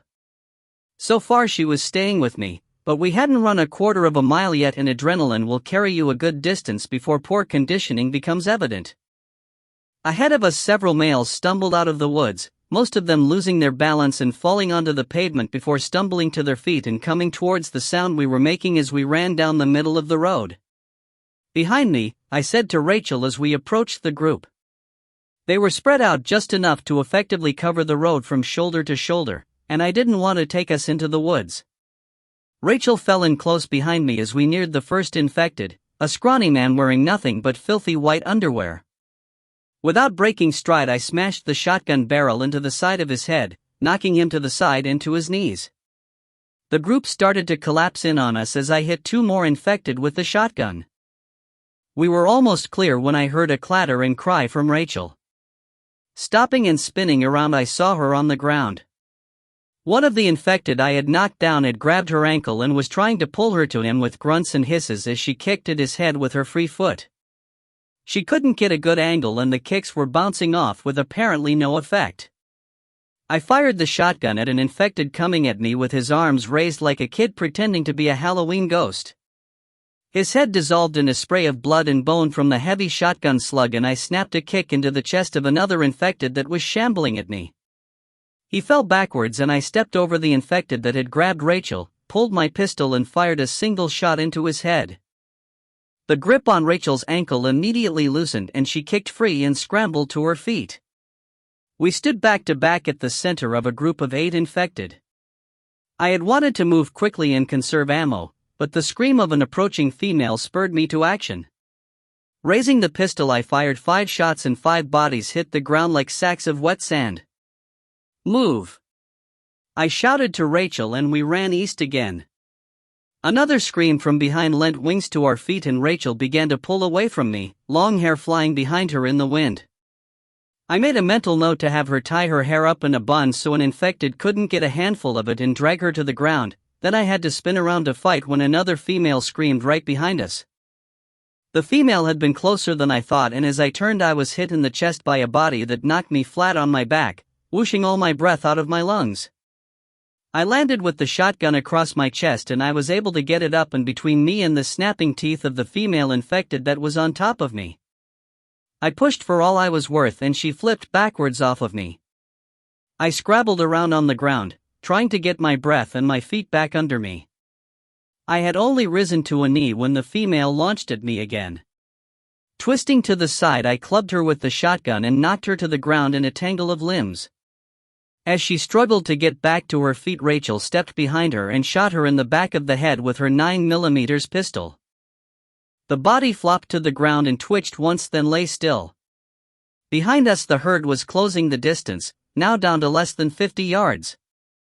More males were coming out of the woods, and behind the leading edge of the herd I could hear multiple screams from females as they worked their way towards us. Picking myself up, I started running again, following Rachel, who didn't need to be told this time. We ran for what felt like an hour but was actually probably closer to 10 minutes. The herd still followed, but was dropping further and further behind. The occasional male was still coming out of the woods, but we were able to either dodge them or knock them aside and keep up our pace. We crested a rise and I called a brief halt to survey our situation. Behind us a good half a mile was the leading edge of the herd that was in pursuit. Between us and the herd were a few dozen lumbering males that had stumbled out of the woods. What concerned me most were the figures out in front of the herd that were sprinting towards us. I couldn't make out details at the distance, but they had to be female infected, and I counted at least 20 of them before I turned and started running again. 20 or more females would run us to ground and overwhelm us if we were caught in the open. I'm good with a gun, but I don't know anyone that's good enough to fend off that many attackers on the open road. We needed somewhere to not only make a defense, but hopefully hide from the herd so that we didn't become trapped. Ahead I could see a road that cut into the woods at a 90-degree angle and a small blue sign with white lettering. I wasn't close enough to read the sign, but I remembered passing it earlier and that it was a road to a marina on a large lake. The same lake I had seen on the map that we were trying to get around. I pointed at the road and Rachel nodded her head in agreement or understanding. I didn't really care which one at the moment. As we approached the intersection, the shoulder widened out into a level, grassy field. Cutting the corner off the intersection, we charged into the field. I was slowing, but not as much as Rachel, who was starting to drop behind. Between weapons, ammo, and packs I had at least 100 pounds distributed across my body, and Rachel probably had close to 70. I used to train with this kind of weight, but it had been a lot of years. We cleared the field and pounded back onto the pavement just as a chorus of screams broke out behind us. I risked a glance over my shoulder and saw a group of females that had cleared the rise in the road and was in hot pursuit. I dug deep and pushed harder, taking advantage of the slight downhill slope of the road as it dropped down to the lake. Rachel matched my pace, but she was breathing like a steam engine and I knew she didn't have many reserves left. Several infected and 3 shotgun blasts later, we pounded around a curve in the road and I dropped the Mossberg on the pavement. It was empty and I needed to shed some weight. I brought the assault rifle around to my front, made sure the safety was off and ran for all I was worth. Screams behind us sounded much closer than I would have thought possible, but I didn't want to lose speed by looking back. Ahead we could see the road ending in a large marina, over 100 boats moored on the blue lake. More screams and I knew we'd have to fight. The females were closing and would be on us before we made the marina. "Find a boat and get it started," I yelled to Rachel as I started to slow. "What are you doing?" She looked over her shoulder at me, terror in her eyes. "Buying us time. Now go. I'll be right behind you." I skidded to a stop, turned and dropped to my right knee as I brought the rifle up. There were 9 females in close pursuit, danger close as we used to say, a larger group perhaps another 200 yards behind them. Just like I'd been trained so many years ago, I kept both eyes open, brought the rifle up and acquired my first target, at which I immediately fired. The closest female dropped to the pavement, a neat red hole in her forehead. I acquired my next target and fired, noting in my mind that it was down as I was already acquiring my next target. I fired a total of 11 rounds to bring down 9 infected with headshots, with the last one dropping close enough to me that I could smell the stench coming off its body. Damn fine shooting if I say so myself. I glanced over my shoulder and saw Rachel approaching a large white cabin cruiser, pull her pistol and shoot an infected before boarding. We needed more time. I scanned the area around me and made note of several males dressed in dirty coveralls that were approaching from my left. I had time to deal with them a little later. Right now I had more females coming in fast. I started picking targets and putting them down, occasionally having to use a second shot to do the job. Hey, you try hitting something the size of a human head that is running at you full speed. It's not as easy as it looks in the movies. I had dropped another dozen females when I had to change magazines. Old training paid off and I swapped mags in under a second and resumed firing. I was stopping a lot of infected, but I wasn't holding my own. The females were too many and too fast for one shooter to hold off indefinitely. Slowly, the distance shrank until I was getting nervous. I hadn't forgotten the males approaching from my left, but I couldn't take my attention off the females. I sent 5 more rounds downrange, then heard the sweetest sound I could imagine, a boat horn. I shot the 3 closest females, leapt to my feet and started running. The pavement sloped more steeply here, ending at a chain-link gate that stood open, allowing access to a wooden dock. The dock was over 200 yards long, with additional wooden docks spaced periodically at right angles to create spots for what must have been 300 boats of all sizes. I skidded as I approached the gate, grabbing the chain link and slamming the gate shut behind me. The gate swung out towards the pavement, so less than 2 seconds later, when the first female slammed against the gate, it rattled but held. She screamed at me and tried to force her arms through the chain link to reach me. Quickly, more females started crashing against the gate and fence, their combined screams deafening. I trotted down the main dock towards the boat Rachel had boarded. The boat was in the first slip closest to the main dock and would have to be backed out of the slip and motored down the side channel for a good distance before reaching the open lake. A sharp 90-degree turn at the end of the dock meant we'd have to take it slow and be close to the dock and other boats when we made the turn. Rachel was visible on the flying bridge of the boat, which sat well above all of the surrounding boats. She'd found us a large cabin cruiser, and I could hear the low, throaty rumble of the engine as I pounded down the dock. Rachel was yelling, but I couldn't understand what she was trying to tell me. She resorted to pointing, and I looked over my shoulder to see one of the females finish scaling the fence and drop to the dock. Soon the others were following, and I picked up my speed. They were only 40 yards or so behind me as I reached the boat, and there was no way I could get it untied, board and sail to safety without all of them swarming aboard. I raced to the bow line, releasing it from the heavy cleat bolted to the dock, then rushed to release the stern line. "I'll hold them. Pick me up at the end of the dock," I yelled at Rachel.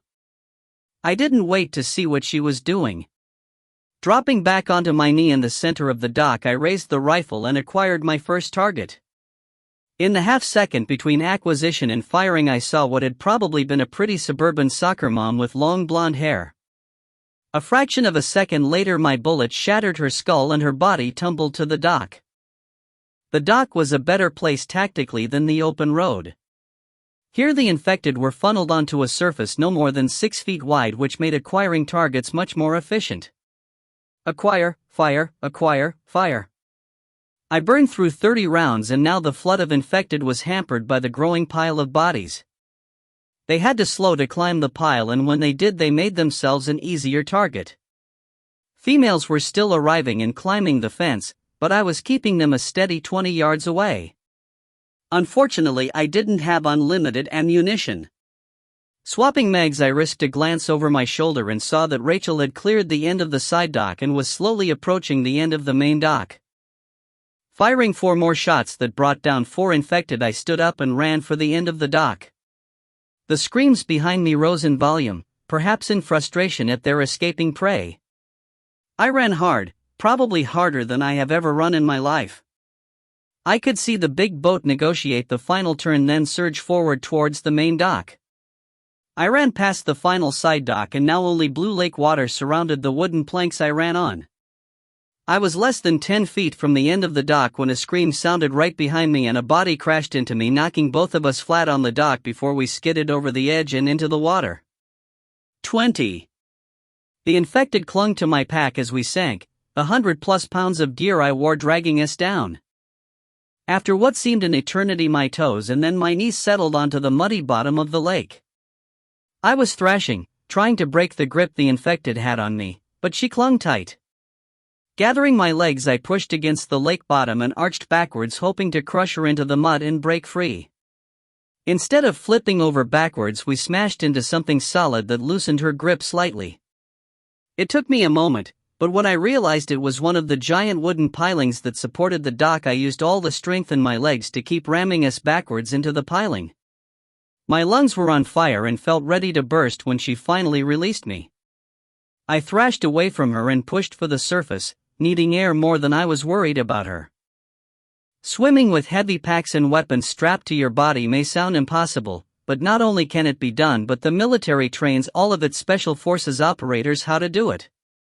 However, having been trained years ago and executing on that training now were 2 different things.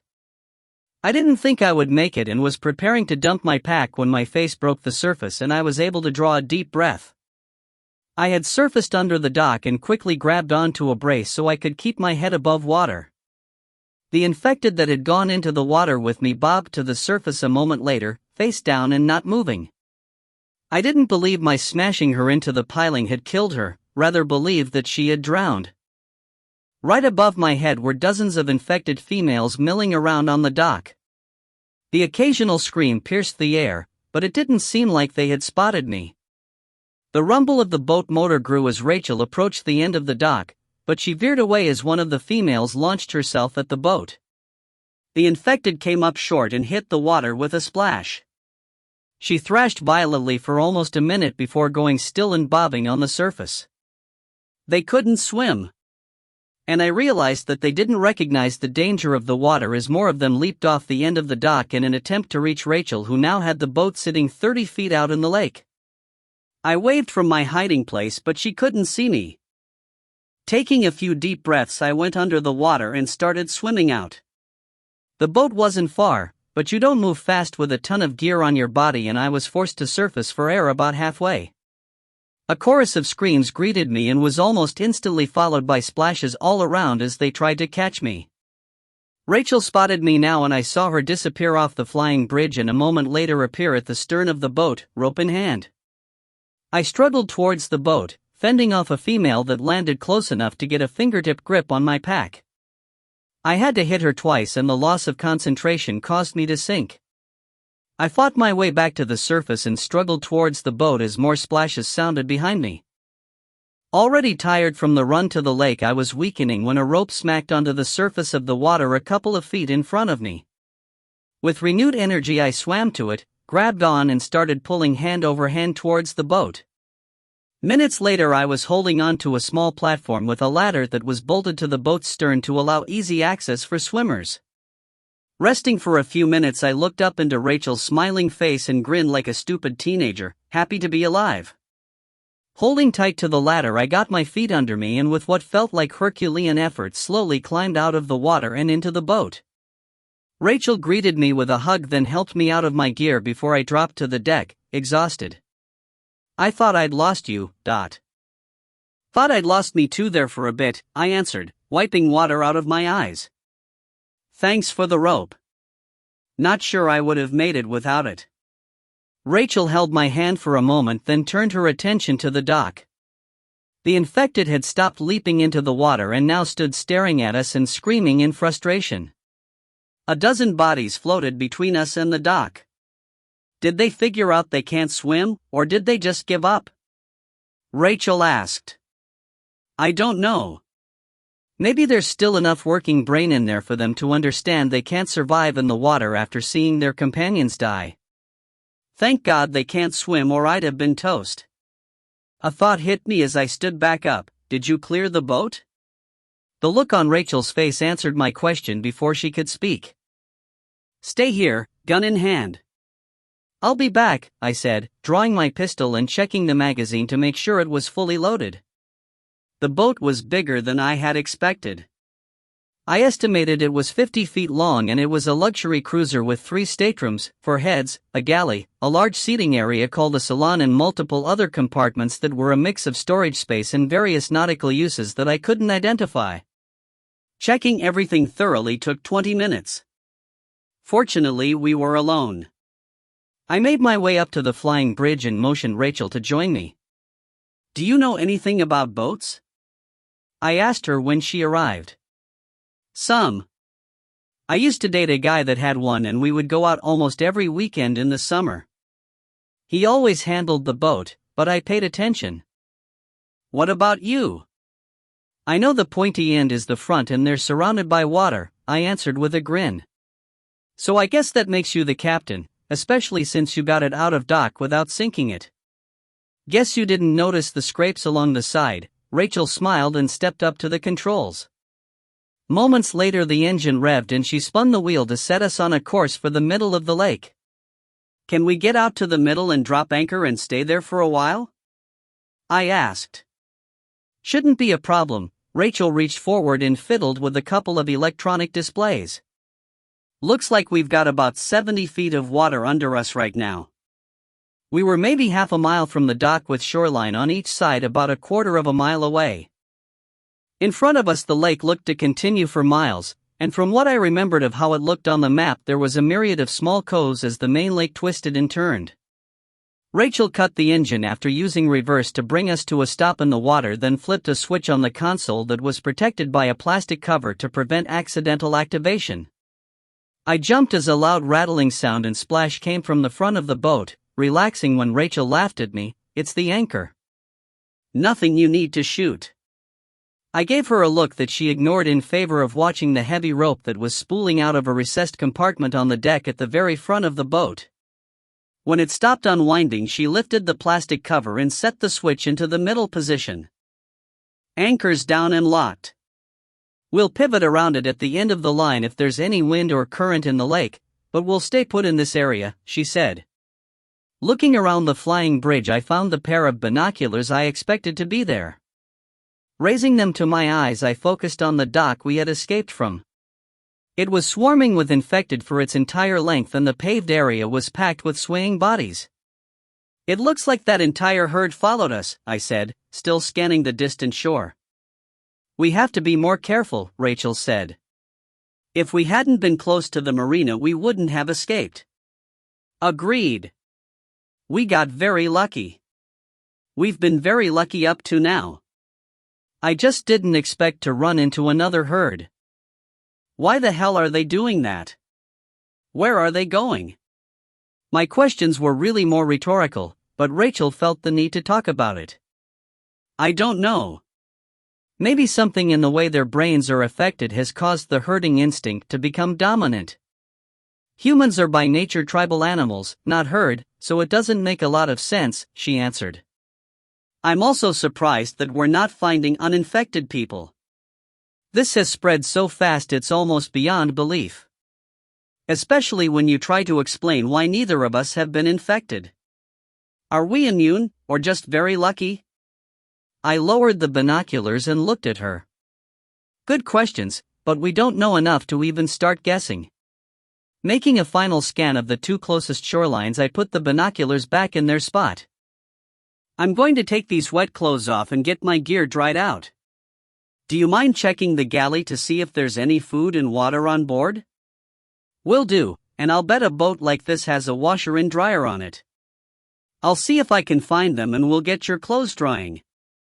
I moved down to the deck where my pack was lying in a spreading puddle of water that was seeping out of it.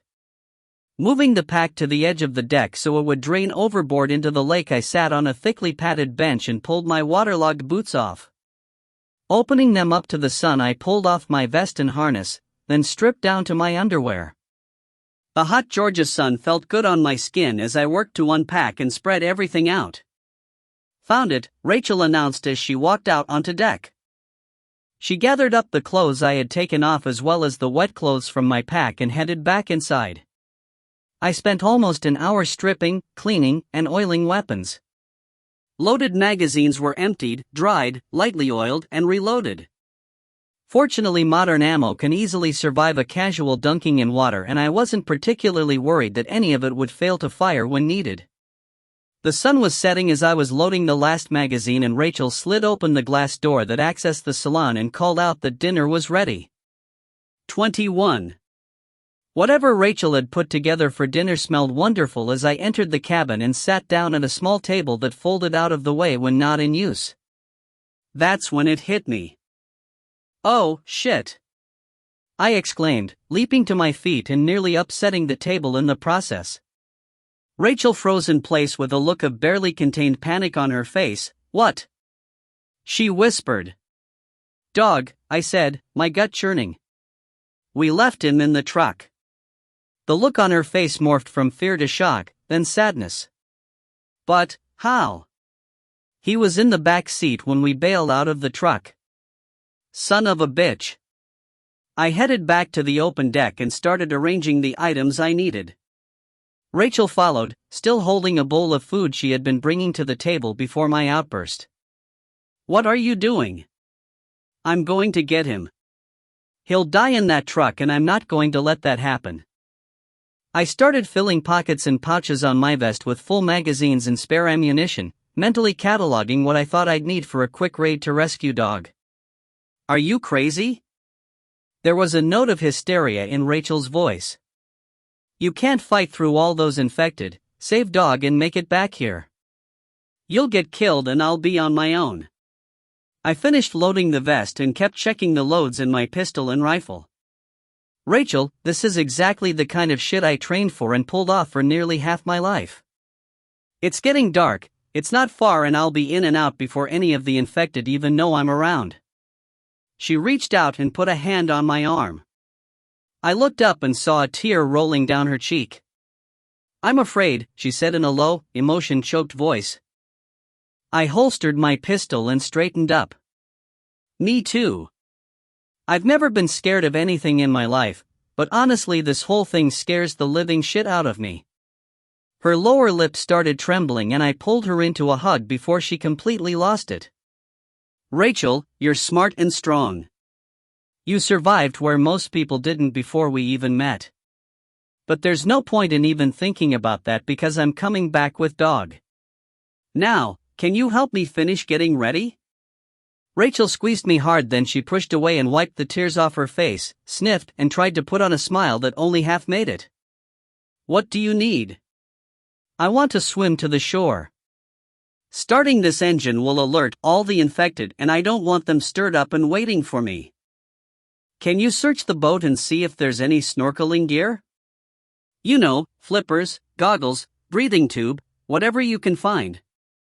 I could also use a waterproof bag and if there aren't any flippers then some kind of flotation device. I'm going to be weighed down pretty heavy with weapons and ammo. Now I was a Green Beret, not a Navy SEAL. Yes, the Army trains us to operate in water, swim with gear on our backs and boots on our feet, but I'm not 20 anymore and besides I hadn't lived in the water the way SEALs do. Rachel went into the cabin to start searching for my requested items while I finalized my equipment load. A few minutes later she returned with a big grin on her face and an armful of gear that she dumped on the deck.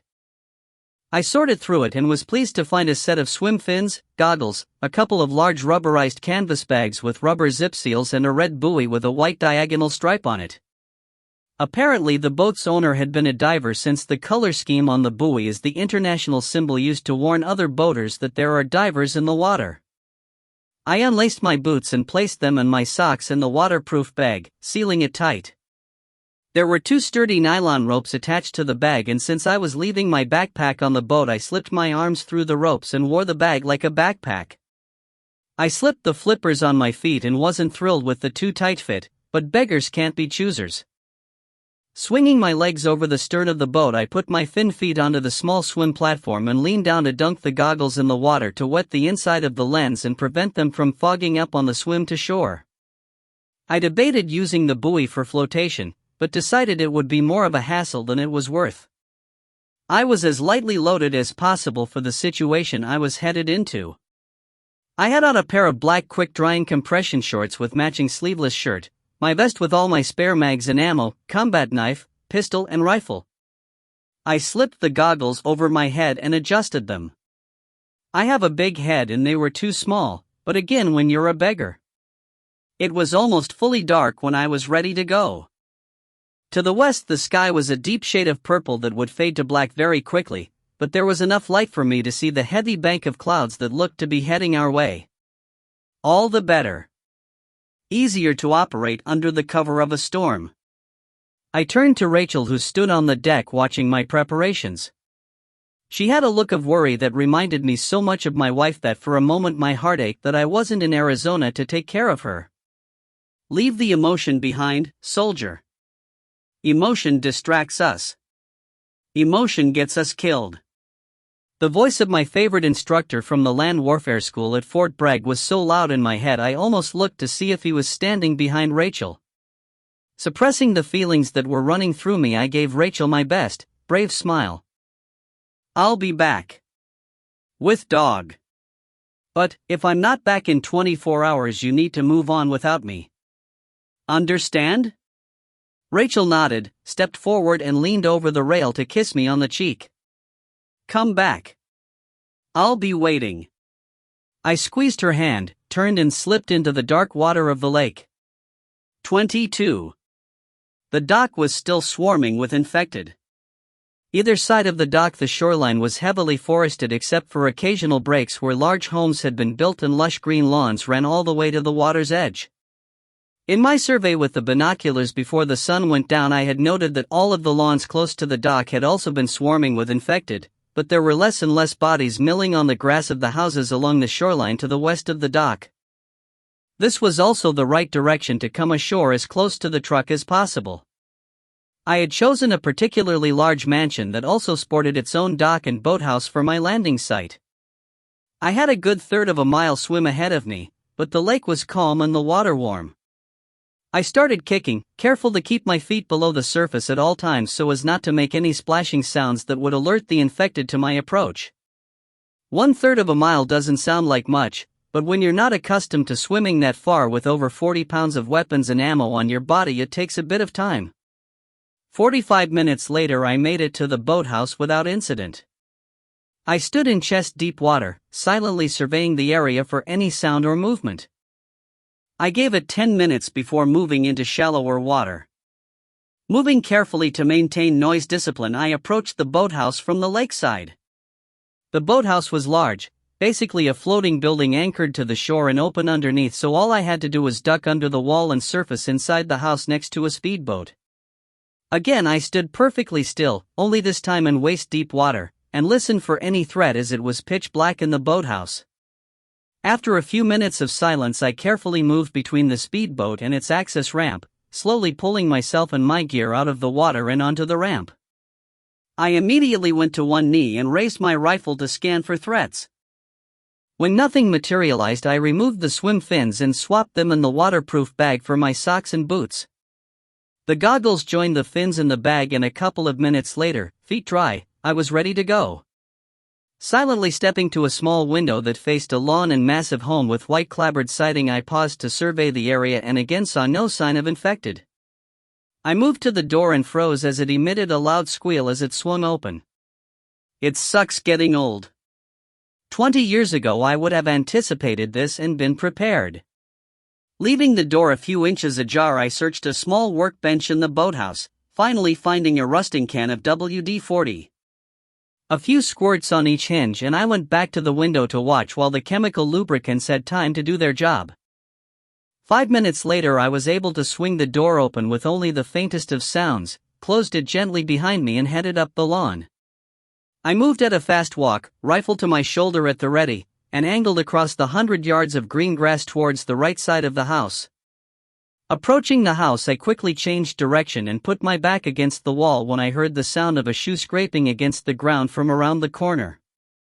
I had my rifle at the ready, then thought better of firing off a shot unless I had no other choice and risk alerting every infected around the lake that I was available for dinner.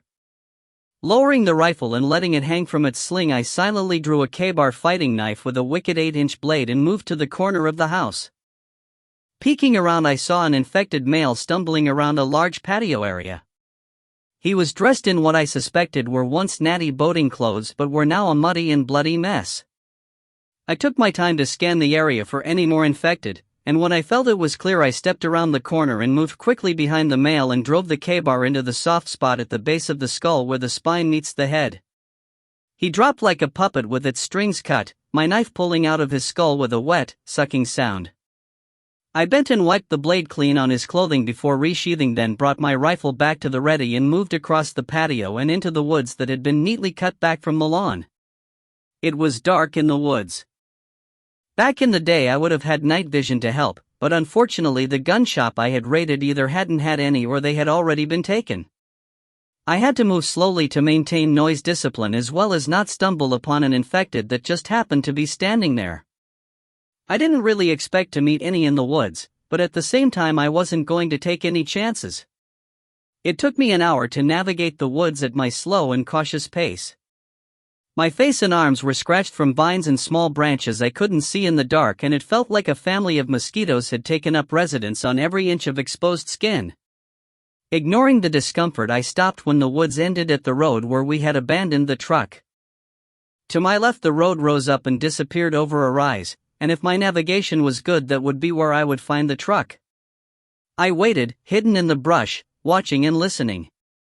Even though I knew the world had changed, it really didn't hit me completely until that moment. I was on the edge of a major city with probably the busiest airport in the world, and the night was primeval quiet. There was the sound of crickets, owls, and other nocturnal animals, but there wasn't a single modern human noise to be heard. No big diesel truck slowing on the freeway, no rap music blasting way too loud from a car that probably costs less than the stereo system in it, no sounds of airplanes, nothing. Just the quiet that had been here hundreds of years ago. Refocusing on the road, I took my time scanning the pavement and the opposite tree line. I didn't see anything, and the only sounds were small nocturnal animals moving in the underbrush. After a full 15 minutes of watching, I decided to move. Drawing my knife, I stepped out of the woods and started walking along a narrow strip of mown grass that separated the tree line from the edge of the asphalt. My steps were nearly silent to my own ears, so I knew the sound wasn't carrying more than a few feet. My rifle was slung tight under my left arm, ready for use, as I approached the top of the rise.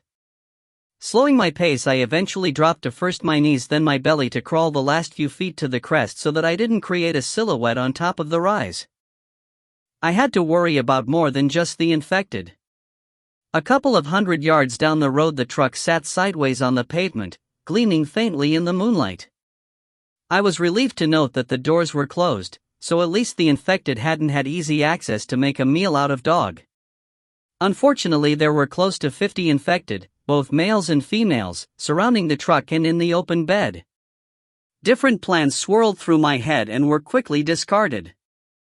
I couldn't take on this many infected single-handed.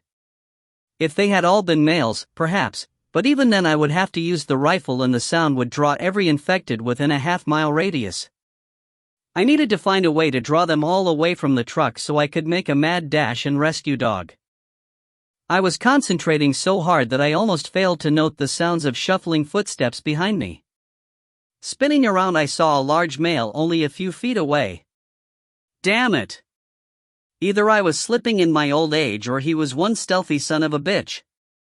I launched off the ground, leading with the K-bar as he lurched towards me, mouth open as he started to let out a gurgling snarl. Coming off the ground, I drove upwards with my legs, the blade held straight out in my right hand like a spear. The tip met the soft tissue under his chin and I kept shoving until it punched through his mouth and up into his brain. It was like turning off a light switch. A strong, animated opponent suddenly went as limp as a sack of rice and collapsed. Unfortunately, he collapsed on top of me and pushed me to the ground, covering me with blood.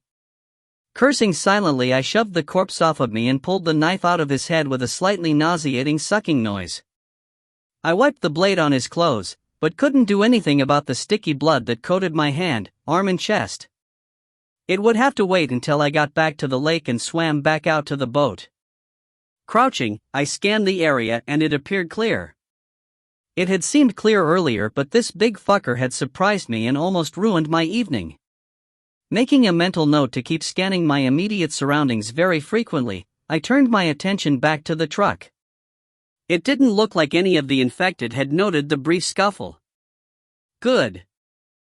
Now, how to distract them long enough to silently run 200 yards, get dog out of the truck, then disappear into the woods without unwanted company.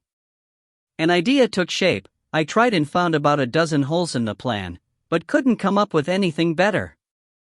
I began digging through the other waterproof bag, while scanning my surroundings. Inside were 3 reactive targets that I had grabbed when I looted the sporting goods store.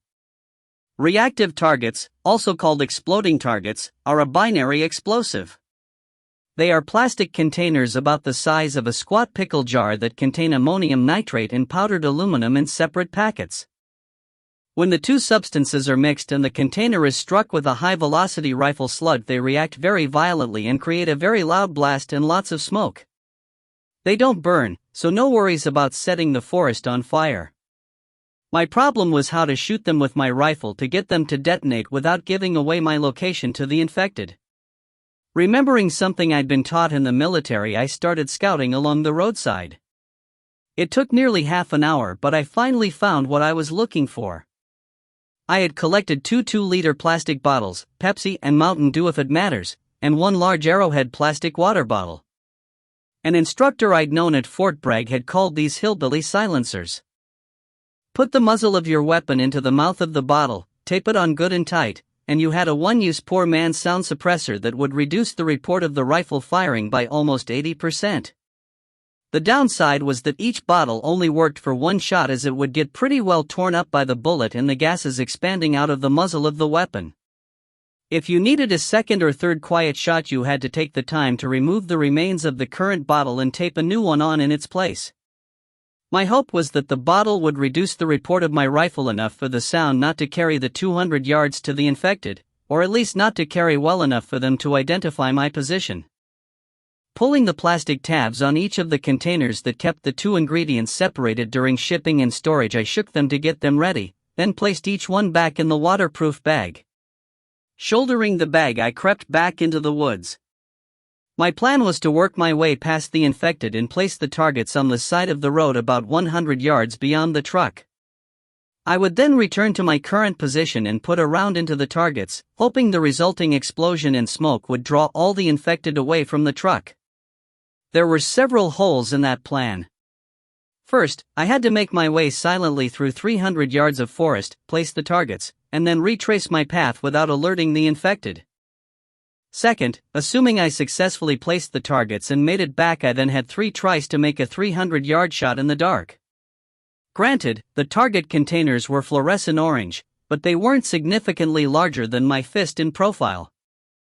I would have 3 opportunities at best before I ran out of hillbilly silencers. Third, I was counting on the plastic bottles to muffle the report of my rifle enough to not draw infected to my position, and fourth, the infected had to be attracted to the explosion in sufficient numbers to allow me relatively free access to the truck.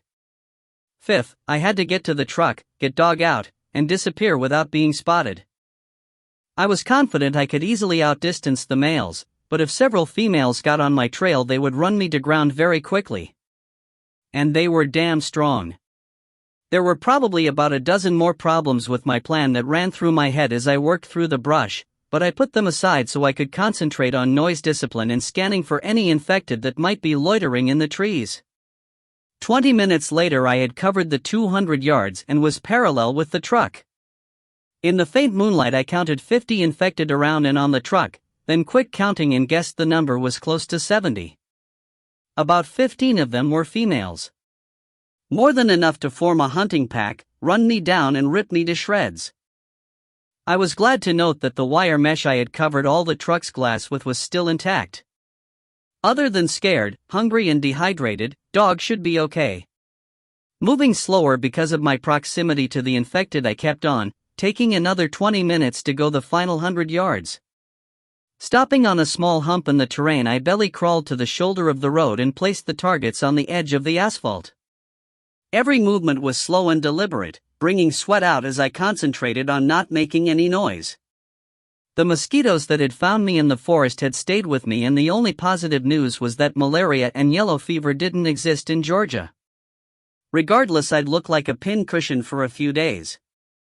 Targets in place, I retreated to the trees and paused to check them out. Each container was fluorescent orange and nearly glowed in the weak moonlight. I had placed them one on top of another, making a short tower, trying to give myself a larger target. I also hoped the impact from one target detonating would cause a sympathetic detonation in the other two for a really spectacular boom, but I had no idea if that would work. Over an hour later, I was back on the rise where I had started, staring down the road. Clouds were scudding across the moon and there was almost no light, and I couldn't spot the targets. The sky looked like it would clear off soon, so I sat back, drank some water, waited and watched. Sometime later, a raccoon ambled out of the trees a few yards away. He stopped, looked at me, stood on his hind legs to sniff the air, then quickly vanished back into the forest. I'm sure he could smell the infected, but didn't know if the smell of them or my infected blood-soaked shirt was what had sent him scurrying off.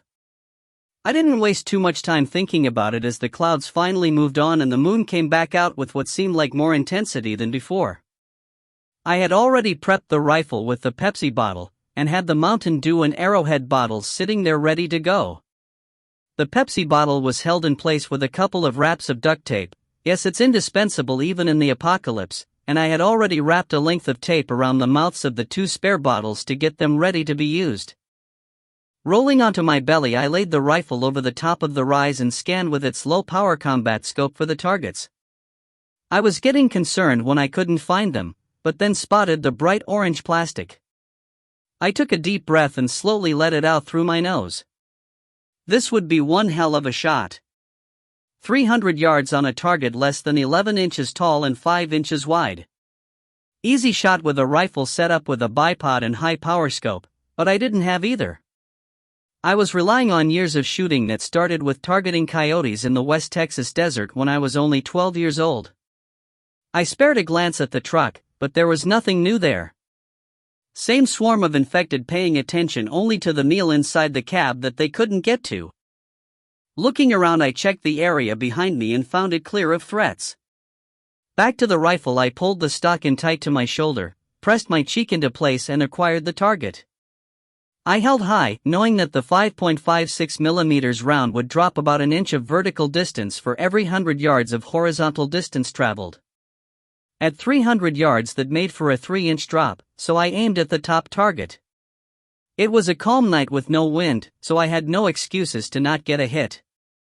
Another deep breath, exhaled slowly and squeezed the trigger as my exhale stopped. The rifle made a strange popping noise that sounded like a combination of a bongo drum and snare drum, but not much louder than if I had clapped my hands together. The bottom and most of the sides of the Pepsi bottle blew out. The targets didn't detonate. Shit. A quick check of the infected around the truck and I saw a couple of females that seemed to be looking around, but the hillbilly silencer seemed to have done the trick.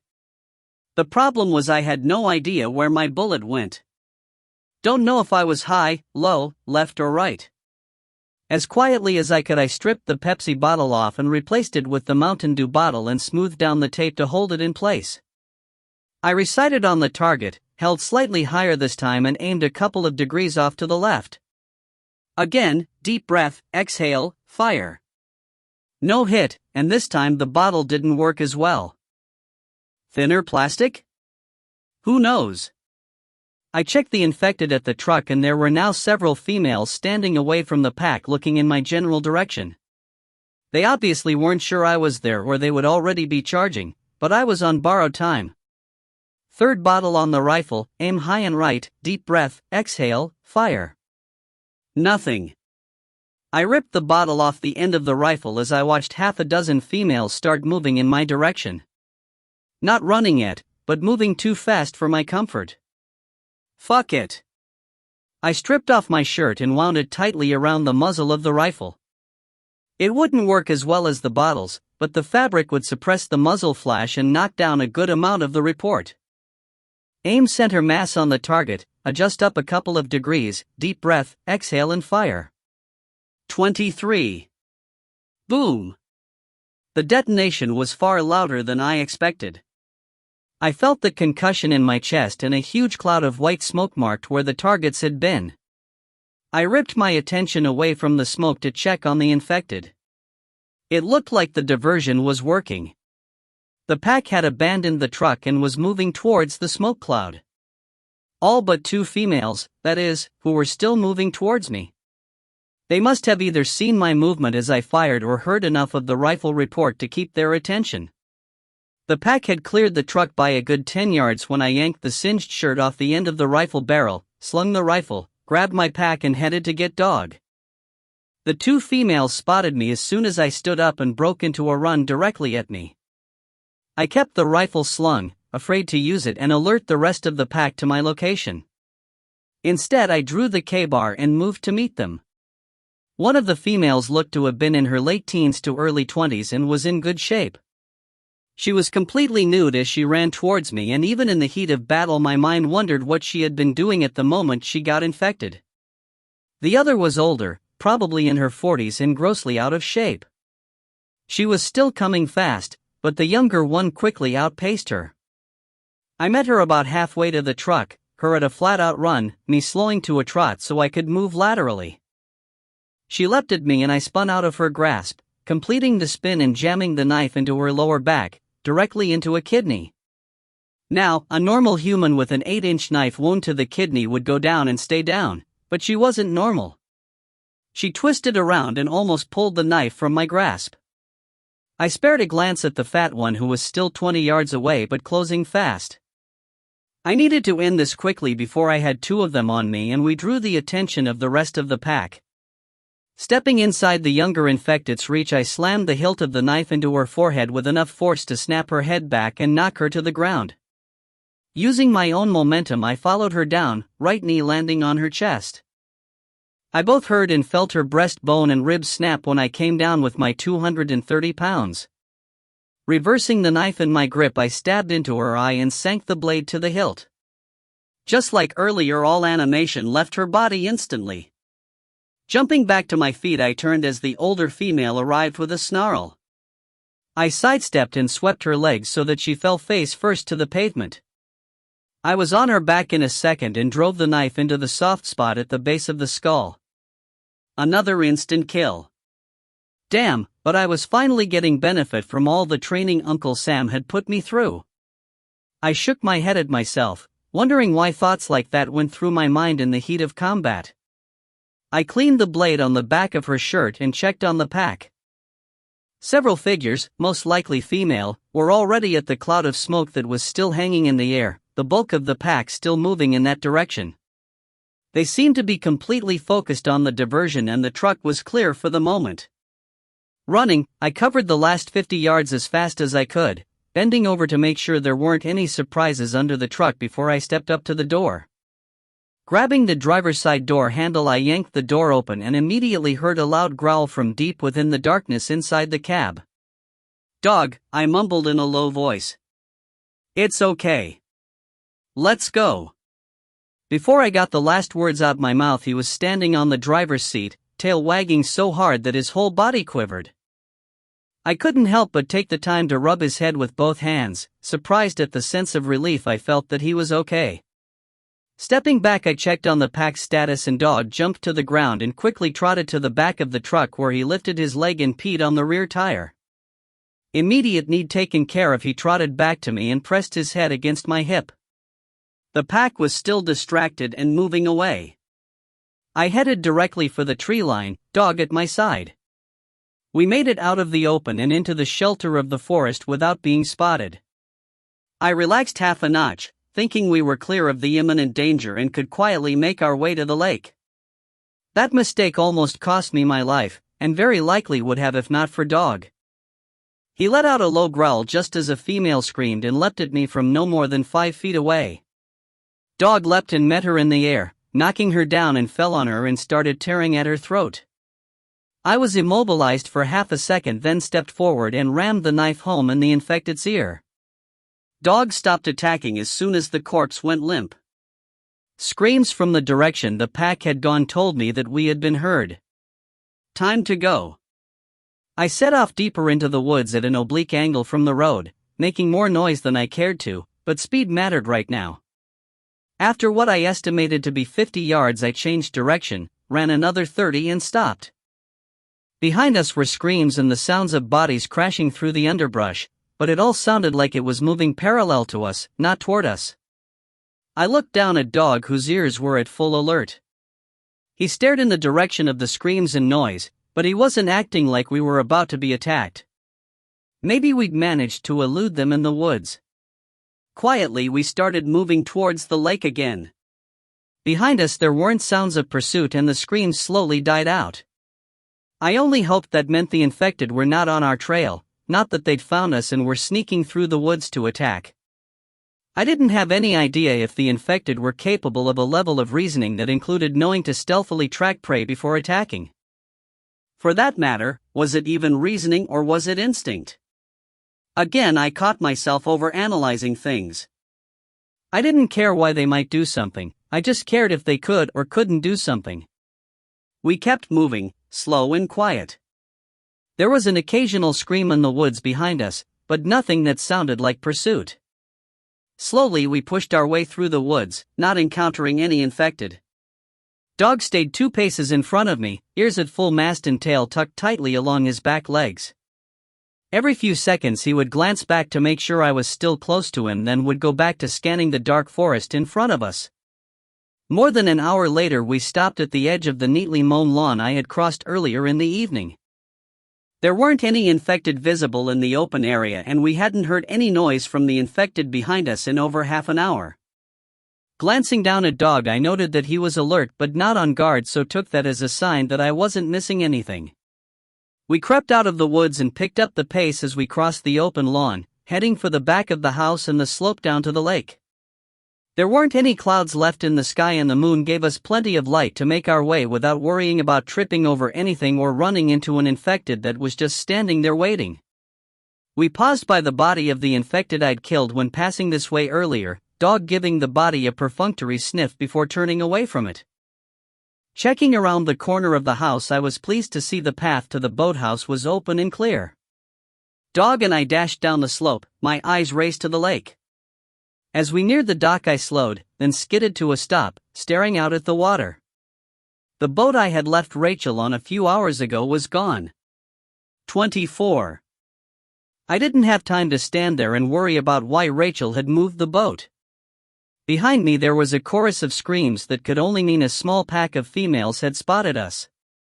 Glancing back as I pounded down the wooden dock, I saw 5 females coming down the lawn at a full sprint. Crashing through the boathouse door with Dog on my heels, I grabbed the key for the speedboat that was hanging from a peg, a smiling yellow rubber ducky on the keychain that would float if the key was dropped in the water. I barely broke stride as I grabbed the key and leapt into the boat, Dog hesitating for a moment before leaping in and taking up station between the 2 bucket seats. It was dark in the boathouse and I couldn't see the ignition. Wasting precious time, I dug a flashlight out of my pocket and clicked it on. Fortunately, I was now able to see the ignition, but I had just destroyed my night vision. Inserting and twisting the key, the 2 giant Mercury motors on the back of the boat rumbled to life, masking the screams of the approaching females. I scrambled to throw off the lines that tied the boat in place and dropped into the driver's seat, hand already on the throttles. I looked up and cursed. The boathouse had a pair of wooden doors that swung open in the middle to allow access for the boat, and they were closed. The doors looked to be rather sturdy and I didn't like the odds of crashing through them with the boat. Dog growled as the sound of running feet on the dock reached his ears a moment before it did mine. Pulling my pistol, I sighted on the latch mounted in the center of the doors, my target lit by the flashlight in my left hand that was doing double duty as a brace for my shooting hand. The doors were only 25 or 30 feet away, an easy shot, and I put 6 rounds into the brass latching mechanism. A .45 hollow point round is a big heavy bullet that will transfer a lot of energy when it strikes a target, and the rounds I fired did as I expected. The latch shattered, then blew completely free of the surrounding wood, and one of the doors started to slowly swing open. The time it took me to shoot out the latch gave the females the time they needed to reach the boathouse, and as I shifted my aim point to the walk door, the first one burst through with a nerve-shattering scream. I had her spotted with the small flashlight and didn't hesitate to pull the trigger. Her face distorted for a fraction of a second, then the whole back of her head blew out and covered the female behind her with blood and brains. The second female jumped over her and I fired twice. One round in the center of her chest slowed her, and a follow-up shot to the head put her down. Now there were 2 bodies piled in the open door, and the next female had to slow to climb over them. She made an easy target and quickly joined her sisters. The 4th died as soon as she showed her head, and with the doorway momentarily clear, I shoved both throttles to their stops and the engines bellowed with power. The stern of the boat dropped into the water as the props instantly spun up to full speed and the boat nearly leapt forward. The bow crashed into the access doors, slamming them open. There was a shudder as the boat seemed to shake off the impact, then I could feel the acceleration kick in. We shot out of the boathouse pointed at the center of the lake, gaining speed at an incredible pace until I slapped the throttles back to idle. We were far enough from shore already to be relatively safe, and I didn't want to go charging around the lake at top speed in the dark. Behind, the surviving female stood on the dock and screamed at us. Even over the idling engines I could hear the answering screams from deeper in the woods. "Well, we're not going back that way," I said to Dog and ruffled his ears. He leaned sideways and pressed his head into me. Fortunately, he was a dog and didn't understand that I'd forgotten him in the truck when we had to abandon it. He was just happy to see me. After a few moments of making sure I knew he still liked me, he walked to the stern of the boat, leaned way out and started drinking from the lake. He drank for a long time before coming back and lying down next to me between the bucket seats for the driver and passenger. The boat had powered a couple of 100 yards from the shore and then drifted another 50 or so before bobbing to a stop. The surface of the lake quickly smoothed back out, and within a couple of minutes it was as smooth as glass and amplifying the reflected moonlight. The dash was backlit with a dim red light, but it still took me a bit of looking to find the fuel gauge. It read just over half full. I hoped it read accurately. I also suspected that the two monster engines had a hell of a thirst, and no matter how many gallons that half a tank represented, it would go fast if I was heavy on the throttle. I dug through the lockers on the boat that were built into the seating and finally came up with a pair of marine binoculars. They were extraordinarily light, their housing air-filled so they would float if dropped overboard. Holding them to my eyes, I scanned a slow 360-degree circle, hoping to spot the cabin cruiser, but it was nowhere to be seen. The dock where we had stolen it from still teemed with infected, and the dock that Dog and I had just departed was quickly filling up as more infected arrived, drawn by the sounds of our escape. I didn't think Rachel would intentionally leave without me. She had no reason to. She was smart and practical and realized that we stood a better chance together than apart. I had returned well before the deadline I'd given her as a time to give up on me. There was no indication that the infected had any way to threaten her while she was sitting on a boat in the middle of the lake. That left one viable option. Other people had somehow boarded the boat and taken it, and Rachel. Fuck me, I muttered under my breath. First I leave Dog behind in a panic, now Rachel had been taken. I wasn't exactly lighting up the scoreboard with successes today. Searching the boat again, I hoped to find a map or chart of the lake, but no such luck. If Rachel had been taken, which I didn't see any other possibility, then they were probably still somewhere on the lake. If they had just wanted Rachel, the boat would still be floating at anchor right where I left it. Time for a search. First things first. I was covered in blood from the infected I had killed, drenched in sweat and smeared with mud and plant stains from my trek to rescue Dog. Removing my boots, socks, and all my weapons, I slipped over the side of the boat into the cool lake water and spent a few minutes rubbing myself as clean as I could. Feeling refreshed, I climbed back into the boat and pulled socks and boots back on. I was shirtless and the mosquitoes had found me out on the water and were having quite the feast at my expense. There was nothing I could do except suck it up. Closing my eyes, I tried to picture the map of the lake I had looked at with Rachel earlier in the day. I remembered the lake was massive, going on for miles and miles as it filled in the low ground in the rolling Georgia countryside. Multiple little arms sprouted off from the main body of the lake, and I was going to have to search each one of them. Edging the throttles forward, I spun the wheel and pointed the boat in a southwesterly direction to start my search. 25. It was a slow search. I didn't want to go too fast and waste gas, as well as alert Rachel's captors to my approach. Not that the Mercury motors didn't sound like a growl from the hounds of hell, but the faster I went, the more noise they would make. A couple of hours later, I had lost count of how many coves I had checked. A couple of larger homes had boathouses large enough to conceal the cabin cruiser, and I had cautiously checked them as well. Both were empty. My stomach was growling. I'd left the boat without eating the meal that Rachel had prepared, and I'd burned a lot of energy. Chastising myself for worrying about my own hunger, I pushed on in the dark. Visions of Rachel at the hands of people like the men I'd killed outside the sporting goods store made the muscles in my jaw ache as I clenched my teeth. Whoever had taken her was not going to have a pleasant time when I found them. Another hour and countless coves later, I motored around a sharp bend in the lake and immediately slapped the throttles to idle and cut the engines. On the north shore of the lake, no more than half a mile away, a large house sat back in the trees, lit up like they were having a party. In the light that spilled down to the water, I could see the cabin cruiser tied up at the dock next to a small base boat and a sleek ski boat.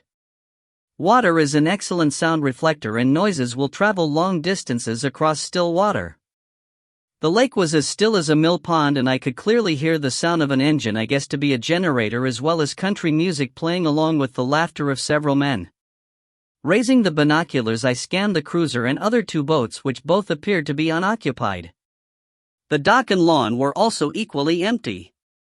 No sentries? Didn't these guys realize what had happened in the world? I spent another 10 minutes watching the house, then took my time scanning the shoreline on either side looking for infected. None to be found. Perhaps the house was just too far off the beaten path. There were no other houses on the shore for as far as I could see with binoculars in each direction. Just thick trees and brush that came all the way to a thin strip of mud that was the shoreline. Back to the house I spotted movement on the second floor balcony that must have had a fantastic view of the lake. An overweight man with long, greasy hair walked out through an open set of French doors, stepped up to the railing and after a moment of fumbling with his pants pissed over the rail and onto the lawn below. After what seemed like forever he zipped back up, wiped his hands on the legs of his pants and lit a cigarette before going back inside. I thought I could identify 4 different voices yelling and laughing, but between the generator noise and the music it was hard to tell. There could have been 10 men inside and I was only hearing the ones that were making all the noise. I was sure there was plenty of alcohol being consumed and my concern for Rachel ratcheted up to outright worry. Starting the motors I had a brief moment of concern that they would hear me, but dismissed it as another burst of laughter floated across the water. Moving the throttles to their first notch I steered the boat towards the shore. About a quarter of a mile to the right of the house there was a very small indentation in the shoreline where I could anchor the boat out of sight. Cutting the motors as I approached, the boat's momentum carried it into the cove which was no more than 100 feet across and maybe 50 feet deep. I anchored as close to the center of this as I could, the boat swinging around the anchor point until it settled fully. I had already reloaded my pistol after blasting my way out of the boathouse, but I checked the loads in each of the magazines anyway. Pistol fully loaded with 16 rounds and 2 spare mags of 15 rounds each. Rifle with a full 30-round mag plus 1 in the chamber and another 9 full 30-round mags gave me a full military standard loadout. I checked the security of my knife and was ready to go. Taking the key out of the ignition I hid it under a seat cushion at the bow of the boat. No reason to make it too easy for anyone that happened onto the boat while I was gone. I planned to rescue Rachel and recover the cabin cruiser if possible. If not, then we'd have to return to the speedboat. I didn't even contemplate coming back alone. They'd have to kill me to stop me. I slipped over the side of the boat into the water which was still over my head. Treading water I called softly to Dog who whined but finally came over the side as well and started paddling to shore. I followed, feet finding the lake bottom halfway to shore. Wading out of the lake I paused to make sure my weapons were drained of water. Satisfied with their readiness I stooped over and grabbed handfuls of mud which I smeared on all of my exposed skin. I hadn't worried about white skin showing when I was battling infected, but I didn't want to give these guys any more of an advantage than they already had with sheer numbers. Dog and I headed west towards the house, following the shoreline as we moved. The closer I approached the house the slower I moved until we melded into the trees, cutting through the forest at an angle that I calculated to bring us to the lawn at the side of the house. Pausing to listen every few yards I was glad to note that the tone of the party hadn't changed. They had no idea death was coming for them. Reaching the lawn I dropped to one knee, Dog flattening himself on the ground next to me. His ears were at full attention, his nose twitching as he sampled the air. He stayed silent and I took that as confirmation of my assessment that there were still no sentries on lookout and no infected in the area. Across a long stretch of lawn a large diesel generator purred away. It was obviously built into the house and I couldn't tell if it was the only source of power or just for emergencies. Next to the generator was a door that I suspected opened into a shop area where maintenance supplies for the house were stored. The house was 2 stories with a patio and covering balcony on the lakeside that ran the length of the structure. I took a guess that the home was close to 6,000 square feet, which meant a lot of rooms to clear once I got inside. It was relatively dark on my end of the house and I moved at a quick jog across the open space to the wall. Pausing between the generator and the door, I reached out and tried the knob, not surprised when I found it unlocked. It turned easily in my hand and I opened the door a crack, just wide enough to peer inside the room. My guess had been right. A large workshop with an epoxy-coated cement floor and walls covered with pegboards that held a vast assortment of tools. No one was inside and there was no other door, so no access to the house from this room. I reached in and fumbled around for the light switch, found it and turned it off. I would leave the workshop door ajar in case I needed to retreat to somewhere defensible and I didn't want to be silhouetted by the light when I opened the door. Creeping along the wall of the house to the front side, the side away from the lake, I peeked around the corner. A sleek Mercedes S-Class sat in a circular driveway made of crushed stone. Surrounding the gleaming car like a pack of hyenas sat 6 mud-splattered 4x4 trucks. 2 of them had Confederate flag license plates on the front and all of them were obviously brush beaters. Slipping around the corner, I checked the closest truck and found it unlocked with the windows down. The keys weren't in it, but that didn't matter. I didn't plan to steal it. Dropping to the ground, I slid under the truck, risked my flashlight for a moment to locate the correct wire, and then used my knife to disable the truck starter. I repeated the process with each of the other trucks. When done with them, I looked at the Mercedes and realized I wasn't going to be crawling under it. Instead, I settled with flattening 2 of the tires. Now no one was going anywhere that they didn't walk unless they were on a boat. Returning to the side of the house, I made my way to the back and peeked around the corner. Still no sentry, and the party sounded like it had shifted into a higher gear. I rounded the corner and crawled to a well-lit window.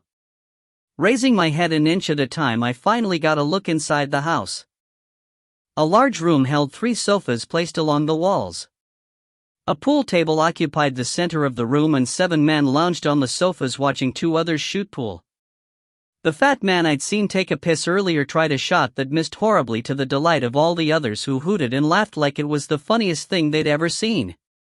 Empty beer cans sat on just about every available horizontal surface, many more dribbling onto the expensive-looking carpet. Several empty whiskey bottles lay on the floor and cigarette butts were everywhere, apparently just crushed out underfoot on the carpet. All of the men were armed with holstered pistols, several of them with hunting knives strapped to their muddy boots. None of them looked like they'd seen a shower or a razor in at least a couple of weeks. Here were 9 drunks, but no Rachel. I dropped back below the window and crawled on to the edge of a set of French doors. Peeking around the corner, I saw a large kitchen filled with commercial-grade appliances and a large oak table in the middle of the room. 2 more men sat at the table, drinking and smoking. Rachel stood at the stove cooking something while they watched. Rachel was completely nude. Her back was to me and I could see angry red handprints on each of her ass cheeks. When she turned to bring the food she was preparing to the table, I could see more marks on her face, neck, thighs and breasts where she had been grabbed and slapped. She looked up as she walked across the room, spotting me and almost faltering in her step, but she recovered smoothly enough for the men to not notice. At the table, she shoveled scrambled eggs out of a large cast iron skillet onto the waiting plates and was thanked with another hard slap on the ass. The other man reached up and grabbed her right breast and squeezed it hard enough to make her flinch, but she didn't try to pull away. Rachel kept her eyes on me while the men groped her, then the breast squeezer dismissed her with another slap on her bare ass that was hard enough to make her stumble. She recovered and quickly moved away to the safety of the stove. The men dug into the eggs, eating like they hadn't had food for days. I looked at Rachel and used hand signs to tell her I counted 11 men, then raised my eyebrows questioningly. She understood and without raising her hands very carefully extended all 10 fingers, then 2 more. 12. I had spotted 11. Where was the 12th? I pointed at the room with the pool table and held up 9 fingers. Rachel nodded subtly enough to not be noticed. I pointed at the 2 in the kitchen, then raised my eyebrows again. Rachel shrugged her shoulders no more than a half an inch, but enough for me to tell she was saying she didn't know. Shit. The odd man out could ruin my day. Surprise and sobriety were on my side. I was confident I could take the 2 in the kitchen with my knife, then the 9 with my rifle. The problem was getting blindsided by the missing man while I was finishing off the room full of drunks. I made a calming motion with my hand to Rachel and moved away from the edge of the door before I was spotted. Dog was next to me, flattened to the ground and as alert as ever. I was glad to have his nose and ears to keep an eye on my back. I guess even Dog isn't perfect because by the time he growled it was too late. "Don't fucking move," a male voice with a thick accent said, accompanied by the unmistakable sound of a shotgun being racked from the darkness at the corner of the house. 26. It has always amazed me how the mind speeds up in high-stress or high-danger situations. I know what it's like in combat and I've heard professional athletes try to explain the same phenomenon. The body will dump a massive amount of adrenaline into the bloodstream and the brain immediately goes into hyperspeed. Your senses and reactions are so enhanced that everyone and everything else around you is in super slow motion and super HD clarity, your analytical and decision-making processes going into warp drive. This is an incredible edge in combat, or on the field, and not many people can do this. Special forces operators and pro athletes that play at a high level typically have this ability, and it's what lets us get to where we are in our chosen profession. A fraction of a second after I heard the voice start to speak, the world around me slowed down. I realized that if I was captured I'd be dead and Rachel might as well be. Fighting was the only option that gave us a chance at survival. This thought went through my head and the decision to fight was made in less than the blink of an eye. My rifle was still slung and would take too long to bring to bear, but my pistol was inches from my hand and ready to go. Launching myself towards the voice with a mighty push of my legs, I drew the pistol as I twisted to get into a firing position. Shotguns at close range are devastating weapons. If it was 12 gauge loaded with 00 buckshot, it was essentially the same as firing 8.38 special pistols at the same time, each of the shot pellets being about the same size as a .38 bullet. As I pushed off, my hope was that my assailant didn't really have the shotgun pointed directly at me, as most people rely on the intimidation factor rather than expecting to actually have to shoot. My body reached full extension and as I twisted I started firing the pistol at the spot where the voice had come from. After my second shot sounded, the shotgun boomed and a tongue of flame lit the corner of the porch like a strobe light. I felt something tug my left arm and the left side of my chest, but it didn't hurt, so I ignored it. The flash from the shotgun firing gave me an aiming point, and as I landed on the porch in a fully prone position, I quickly put 6 rounds into the spot where I'd seen the flash. I was rewarded with the sound of a body hitting the ground and a shotgun clattering to the porch. Without pausing, I dropped the pistol magazine, popped in a fresh one and holstered it, then swung my rifle around as I leapt to my feet. The rifle I'd looted from the sporting goods store was most likely illegal, as it was a military version of the M4 with a selector setting for semi-auto and burst. Semi means for every pull of the trigger 1 round, and 1 round only, will be fired and another loaded into the chamber. Burst will fire 3 rounds for every pull of the trigger. I thumbed the selector to burst and stepped in front of the window that looked into the room where the men were playing pool. I couldn't begin to guess how much time had elapsed since I'd fired the first round from the pistol, but it couldn't have been long, as the 9 men in the room were still basically where they had been, not having reacted to the firefight yet. I was sure the alcohol they had consumed contributed to slowing them down, but I was moving at warp speed and they weren't. Aiming through the window, I pulled the trigger and 3 rounds shattered the glass and punched into the chest of one of the pool players. Before he had time to fall, I adjusted slightly and sent 3 more rounds into the second player. Now I had their attention. Shouts and curses sprang from them and they all started moving. In slow motion, I saw 3 of them reach for their pistols. I targeted each of them, putting each down in turn so quickly none of them had time to get their pistols up and into action. I shot 2 more as they tried to scramble across the floor and out the door that led to the kitchen. The remaining 2 were in opposite corners of the room, but I had to swing my rifle to my left when the French doors leading from the kitchen burst open. One of the men from the kitchen rushed out the door, pistol up and ready, but before he could even spot and target me, I put a 3-round burst into his head. I spun back to the rec room, but only one of the men was visible. 3 rounds in his back put him down, Then I had to move as bullets started punching out through the wall right next me. Someone was firing blind and hoping for a lucky shot. I didn't know if it was the other man from the kitchen or the last man from the rec room that I'd lost sight of.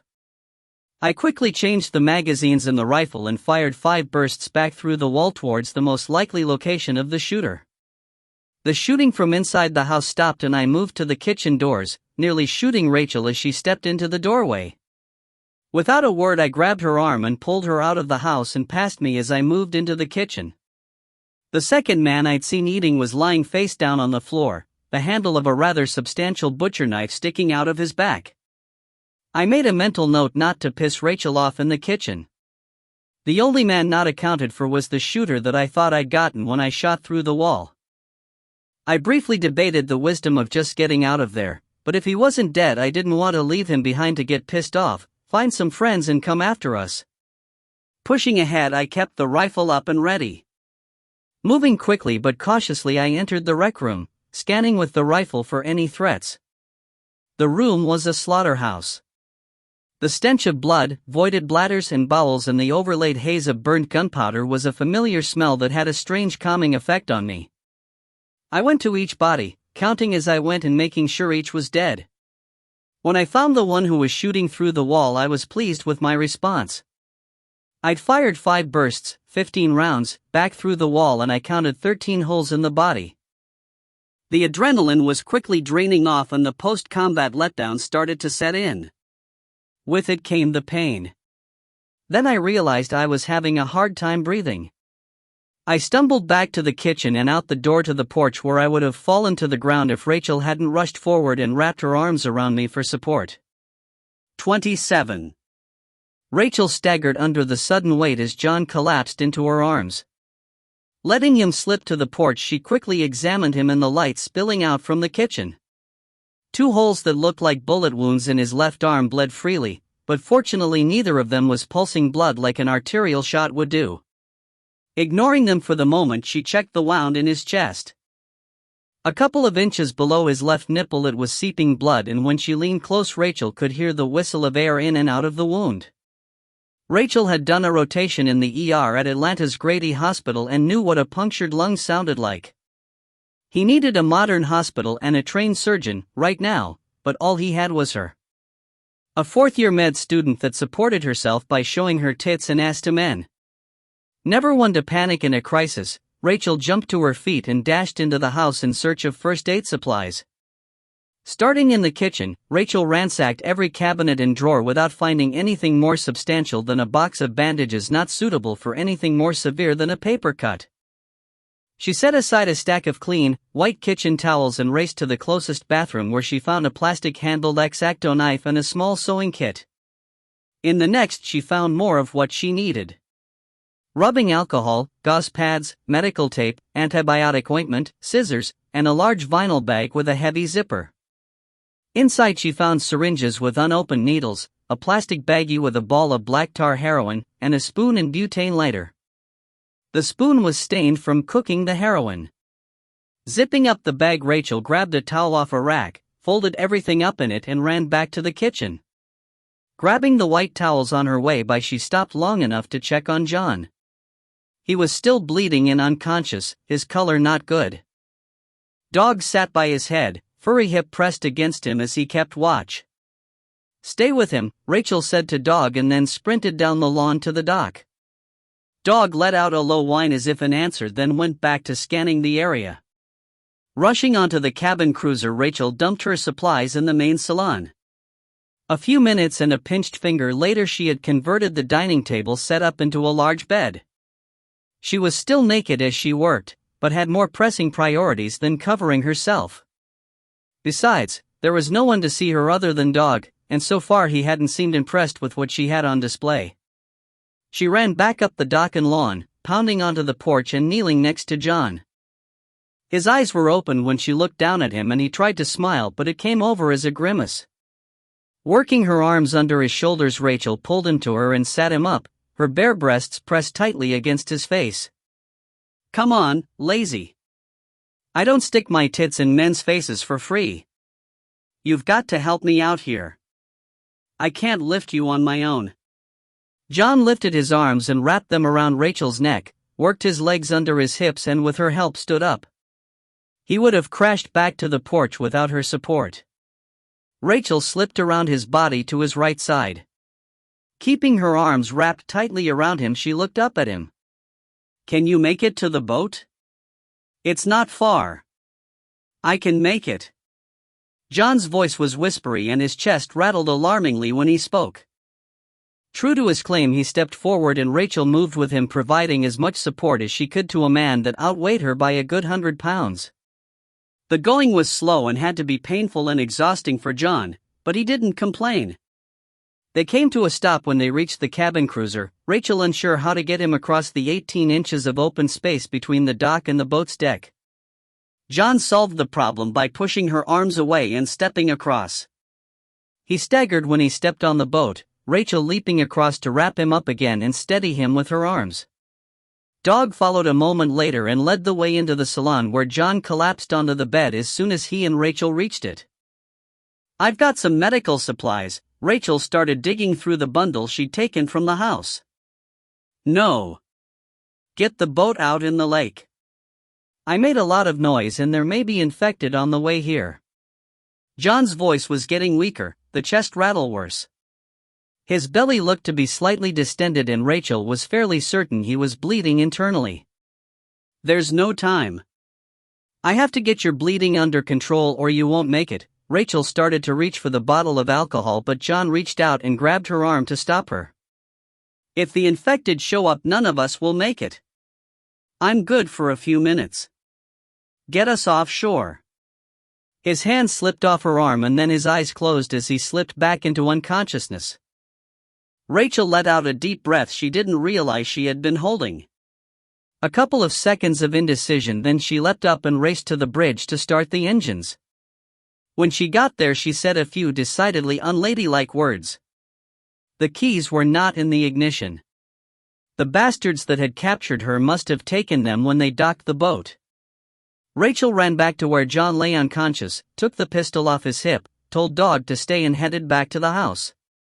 She didn't know who had been driving the boat, but she would check pockets until she found the keys. The first body she came to was the man John had shot as he came out of the kitchen when the fight started. Rachel ran her hands over his body, finding Ford keys, a can of skull snuff, a pocket knife, a battered leather wallet, but nothing else. Moving on, she searched each of the other bodies with similar results. No boat keys. Standing in the middle of the rec room, Rachel was covered in gore to her elbows, but she ignored it and tried to think of where else the keys could be. She dashed around the room and checked all the tables, threw couch cushions aside, and got down on her knees and looked under the sofas. Nothing. Returning to the kitchen, she searched the whole room, careful to check the corners and under furniture. Still nothing. Then she remembered the 12th man. The one John had shot on the porch that led to the all-out firefight. Dashing outside, she found the body and repeated her search, finding the boat keys in his left hip pocket. Raising the key up to the light, Rachel wanted to shout for joy, but her blood froze when a female infected screamed from the tree line not more than 30 yards away. Rachel didn't wait to see if there was just the one, or 5,000 of the damn things coming. She jumped up, hurdled the small planting bed at the edge of the porch and ran across the lawn as fast as she had ever run. Another scream behind her pushed her faster and she almost stumbled as her legs had trouble keeping up with her momentum down the sloping lawn, but she regained her balance and sprinted the last few feet to the dock. The cabin cruiser was tied to the dock at both bow and stern with heavy nylon ropes wound around iron cleats that were bolted to the dock. Sliding to her knees at the bow line, Rachel quickly unwound it, risking a look over her shoulder while her hands worked the rope. 3 infected females were charging down the lawn, one of them well in the lead and no more than 20 or 30 feet away. The line came free and Rachel scrambled to the stern line, tearing her knees and feet on the rough wood of the dock. The second line came free as the first infected reached the dock and charged Rachel. Rachel raised the pistol she'd taken off of John and pulled the trigger. The big .45 roared and bucked in her hands, but she missed and the infected kept coming. Rachel had time for one more shot and took it, missing a second time, then the infected was on her with a flying tackle. The infected was unbelievably strong. She was a small woman, easily 6 inches shorter and 30 pounds lighter than Rachel, but she had the strength of a much larger man. Rachel fought hard, struggling to keep the snapping teeth away from her flesh, rolling down the dock with the infected locked onto her. She could feel her strength going and knew she was about to die when a nightmare of teeth slammed into the infected and knocked it off of Rachel. Dog rolled with the infected, flipping back onto his feet and locking his jaws on the back of the female's neck. Gaining his balance, Dog spread his weight across all 4 feet and wrenched his big head to the side in a lightning-fast and incredibly powerful motion as he bit down. There was a sickening crunch of vertebrae and the infected went still. Dog dropped the corpse and moved to stand between Rachel and the other 2 infected females who had just reached the dock. He was a fearsome sight, hackles raised, head lowered, lips peeled back from bloody teeth as he growled, but the infected had no fear. Dog crouched, gathering his legs for a leap to battle when there were 2 quick shots and both females dropped to the dock, dead. Rachel, so certain she was dead just moments before, didn't understand where the shots had come from until Dog whined and she followed his gaze to the boat. John stood in the door to the salon, rifle still pointed at the 2 females. For a moment he looked okay, then slid down the doorframe and collapsed onto the deck. 28. The first thing I saw was a furry face and golden brown eyes staring at me. I was on my back and I hadn't felt this tired since I had gone through the Army's Special Forces selection process. Day after day of running, climbing, shooting, swimming, no sleep, little water and less food. Actually, this was worse. I tried to sit up and the pain that lanced through my chest convinced me to stay where I was. Dog whined and looked to the other side of the room where a rustling noise was followed by Rachel leaning over me with a small smile on her face. She was scrubbed clean with her long hair back in a ponytail, but the bruising on her face was a mask of ugly purples, yellows and greens. "Welcome back," she said. "How do you feel?" "Like I got hit by a truck," I croaked, realizing how dry my mouth and throat were. Rachel disappeared for a second, then she was back with a red plastic cup. "Water," she said, and slipped an arm under my shoulders to help me raise up enough to drink. The pain was something from another world, but I pushed it down and sipped from the cup. I could feel the coolness of the water all the way down my throat and tried to drink more, but Rachel took the cup away and lowered me back down. "Not too much too soon. You don't want to get sick," she said and set the cup on a table out of my reach. "Are you okay?" I asked her. She looked down at me, smiled and shook her head like women do when a man is being a moron. "Am I okay? Seriously? Are you okay? That's the question. Do you remember what happened?" I thought for a moment before answering. "I remember finding you, finding the house. There was a firefight. And I remember a guy with a big butcher knife in his back." "Was that you?" Rachel smiled and laid her hand on my arm. "Yes, that was me. Thought I'd help after you started shooting the place up. You killed 11 men saving me, and you got yourself shot in the process. You're lucky I've had some emergency medical training. Do you remember saving me a second time? Shooting 2 infected females on the dock after I got you to the boat, I thought about it but couldn't remember anything after checking the rec room and making sure all of Rachel's abductors were dead. That's fairly normal when someone is severely wounded, but it's still rather disconcerting. Actually, it downright sucks. But on the other hand, it's probably not a bad thing to not remember the pain. Nothing. What happened? And by the way, how long have I been out?" Rachel helped me raise up for another drink of water, then settled back into a chair, bare feet up on the edge of my bed. Dog sat next to the bed, chin resting on the edge, staring at me. He was starting to make me feel a little self-conscious. "Are you sure you're up to it? You don't need to rest?" Rachel asked, pushing a stray strand of hair behind her ear. "I'm okay for now. Just tell me, Okay, but you just relax. You've been out for 4 days and you still have a lot of healing to do." 4 days? I started to rise up, but the pain reminded me to lay still. Where are we? Are we safe? We're in the middle of the lake, anchored in 120 feet of water. We're not showing any lights after dark, and Dog and I are sleeping up on deck in case I need to repel boarders. Rachel patted my rifle, which was leaned up against a bulkhead next to her. Now, if you're done with questions, I'll tell you a bedtime story so you can get back to sleep. Rachel looked at me with her eyebrows raised in a quizzical expression. I'm all ears, I said. About 2 hours after you swam away that night, I got tired of sitting on deck waiting for you and went into the salon to get something to eat. I had rummaged around and found a trashy novel in one of the cabins and thought I'd stretch out and read while you were off playing Rambo. 29. Rachel finished her portion of the meal that she had prepared before John went charging off to rescue Dog. Some plastic wrap from the galley covered up his plate for later, and she settled down onto a settee to read some trashy romance fantasy novel she'd found while digging through one of the boat's cabins. The book had been in a nightstand drawer that also held a box of condoms and an oversized vibrator. She'd tried the vibrator and the batteries were still good, but put it back with a shake of her head. Self-pleasuring was the last thing she needed to be thinking about right now.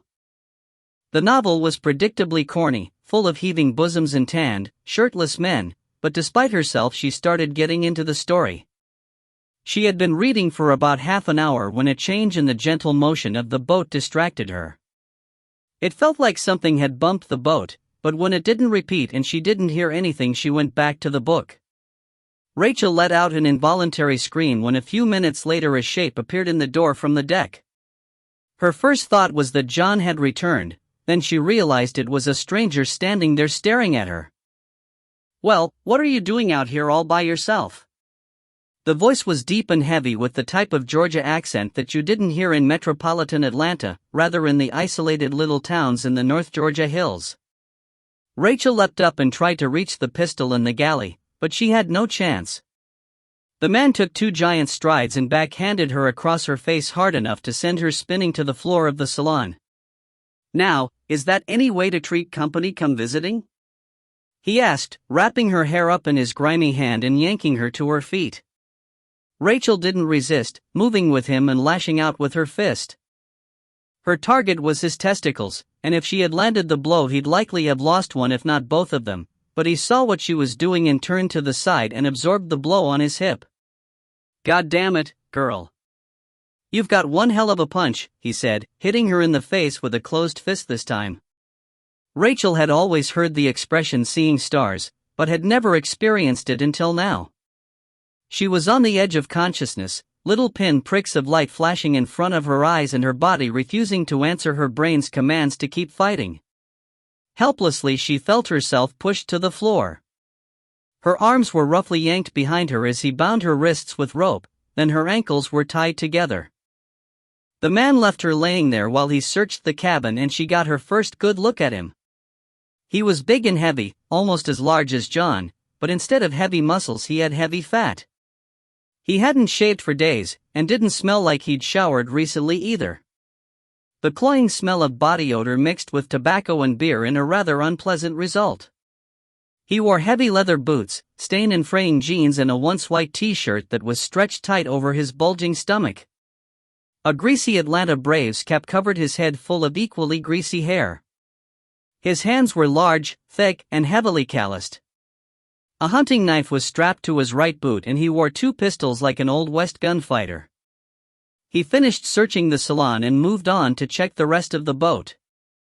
He made a lot of noise, apparently feeling it necessary to ransack as he searched. A few minutes later he returned and squatted down in front of where Rachel lay on the salon floor. Where's the guy, sweet thing? He asked, reaching out and grabbing Rachel's hair. He's dead, were the first words that popped into her head and she said them. All she could do was hope John would show up and save her, but she didn't want him knowing there was someone coming back. Dead. Lot of that going around lately, he muttered. So it's just you out here all on your own? Had she made a mistake?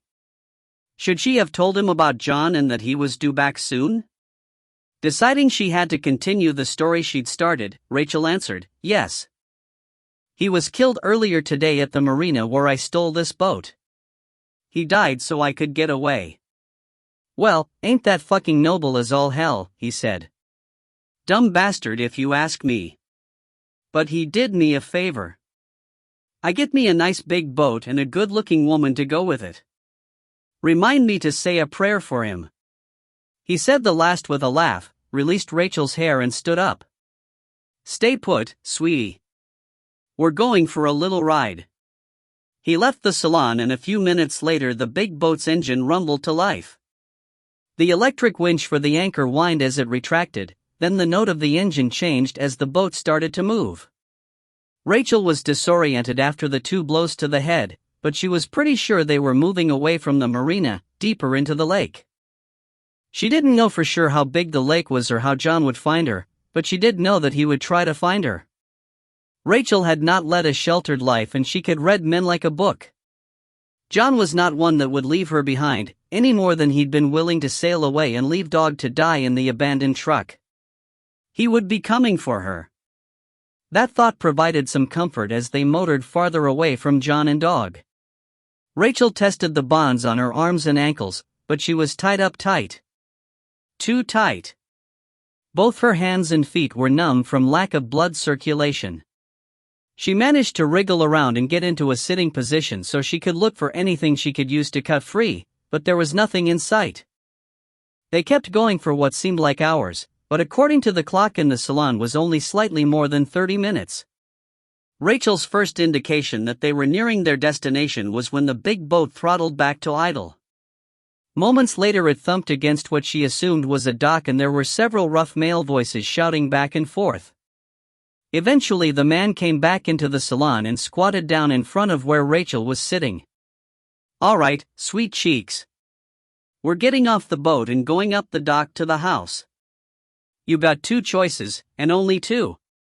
You can walk or I can drag your cute ass. He looked at her, seemingly expecting a rebellious answer, but Rachel disappointed him.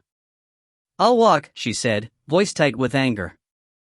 He grinned, revealing a mouthful of teeth that had probably never seen a dentist. Well, look at you now. Good choice. Maybe I won't have to get as rough with you as I thought. He drew the knife that was strapped to his boot.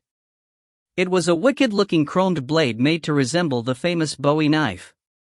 It took some sawing with the knife to cut the ropes around her ankles, but they finally fell free and Rachel caught her breath as the blood rushed back into her feet with a storm of pins and needles.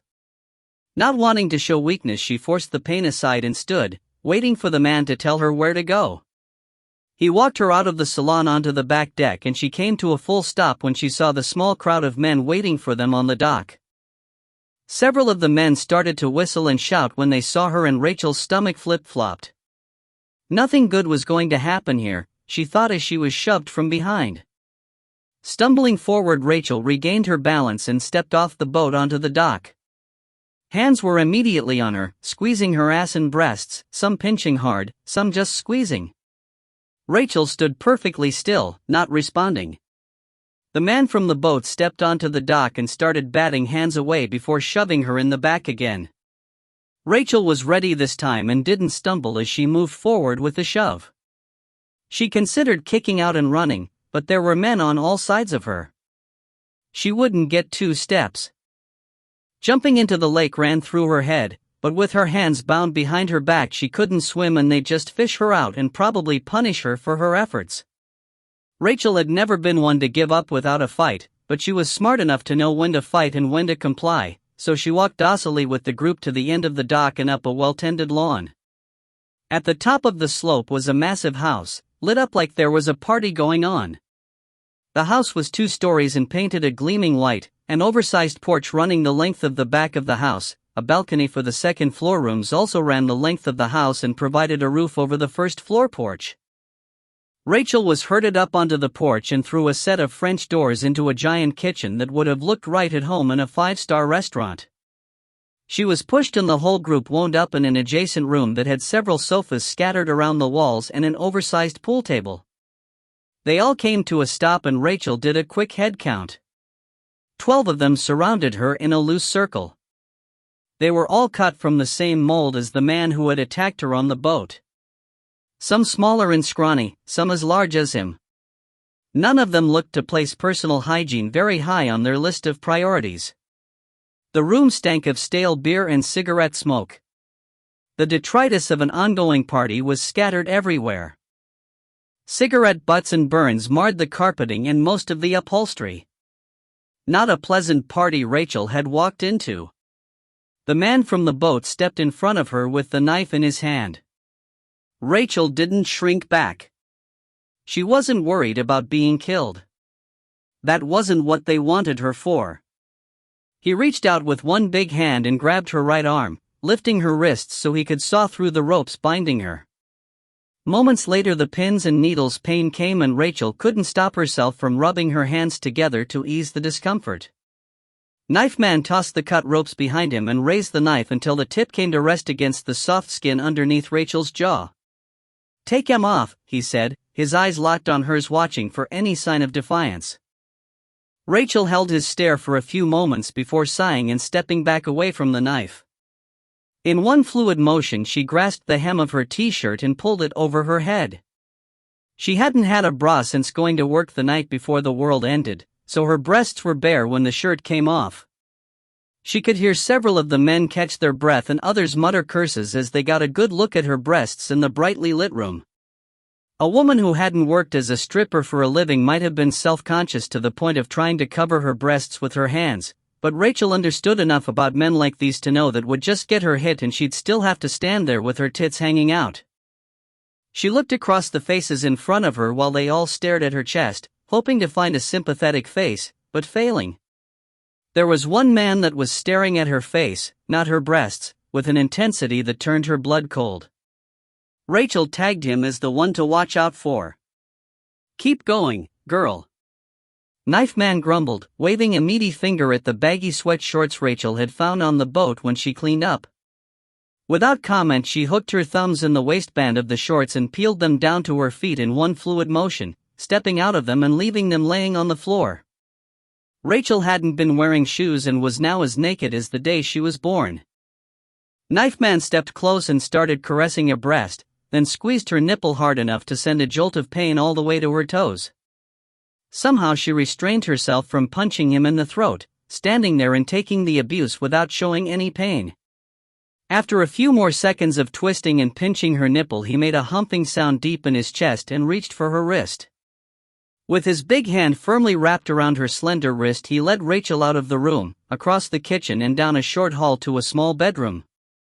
Closing the door behind them he sheathed the knife at his boot and reached for his belt buckle with a smile on his face. 30. "Stop," I said. "I don't need to hear this unless you need to talk about it, but." Rachel had been sitting very still with a detached look on her face as she spoke, very much like she was telling a story about someone else. In a way, I guess she was. My voice had interrupted her and she reached up to wipe her eyes which had grown watery. "It's okay," she said. I gave him what he wanted freely rather than fighting a losing battle. It would have happened one way or another. At the end of the day it was just sex with someone that I would rather forget. I looked into her eyes and saw the pain that she was dealing with. There was nothing I could do, and I've finally gotten old enough to know when to leave things alone. Besides, she continued, I took care of him. Remember the guy with the butcher knife in his back? I raised my eyebrows and waited for her to nod. After a minute she smiled weakly and nodded. Sniffing and wiping her eyes one more time, Rachel stood and picked up my rifle. Time to check the area, she said. The sun will be going down soon and I want one last scan of the shoreline before it gets too dark. Rachel left the salon, dog close on her heels. I could see her through the glass door, standing at the rail with the binoculars to her eyes. Nothing she told me had surprised me. When I saw the group that was holding her and how they were treating her, I had expected this, but a small part of me had hoped that I had gotten there in time to prevent it. Another voice in my head reminded me that if I hadn't forgotten Dog in the first place, I would have been on the boat and Rachel never would have been taken. I tried to silence the thought, but it stayed in the back of my head as I drifted back off to sleep. I woke up sometime the next day, bright morning sunshine flooding the salon. The boat had swung on its anchor and the stern was pointing directly into the rising sun. There was a rustle of sheets next to me and I looked over to see Rachel sprawled out in bed with me. The bruising on her face was starting to fade, but she could still go out on Halloween without a mask and scare the hell out of the neighborhood kids. I carefully tested my pain level and though it felt like the fires of hell ripping through my chest, I managed to swing my legs over the side of the bed and stand up without waking Rachel. I was only wearing a ratty pair of boxer shorts that I'd never seen before, so I could only assume that after patching me up Rachel had cleaned me up and found the underwear that she dressed me in somewhere on the boat. Taking a tentative step, I shambled to the bathroom, had I suppose I should call it on a boat, pulled myself out of the boxers and peed a bright red stream of urine into the toilet. I flushed and waited for the sound to subside before opening the door so as not to disturb Rachel. She had probably been on deck all night keeping watch. I looked at myself in the polished metal mirror mounted over the small sink and was shocked at how bad I really looked. 2 thick bandages were taped around my left upper arm, and on my body were 2 more bandages held in place with white medical tape. The first one was a couple of inches directly below my left nipple and that wound seemed to be the source of the majority of my pain. The second one was on my left side, a little lower along the rib cage. So I'd taken 4 of the shotgun pellets. If that shotgun had been loaded with .00 buckshot, I wouldn't be standing here looking at the damage. Must have been birdshot, I mused. I was one lucky son of a bitch. Exiting the head, I made my way out the salon door and onto the deck. Dog greeted me with a frantic wagging of his tail and a cold nose that managed to slide up my bare leg and end up in a very personal location. I rubbed his head and toddled my way to a bench, slowly lowering myself to the cushioned seat. The binoculars were lying next to me and I picked them up to scan our surroundings while I enjoyed the warmth of the morning sun on my battered body. I hadn't realized that Rachel had anchored us just a few hundred yards offshore from the house where she had been held captive until I swung the binoculars in that direction. Crows and vultures were feasting on the bodies I had left behind and a fairly large contingent of infected wandered around the lawn. Most were males, but a few females were in the group. Several of the females stood on the dock staring at the boat. Whether they knew we were there or their attention was just drawn to the gleaming white boat, I didn't know. But I was glad they couldn't swim. At least I hoped they couldn't swim. I hadn't seen any evidence to indicate they could, quite the contrary, but I reminded myself not to assume anything. I watched the infected for a while, mind wandering. I was feeling horribly guilty over what Rachel had gone through, and then it occurred to me that Katie, my wife, might be going through the same thing or worse. There's an old saying that goes something like polite society is just a paper-thin veil that masks the true animal nature of man.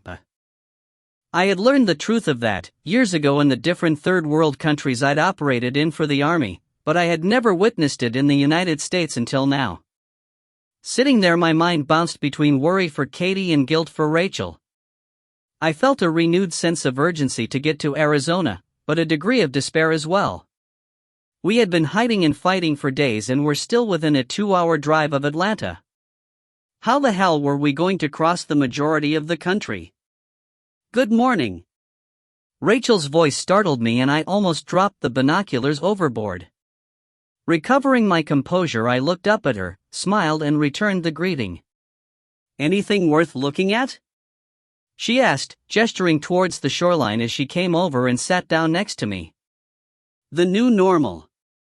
Bodies on the ground and infected wandering around. You're Mr. Sunshine this morning, she teased, then reached out and took my hand and caught my eyes with hers. If I haven't said it, thank you. Thank you for coming to get me. The lump of guilt in my throat kept me from speaking, so I just nodded and looked away. I wanted to apologize, explain, and ask for understanding and forgiveness. I wanted her to have never had to experience what had happened, but none of that could be changed and I wasn't about to dump my emotional needs on Rachel. She had endured enough. Okay, then. I see you're one of those guys that struggles with gratitude, she smiled to let me know she was kidding. I'm making some breakfast while you sit here and rest. Any requests? I smiled up at her, biscuits and gravy, scrambled eggs, thick sliced bacon and hash browns. On its way, Rachel replied without missing a beat and walked back into the salon. A few minutes later she was back, balancing a paper plate on each hand. Retaking her seat next to me, she handed over one of the plates, crossed her legs at the knees and balanced her plate on her lap. Unfortunately, we were out of biscuits. The gravy was lumpy, the eggs were spoiled, and I forgot bacon and potatoes the last time I went to the store. There was glint of mischief in Rachel's eye, and the look on my face gave away my thoughts. "Look," she said, serious again. It was not a fun experience. They were rough and unpleasant, but after they realized I wasn't going to fight, it cooled off their desire to abuse me, and it just became less than consensual sex. I didn't enjoy it, but I survived it, and I'm not about to sit in a corner and have a pity party, so knock it the fuck off. Okay? I looked at her face and realized she was really as okay as anyone could be after such an experience. She was a strong woman and didn't want my sympathy. "Okay," I said with a small grin. Dead subject. "Now, what the hell are you feeding me?" "Stale bread, stale cheese that I had to cut the mold off of, and an overripe banana that is probably the last one you will ever see, so enjoy it." After that we sat in the sun and ate in companionable silence. The bread was hard, the cheese was, well, different, and the banana was so ripe it was almost mush, but I ate every bite. Water drawn from the lake and boiled on the small propane stove in the galley washed it all down, and between the sun and a full belly I was soon fast asleep. 31. This is Max broadcasting to tell you the truth about what's going on in the world. It was 8 days later and we were still anchored in the middle of the lake, resting and healing. I was up on the deck, enjoying some cool evening air, when the voice cut through the static of the portable radio. I had taken to keeping the radio turned on and tuned to the frequency that Max used, and was so accustomed to hearing nothing but static I didn't immediately respond, but quickly scrambled to turn up the volume and shouted for Rachel to come out and listen. Moments later she appeared in the door, finger holding her place in the trashy romance novel she was still reading. There's a lot to tell you, and I'll get through the list in no particular order. First of all, we've had to move camp several times to avoid large herds of infected. I don't know why the infected are herding together, and none of my sources can tell me, but I can say you should avoid the herds at all costs. If they corner you, they won't quit, and they won't leave until you're dead. The remnants of the federal government are in an undisclosed secure location. I've got some guesses on where that might be, but I'm not gonna broadcast that info in case there's any bad guys listening. Not that some politicians getting what they deserve wouldn't warm the cockles of my heart, but it would be counterproductive at this point. I have confirmation from a government source that the attacks on the US were initiated by the Chinese. They want our land and our natural resources. That's why they haven't sent any more nukes our way. We did hit them with multiple nukes. Most of their major cities and military installations are destroyed, and casualty estimates are in the range of 200 million dead and another 100 million with lethal doses of radiation. Sounds like a lot, but don't forget that there's over 1 billion people in China. Even if they lose another 500 million, there's still more of them than there was of us before the attacks. Both coasts of the US are either nuclear wastelands or completely overrun with infected. The upper Midwest is in no better shape, as well as the Gulf Coast states. Currently, I'm being told that over 2/3 of the remaining population in the country has been affected by the nerve agent that was released. Apparently, for the first 48 hours the chemical was persistent, and if an uninfected person was even touched by an infected, that was all it took to infect them as well. I'm also being told that there is a percentage of the population that is immune to the nerve agent. That's about the only good news at this point. The infected are lethal, and will attack and kill any uninfected person they encounter. These aren't zombies, folks. They don't have to be shot in the head to die. However, they seem to be able to ignore injuries and pain that would normally put a man down. I've seen infected take multiple bullets to the body and not even break stride until their body finally realized it was dead. Sometimes that can take several minutes. Heart shots and headshots are the only way to ensure an infected goes down quickly. Our friends in the UK and Europe, even France if you can believe it, are trying to mobilize military and humanitarian support for us, but the first convoy that headed out into the Atlantic was attacked and sunk by Chinese subs. Britain has threatened China with nuclear retaliation if there is an attack on another British ship. The Chinese have not responded and it's not clear who's in charge over there at the moment. The Europeans have been bringing in food and medical supplies on cargo planes. With the East Coast devastated, they're coming further inland and staging into Nashville and Kansas City. These are the two largest cities left relatively intact, and they're also both on major interstate highway routes, and the Army and National Guard are doing all they can to start these supplies moving out to areas where people need help. Finally, back to the infected. As I mentioned earlier, we are seeing them congregate in herds for unknown reasons. As of yesterday, there are massive herds moving north away from the Gulf Coast and west away from the eastern seaboard. The military is making preparations west of the Appalachians and along the southern Tennessee border to stop the infected from reaching the distribution center in Nashville. So far, no herds have been spotted that threaten Kansas City. If you are south of Tennessee and trying to reach Nashville, you need to hurry. The biggest herd is estimated to be 4 days away from Tennessee, and once it gets there, no one will be able to get through. There was a pause and rustle of papers. Over the open mic, Max could be heard taking a drink of something, then the click and rasp of a Zippo as he lit a cigarette. A long exhale later, and he continued. "That's it, my friends. Don't quit fighting, and for God's sake don't start shooting people because they look Chinese. There's a lot of Asian people in this country who are as patriotic to the US of A as the rest of us. Now if you see an Asian in a uniform you don't recognize, drill the little fucker. Be safe, God bless, and God bless America." 32. Rachel and I looked at each other and her expression mirrored my thoughts. "Oh, shit," I said. Over the past week I'd been putting a lot of thought into how we would get to Arizona. I'd stared at maps for hours, made notes, calculated how fast we could move, and made lists of equipment we'd need to carry once we left the relative security of the boat. Rachel had asked to see what I was doing a couple of times, but lost interest quickly and found something else to occupy herself. I was touched by the level of trust she was showing me, but then after what we'd been through, if we couldn't trust each other now, there was not much point in continuing on together. Even before hearing Max's broadcast, I had already decided that our best route was to make our way north to Nashville and pick up Interstate 40. I-40 was like the belt of the continental US, running coast to coast right through the middle of the country. As it got closer to the west coast, it dipped down into New Mexico and Arizona and ran within about 150 miles of my home, where I had a continuing hope that I would find Katie safe and sound and bored out of her mind. All of our weapons had been disassembled, checked, cleaned, and were ready to go. Our packs were ready to grab and go at a moment's notice, and there wasn't anything for us to do to get ready to move except for me to dress. I had been lounging in nothing but boxers while I healed, and I wasn't necessarily looking forward to putting pants back on. Our immediate plan was to use the boat to stay on the lake and river system we were currently floating on to get west to Highway 27, which we would then follow up to Chattanooga. Chattanooga was on the southeastern border of Tennessee, and while it would get us out of Georgia, it was still a long trek west to get to Nashville, which was pretty much in the middle of the state.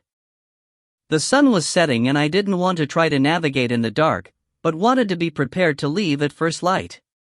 The maps I had access to were road maps, not navigation maps, and I had no way of knowing if the river we planned to use was large enough to support the big cabin cruiser. We needed a backup plan, and I had just the idea. Starting the engine, I let it idle to warm up while the electric motor whined as the anchor was reeled up from the lake bottom. Ready to go, I bumped the throttle to its first stop and spun the wheel to head for the cove where Dog and I had left the speedboat the night of Rachel's rescue.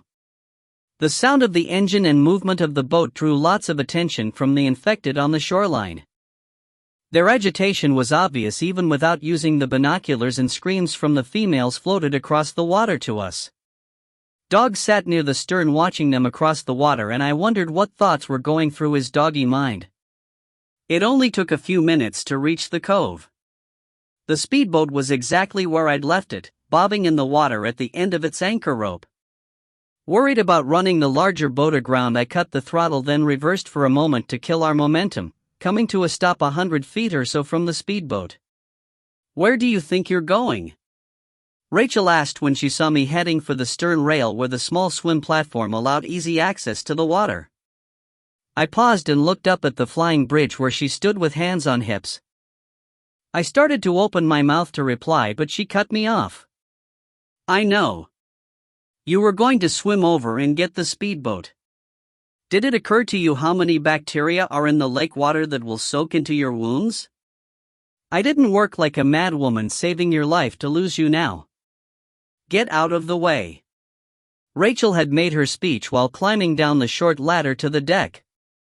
She pushed past me, pulled her t-shirt over her head, kicked off her boots, striped her pants off and dove into the lake. She surfaced moments later and started swimming to the speedboat with long, graceful strokes. I shook my head and watched her swim across the darkening water. Dog was still sitting by the stern rail and started whining when Rachel was halfway to the boat. A few seconds later I heard the screams as several females appeared on the muddy shoreline of the small cove. The wake from the cabin cruiser had caused the speedboat to pivot around its anchor point, and I realized that I had left too much slack in the anchor line. The stern of the boat was pointing directly into the cove and was maybe a dozen feet from the shoreline. I shouted for Rachel to turn back, but she couldn't hear me over her own splashing. I watched in horror as first one, then another female took a running leap in an attempt to reach the speedboat.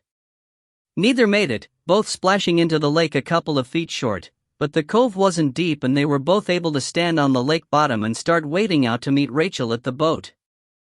Motherfucker! I grabbed my rifle and climbed the ladder to the bridge as fast as my healing body would allow. On the bridge I dropped to a knee, ignoring the protest from my chest, and rested my arm on the bridge railing as it supported the rifle. We were losing light fast, but the low magnification scope amplified what light there was well enough for me to sight my targets.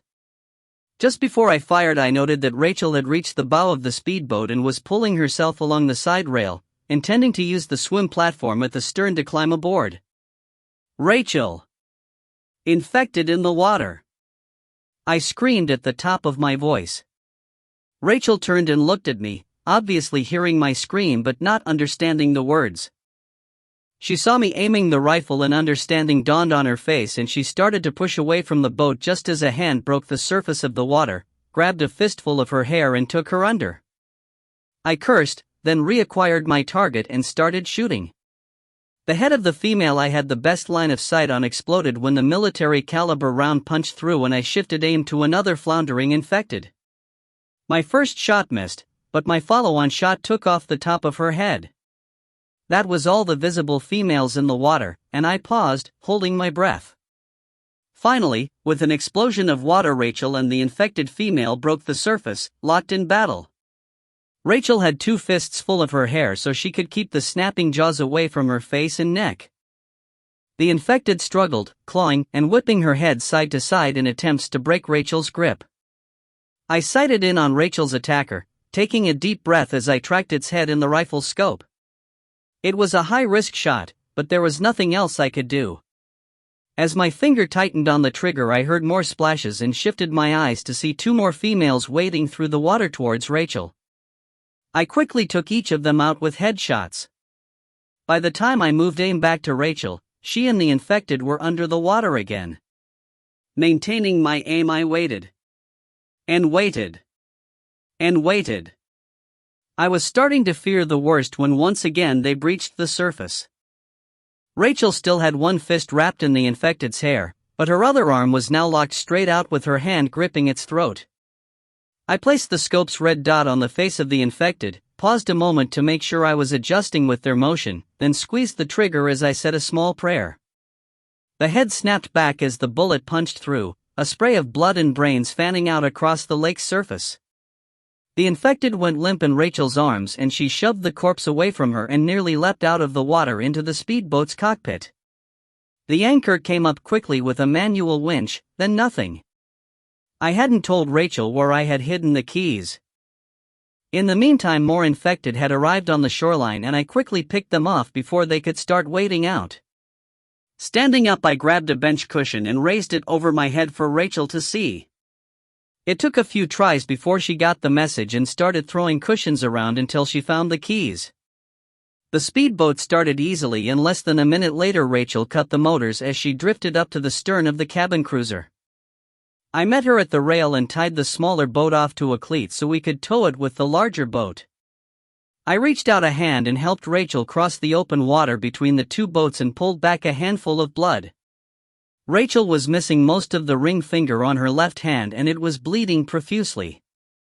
I grabbed a towel and helped her wrap it up. "What happened? Did she bite it off?" I asked, leading her into the salon so I could administer some first aid. I was surprised to hear Rachel laugh in response. "No. Somebody needs to work on their aim." 33. The next morning I started the engine and raised the anchor as soon as there was enough light to distinguish individual trees along the shoreline. Notching the throttles forward, I settled on half throttle. The instruments on the flying bridge told me we were going 15 knots, which if my math was correct worked out to about 17 miles per hour. Exposed as I was to the wind and sounds of the hull slicing through the lake, it felt much faster. I wasn't a sailor by any means, having driven a boat only a handful of times in my life. Not very comfortable with how fast I could stop the big cruiser or what its turning radius was like. I didn't plan on going any faster than our current speed. Getting there a little slower in one piece beats getting there a little faster in several pieces any day of the week. We followed the lake for most of the morning. There was the occasional abandoned boat floating at the whim of the wind and currents, but we gave them a wide berth. Twice we saw infected roaming the southern shoreline, but there was no sign of life all morning. Shortly before noon we entered an area of the lake where it spread out and the southern shoreline disappeared over the horizon. I throttled back to idle and pulled out the maps. We were in the widest part of the lake and it was nearly 20 miles wide at this point. We were closer to the northern shore, which was apparently undeveloped. The map offered no clue, but I suspected it was protected land, possibly a state park or wildlife sanctuary, otherwise builders would have snatched up the valuable waterfront property and crammed in as many houses as they could. Over the horizon to the south the map showed a dense tangle of roads right up to the edge of the water for miles in each direction. A marina was marked on the map as well as an area designated for amphibious aircraft. What I wouldn't give to know how to fly. We'd be to Arizona in a matter of hours, not the weeks that I expected it was going to take us. Rachel joined me on the flying bridge, curious why we had stopped. I showed her the map and traced my finger to the far end of the lake where a river either emptied into or drained from the lake. The map gave no indication and I wasn't familiar enough with the area to even hazard a guess. I just hoped the river was navigable. Rachel agreed with me that we didn't want to go anywhere near the southern shore. We not only had to worry about infected, but as we had learned there was a very real threat from survivors as well. I pushed the throttle back to half power and the big boat slowly picked up speed, coming to plane on the surface as we passed through 10 knots. Rachel leaned a hip against the bridge railing and used the binoculars to make a 360-degree scan of the lake. We both stayed on the bridge for the next few hours, me driving the boat and Rachel frequently scanning the horizon for other boats. By mid-afternoon I was sluggish and sleepy from the sun and wind. I made myself stand to prevent nodding off from the gentle motion of the boat as it motored across the lake. Rachel seemed to have no issue staying alert and was once again holding the binoculars up, resting them on the back of her bandaged hand. "Got something," she said. I was instantly alert as those two words triggered a big dump of adrenaline into my system.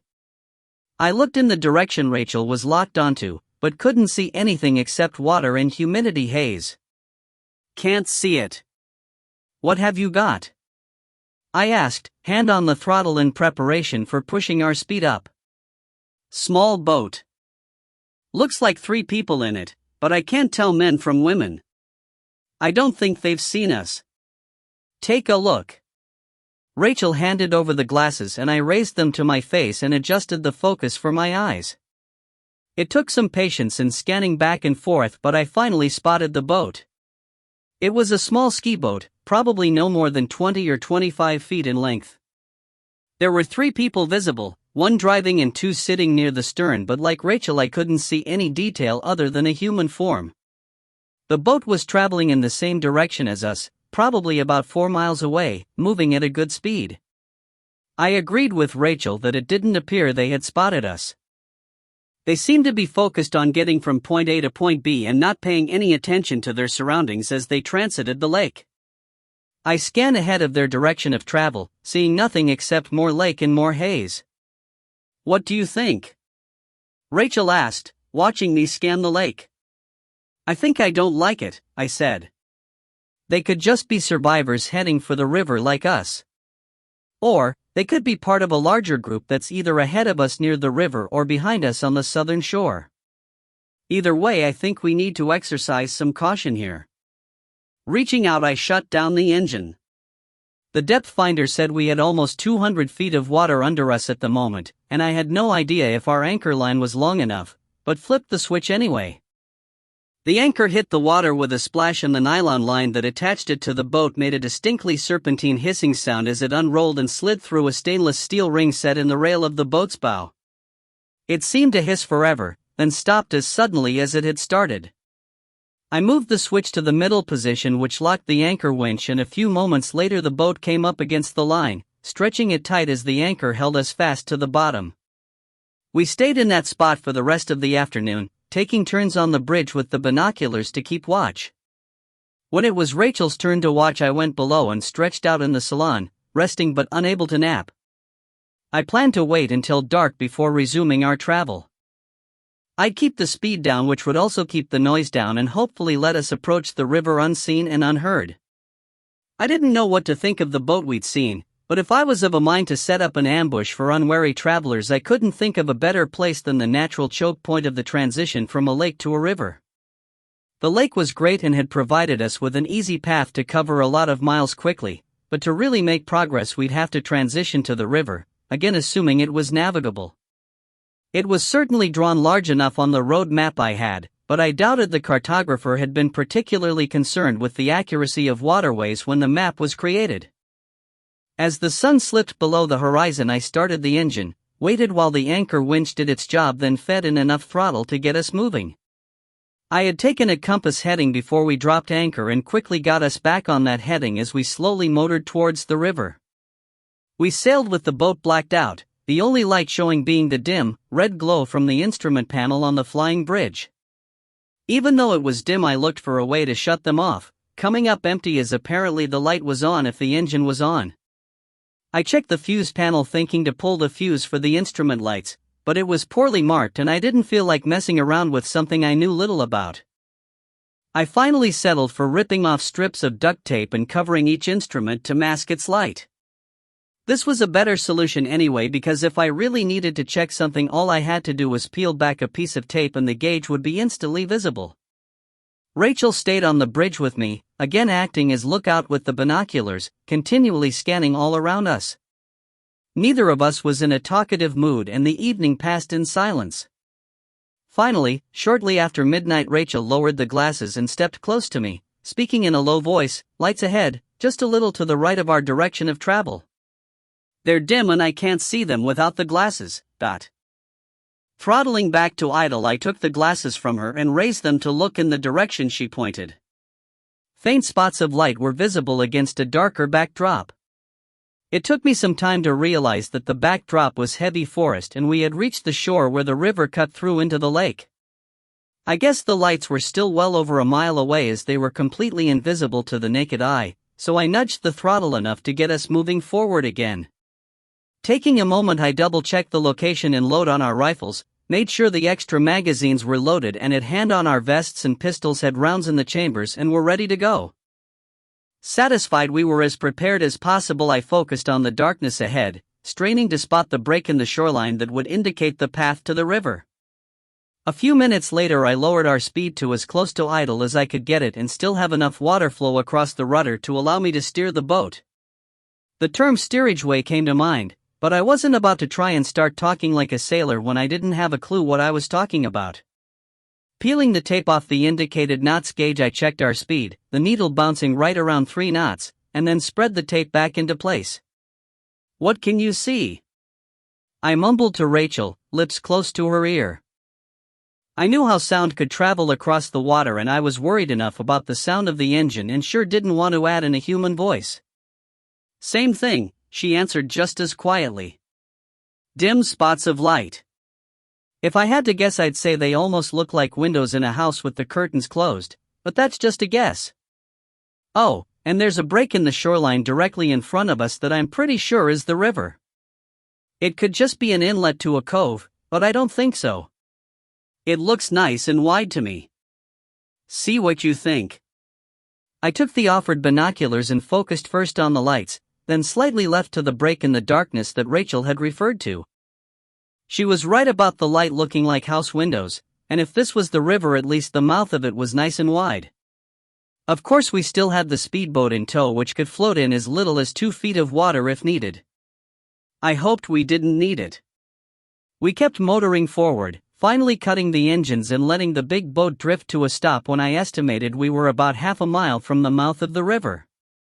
The spots of light were much more defined through the binoculars now, and it looked like Rachel had called it correctly.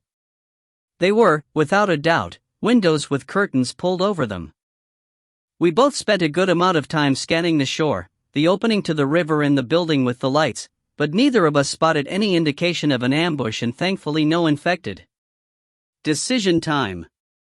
Do we try to motor quietly into the river and past the building, risking navigating in the dark in a very large and cumbersome boat? Should we transition to the speedboat and head upriver? Was it wise to try and make contact with the people in the building, or should we just pull back out into the lake and wait for daylight to make a run for the river at speed? Rachel and I discussed and weighed each of the options, finally settling on pulling back and waiting. I was too concerned about taking the boat into the river in the darkness, and neither of us was ready to abandon the big cruiser just yet. Neither were we eager to introduce ourselves to the strangers. Even if they were friendlies, it was almost 2 o'clock in the morning and not the time of day to make a social call. As we sat and discussed our options, I noted that we were slowly drifting back towards the open lake, away from the river. Well, that answered that question. We were in a mild current that was resulting from the river emptying into the lake. We rode that current for another hour, far enough out into the lake that once again the lighted windows could only be seen with the binoculars. Dropping the anchor, I sent Rachel below to rest while I settled into the padded captain's chair on the flying bridge to keep watch for a few hours. Dog padded into the salon with Rachel, leaving me to my thoughts in the quiet night. 34. The eastern sky was just starting to lighten when I went below and shook Rachel awake. Her eyes flew open and she sat straight up in bed the second I touched her shoulder, relaxing when I spoke softly to her. "It's going to be dawn soon. Can you take watch and wake me in 2 hours?" Rachel nodded, rubbed her eyes, scooted to the edge of the bed and stood up. Dog looked up at us without moving and grunted his displeasure at being disturbed before rolling over onto his other side and ignoring us. "Anything moving?" Rachel asked, pulling her pants on and picking up her socks and boots off the floor. "Quiet as a tomb," I said, then grinned in embarrassment at my poor choice of analogies. Rachel patted me on the chest as she squeezed past me and I fell into the bed, sheets still warm from her body. I twisted the pillows around to get comfortable, pushed Dog's big paws out of my face and closed my eyes. Moments later, Rachel was shaking my shoulder. "It's been 2 hours," she said. I opened my eyes and the first thing I saw was Dog's ass aimed directly at my face. Slapping his tail down to cover the view, I sat up, wincing from the pain in my chest. The good news was my chest only hurt when I moved now, not all the time. The bad news was it still hurt enough to slow me down if I needed to move quickly. "Still quiet?" I asked, accepting the cup of coffee Rachel pressed into my hand. "Very. Sun's been up about an hour, but we've got a layer of fog on the lake that's keeping us well hidden. Can't see past the bow, but I've not heard anything so far." I stood up and sipped the coffee, wincing from the pain in my chest and the bitter coffee. Dog rolled over and laid his head on the pillow I just vacated, tail thumping the mattress like a bass drum. Rachel leaned in, smacked him on the ass until he finally jumped off the bed, and then straightened the covers. While Dog wandered forward to the small deck at the bow to take care of personal business, I did the same on the small head. Then finishing the coffee, I made my way out of the salon and up to the flying bridge. We floated in a world of white cotton. The fog was thick and all-enveloping, nothing visible beyond the boat's railing. Leaning out and looking over the side, I could make out the steel-gray water lapping against the hull, but the sound was muted in the thick fog. Every surface had beaded water on it, and when Rachel climbed the ladder and joined me, I noted her normally thick hair was plastered to her head in the damp. We sat quiet, listening, but other than the gentle lap of the water, all we heard were Dog's nails on the fiberglass deck as he made his way back to the stern. "When did the fog roll in?" I asked in a quiet voice. "About half an hour after you woke me." It was clear as a bell when I came up, then it felt like the temperature dropped 10 degrees, and within 15 minutes it was like this. This is pretty normal in Georgia for this time of year. In another hour the sun will have burned it off. We sat in the fog, talking in low voices, discussing our plan. Neither of us was anxious to make contact with other survivors. We had the supplies we needed for a while, were well armed, and still had a good stock of ammunition. There was nothing we could see being gained by taking the risk of approaching more people at this time. For all we knew, they could turn out to be even more paranoid than us and start shooting as soon as they saw us. With our decision made, we ate a Spartan breakfast, sharing with Dog, and took the opportunity to individually jump into the lake with a bar of soap. Despite the chilly fog, the lake water was warm and refreshing. Rachel had bandaged my wounds with plastic wrap and medical tape before she'd let me get in the water, and it felt wonderful to get the last of the blood and grime washed from my body. The boat did have a small laundry set on board, and Rachel had washed and dried a set of clothes for each of us. Before dressing, I rummaged through one of the heads until I found a disposable razor, then sat on the stern rail while Rachel shaved the stubble off my head. I took care of my face, dressed in clean clothes, and felt like a new man. About 8:30 the fog started thinning slightly, then quickly burned off as the sun's light warmed up. Back on the flying bridge, I scanned with the binoculars and realized that the lights we'd seen the night before hadn't been a building on the shore but a houseboat tied up to the shore. The ski boat from yesterday was tied to the houseboat's rail, and there was no sign of movement. Swinging the glasses to the river, I was immediately thankful that we had not tried to take the cruiser up the river in the dark. Sitting half submerged and blocking almost half of the river was a crashed helicopter that had been invisible in the dark. The nose of the chopper was stuck into the muddy right bank of the river, the body of the aircraft tilted sideways nearly 40 degrees and the tail extending out into the water. The rotor blades were snapped off, and it was easy to trace their path of destruction into the trees that lined the river. I silently handed the binoculars to Rachel, and she caught her breath when she saw the downed craft. "Can we get around it?" she asked without lowering the glasses. "The short answer is we're going to get around it. Either in this or the speedboat," I answered, looking over my shoulder, trying to identify the low sound I was hearing. Not able to see anything, I reached out for the glasses, rudely taking them from Rachel without asking and using them to scan the open lake to our rear. Two baseboats with monster outboard engines were coming towards us at what had to be full throttle. 4 men were in each boat, and the long, stick-looking things in their hands were most certainly rifles. I spun around, started the engine, and hit the switch for the anchor to raise. Again, it seemed to take forever, but if I started moving forward before it was fully retracted, I could end up driving over my own anchor line and getting it tangled in the boat's propellers. Rachel had the glasses back and was watching the fast-approaching boats, my eyes glued to the anchor winch, willing it to go faster. When the anchor finally broke the surface of the lake, I slammed the throttle all the way forward and the big boat's engine bellowed.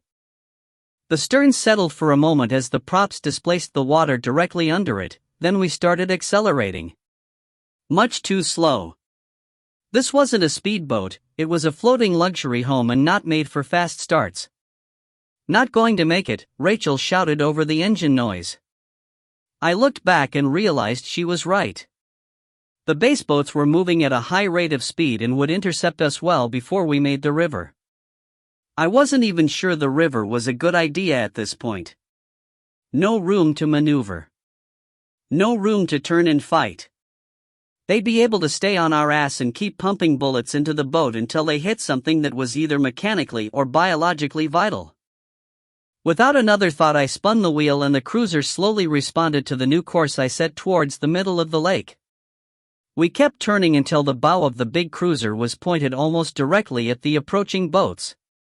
I straightened the wheel and double-checked to make sure the throttle was wide open. The duct tape from the night before was still covering the gauges and I started ripping pieces off, surprised to see our indicated speed is just over 28 knots and slowly climbing. Rachel leaned into me and shouted above the engine noise and slipstream of wind. "Should we do something to alert the people in the houseboat?" I shook my head, eyes fixed on the approaching threat. We know nothing of the dynamic here. The people in the houseboat could be bad guys and these were the good guys coming to take care of a problem. I wasn't sure which group, if either, could be trusted and I was more concerned about getting us out of the middle of whatever dispute was going on. The boat was easy to pilot with one hand on the wheel and I had my rifle up and resting on the bridge railing, right hand on the pistol grip and thumb on the safety in case it was needed. The two boats were now close enough for me to make out more details. One was bright red, the other a color of blue that can only be described as electric blue. Other than that, they were almost identical, both sporting huge Mercury outboard motors that had to be around 300 horsepower each. No wonder they were so fast. The men riding in the red boat seemed to be fixated on me, the blue boat steering slightly to its right to bypass me and be on a direct course to the houseboat. The red boat made the decision for me when the man in the bow braced himself and pointed a rifle in my direction. "Drive, and sound the horn." I shouted to Rachel as I slipped out of the pilot's seat and onto my knee, rifle up and aimed over the bridge rail. Rachel hit the button for the horn and the blast pierced the morning, carrying for miles across the water. I still didn't know the dynamics here, but if these were good guys approaching, they had made a critical mistake by pointing a rifle at me. I hoped the horn would alert the people in the houseboat and they could keep the blue boat occupied. Settling into the stock of the rifle, I flipped the selector to burst mode and briefly wished for a heavier caliber machine gun such as a good old-fashioned M60. Oh well, you fight with what you have, as I'd been told over and over. Even at almost 30 knots, the cabin cruiser provided an amazingly smooth and stable ride. The base boat, on the other hand, was bouncing and jarring around, sensitive to every little ripple on the lake's surface.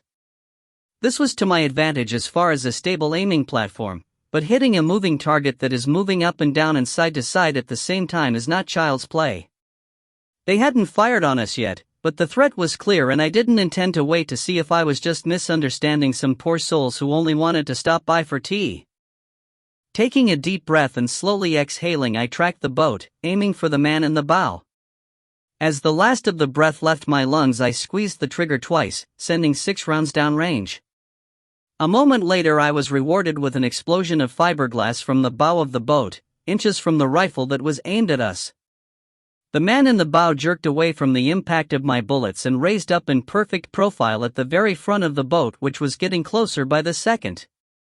I quickly sent another 3 rounds on their way and was gratified to see him pitch over backwards in the boat. Whether hit once, twice, or 3 times didn't matter, as he was now out of the fight. The red boat reacted exactly as I expected. Instead of continuing closer and the remaining men opening up on us, it turned quickly to its right, presenting me with a perfect profile. Ready for the opportunity, one-sided on the big outboard motor, leading it in the scope by what I hoped was the right distance, and started sending 3-round bursts downrange. The third burst did the trick, the top of the housing shredding into dozens of pieces as thick, black smoke started pouring out of the motor. Propulsion gone, the boat quickly came off plane and settled in the water, momentum carrying it forward a short distance until it fell adrift. I put 6 more rounds into the side of the boat, just to keep their heads down, and motioned for Rachel to turn and follow the blue boat. A quick magazine change and I used the binoculars to check on the boat I'd disabled. 2 of the men were battling a small fire in the motor while the third watched us through a pair of binoculars. He was a sitting duck and was at least smart enough to not point his rifle in my direction. The cruiser came about and I shifted attention to the blue boat. The boat was sitting still in the water 50 yards from the houseboat, and all 4 men were standing and firing their rifles into the side of the craft. They seemed unaware of what had transpired with their buddies. Amateurs. I stood and leaned into Rachel, telling her to bring us up behind them and cut speed when we were about 200 yards out, but be ready to throttle up and get us moving. We covered the distance quickly, and I resumed my one-knee shooting stance at the bridge railing as we came at them. Rachel cut the engine to idle at the right spot and the big boat quickly settled in the water, momentum carrying us forward. At about 150 yards I opened fire, still in burst mode. The man standing in the stern pitched forward, rifle flying out of his hands and splashing into the lake just before his body hit the water. The 2 men to the far left were so focused on firing at their target that they didn't notice, but the man closest to him did. He lowered his rifle and stared at the body of his friend in the water and started to turn just as my next 3 rounds shredded his lower torso. He pitched forward across the pilot's seat and lay still. The other 2 men noticed now, turning and gawking at their 2 dead friends before spinning around in my direction. The man in the bow took the next 3 rounds to the chest and flipped backwards out of the boat into the water. The remaining man could have lived if he'd had the sense to put his rifle down, but he raised it and started to aim at the cabin cruiser. 3 rounds sped down range, 2 slamming into his chest and neck, the third punching through his skull, leaving a faint pink mist in the air for a brief moment before it settled onto the water along with his body. Another magazine change and I stood and glassed the red boat. They had extinguished the fire and were slowly motoring away from us, a small electric trolling motor their only source of propulsion. I had no idea if the battery powering the motor was capable of getting them to shore, and I frankly didn't give a shit. They picked the fight, now they had to live with the results. Jesus Christ, Rachel said, still staring at the 4 dead men in and around the blue boat. I just looked at her, then turned the glasses back to the houseboat in time to see one of the curtains twitch open as a pair of binoculars looked back at me.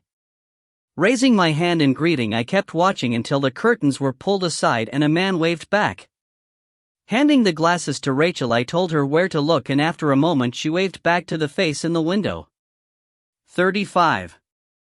The man in the houseboat window turned out to be one of 4 men who were holed up in the small craft. They were the crew from the crashed helicopter, which was an Air Force Pave Hawk, the AF variant of the Army's Black Hawk.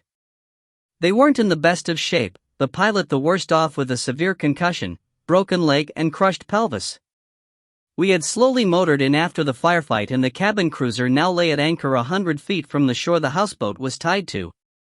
We had crossed the open water in the speedboat, Rachel driving and me standing behind her with my rifle at the ready. On board the houseboat we were greeted warmly, but with caution. These were Air Force guys, and they were in the Georgia National Guard. They'd been lucky enough to have never been deployed to the Middle East, which answered a lot of my questions about their poor tactical decisions.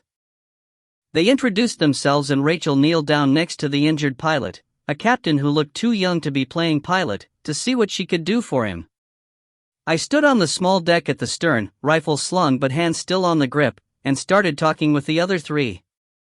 A very young-looking kid wore first lieutenant's bars and was the only officer other than the pilot, the other 2 both enlisted and wearing tech sergeants and senior airman chevrons.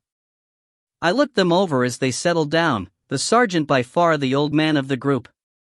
He looked to be in his early 30s. They were haggard and filthy, their flight suits smeared with mud, blood, and other things I didn't want to think about, faces unshaved and gaunt. The airman had a dirty bandage wrapped around his head, and the lieutenant had a crude splint on his left wrist and bruising across his face, the kind of bruising that comes from getting punched in the nose or hitting your face on a control panel when your helicopter crashes. Each of them carried an Air Force issue sidearm, but they didn't have any other weapons. "I'm John," I introduced myself. "That's Rachel in there with your captain. She's had medical training and will do what she can for him." I nodded towards the interior of the boat. "Thank you, sir. I'm Lieutenant David Anderson, Georgia Air National Guard. This is Tech Sergeant Blake and Senior Airman Mayo. We just want to say thank you for helping us out. I thought for sure those guys were going to kill us. I acknowledged his thanks with a nod and looked over at Sergeant Blake when he lit up a cigarette. "Think I could bum one of those, Sarge?" I asked, mouth already watering at the thought of a smoke. I'd been without since the morning the world fell apart and probably should have stayed quit, but all things considered I'd probably die of 1,000 different things before a cigarette killed me. Blake smiled and handed me the pack and a battered Zippo. Lighting the cigarette, I inhaled deeply, blew the smoke out with a satisfied smile and handed the pack and lighter back. The head rush hit a moment later and I took another long, satisfying drag off the cigarette. Fuck the Surgeon General. He was probably dead anyway. Thank you. That's a damn good smoke, I said to Blake. Now, I have some questions and I'm sure you do too, but first I want to make something clear. Nothing personal, but we've not exactly had the best of experiences with survivors, and it appears you haven't either. That said, I don't want there to be any misunderstandings between us. I see each of you with a sidearm. That's fine, but those pistols stay holstered until further notice. Am I clear on that? To drive home my point, I flicked the rifle's safety lever off with my thumb. The click was clearly audible and 3 sets of eyes got very large. I looked at each of them in turn and didn't see anything in their eyes that concerned me at the moment. "We understand," the lieutenant spoke up. "We aren't looking for any trouble, just trying to survive, gut." "Fair enough," I said, clicking the lever back into the safe position. Rachel came out the back door and paused, picking up on the stressful dynamic of the moment, then walked over to me and took the cigarette out of my hand. She took a long drag, closed her eyes and held it for a moment before smiling and exhaling through her nose. "God, that's good," she said. "I'm going to run back and get some supplies. He's in bad shape and there's not much more I can do with what we have than make him comfortable. I've got the stuff I found in that house that should help him." Rachel was referring to the heroin she'd found in the house she'd been held captive in. "Okay. Take Mayo here with you," I answered, gesturing to the young airman. "Airman, when you get to that boat you will go straight to the flying bridge. There's a pair of binoculars up there and you will use them to keep watch. If you see anything approaching, another boat, infected, whatever, you sound that horn. Understood?" I held his eyes with mine, waiting for an answer. "Yes, sir," he replied and got to his feet to climb into the speedboat with Rachel. "Oh, an airman," I stopped him. "There's a nasty-tempered dog on that boat. He'll let you on the bridge as long as Rachel here is with you, but if you try to leave the bridge without one of us on the boat he'll likely bite you balls off and have them for breakfast." Mayo's eyes went wide and he looked back and forth between his lieutenant, me and Rachel.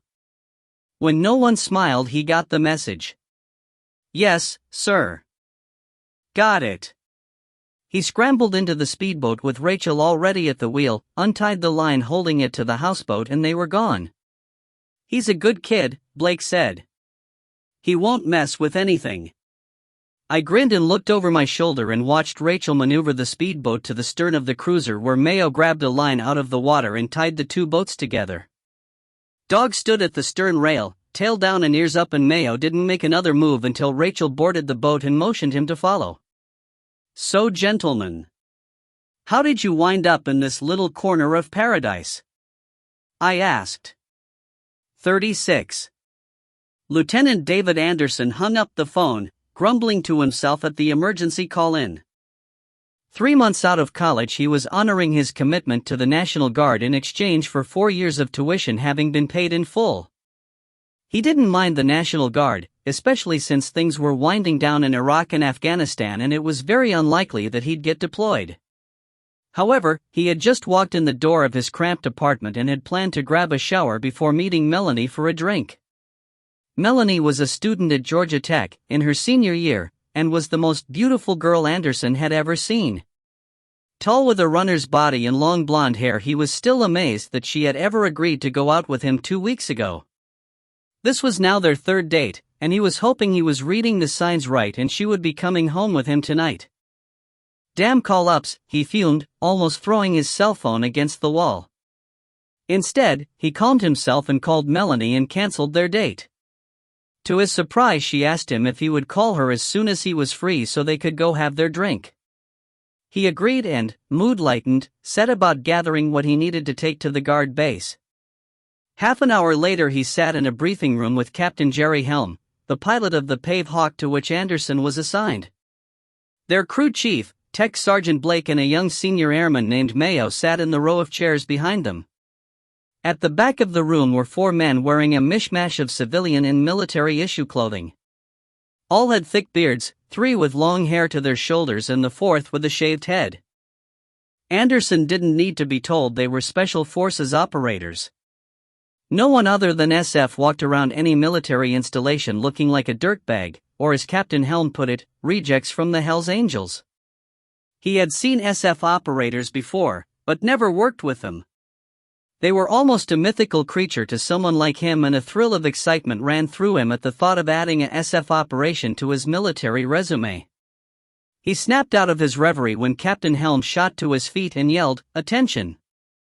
He was on his feet, ramrod straight in the blink of any eye, as were Blake and Mayo.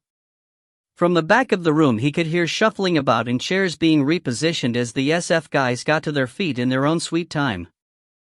Anderson kept his eyes straight ahead, focused on the U.S. flag standing at the front of the room, but in his peripheral vision he could see Colonel Ham, his Air Wing commander, accompanied by an Army colonel, stride into the room and take up position between the U.S. and Air Force flags. "As you were," Colonel Ham rumbled in a baritone voice that always made Anderson think of a gravel crusher. Ham was an early middle-aged black man who in his prime had been a star linebacker for Air Force, and he still had the thick chest and arms from the football days of his youth. As large and intimidating as he was, he didn't compare to the Army colonel standing next to him. The man was a shade over 6 feet tall and obviously spent a great deal of time in the gym. His shoulders and back strained the ACU blouse he wore, and his biceps threatened to rip through the sleeves.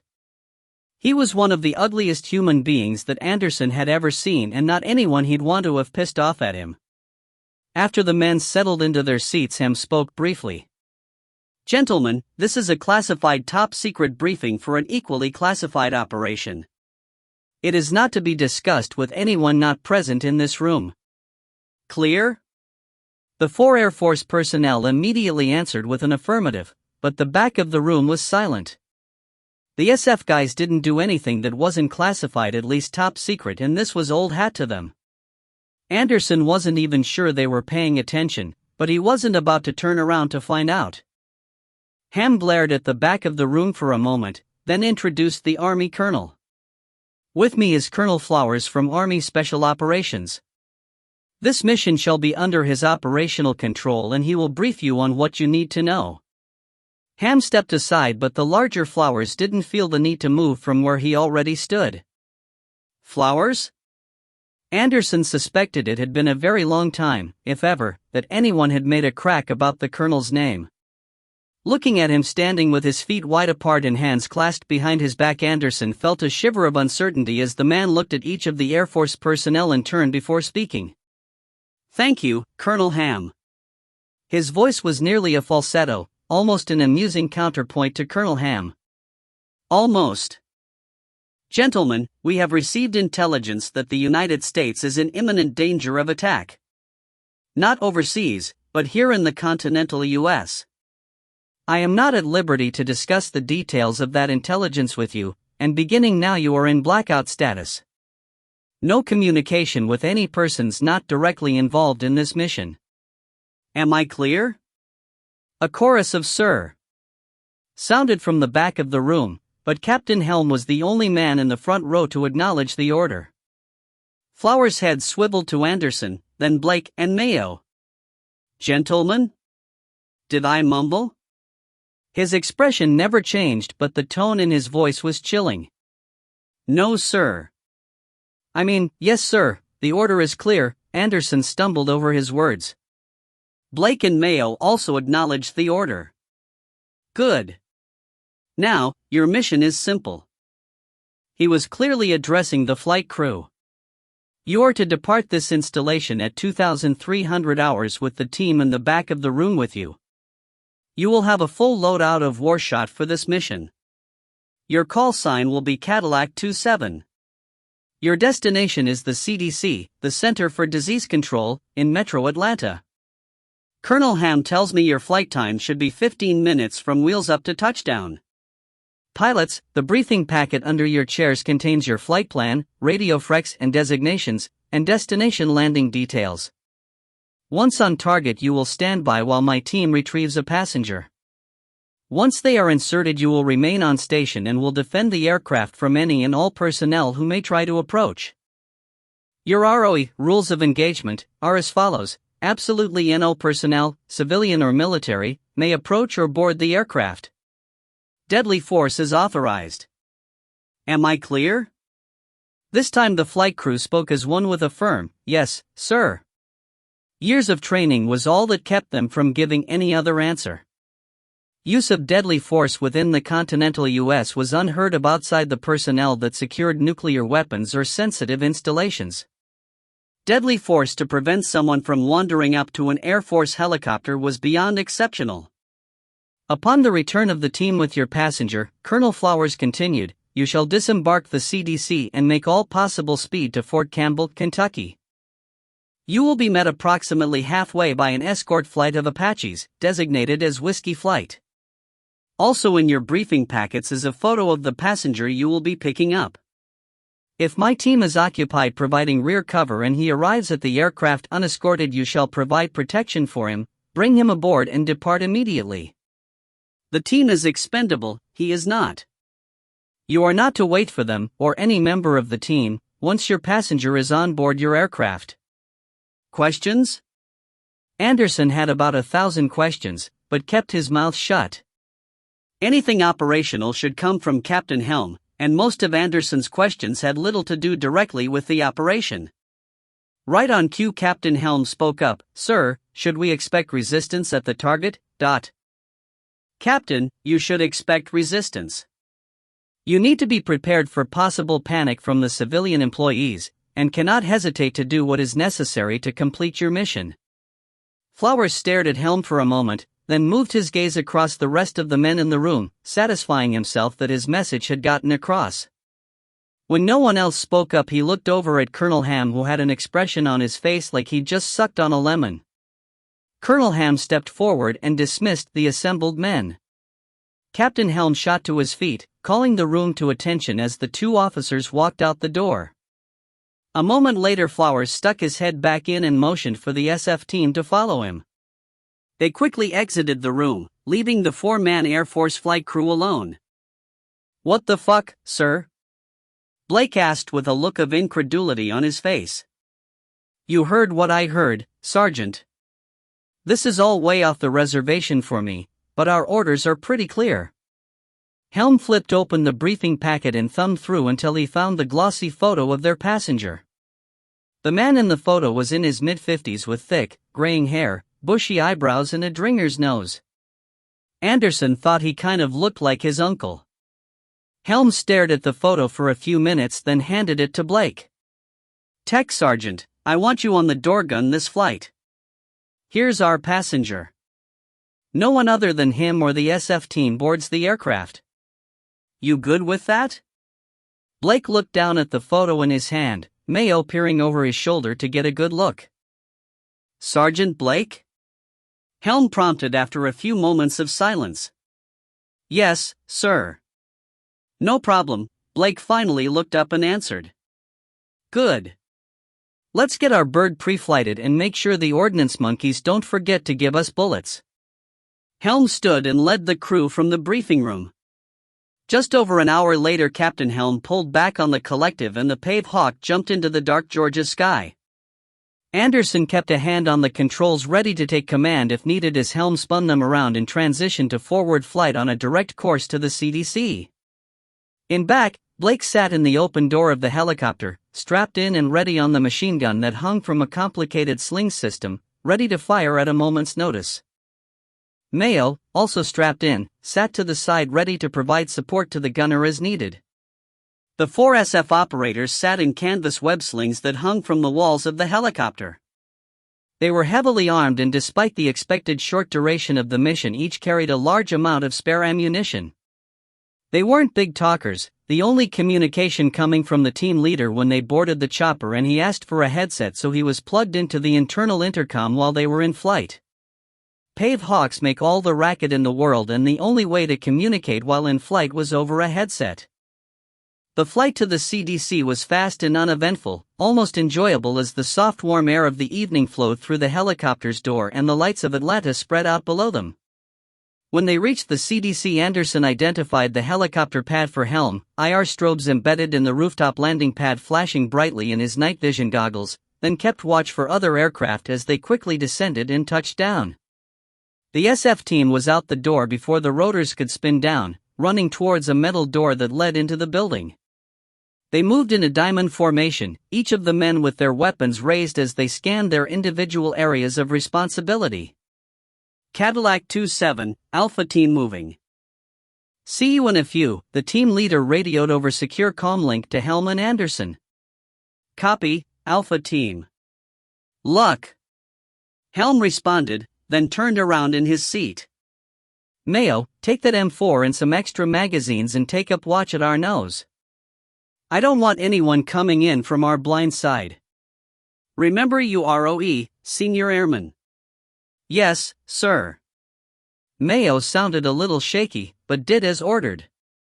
When he was in position, he plugged his headset into an externally mounted jack on the front of the helicopter so he could stay in communication with the flight crew. The rotor spun slowly overhead, the engines at idle while they waited. Helm would normally shut down the engines to save fuel. A pave hawk is a very thirsty bird, but he wanted to be ready to lift off the moment the SF team returned with their passenger. It didn't take long for the first signs of trouble to start.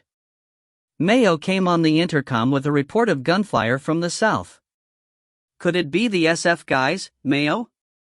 Helm asked. Negative, sir, I don't think so.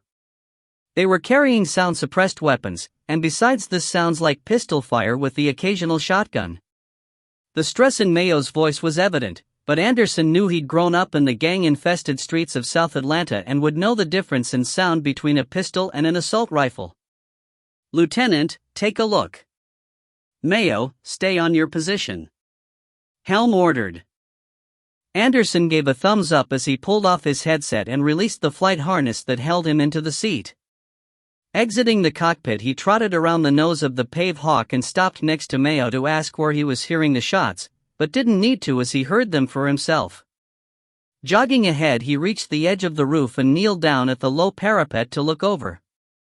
At first he thought he was looking at a small riot in the street below.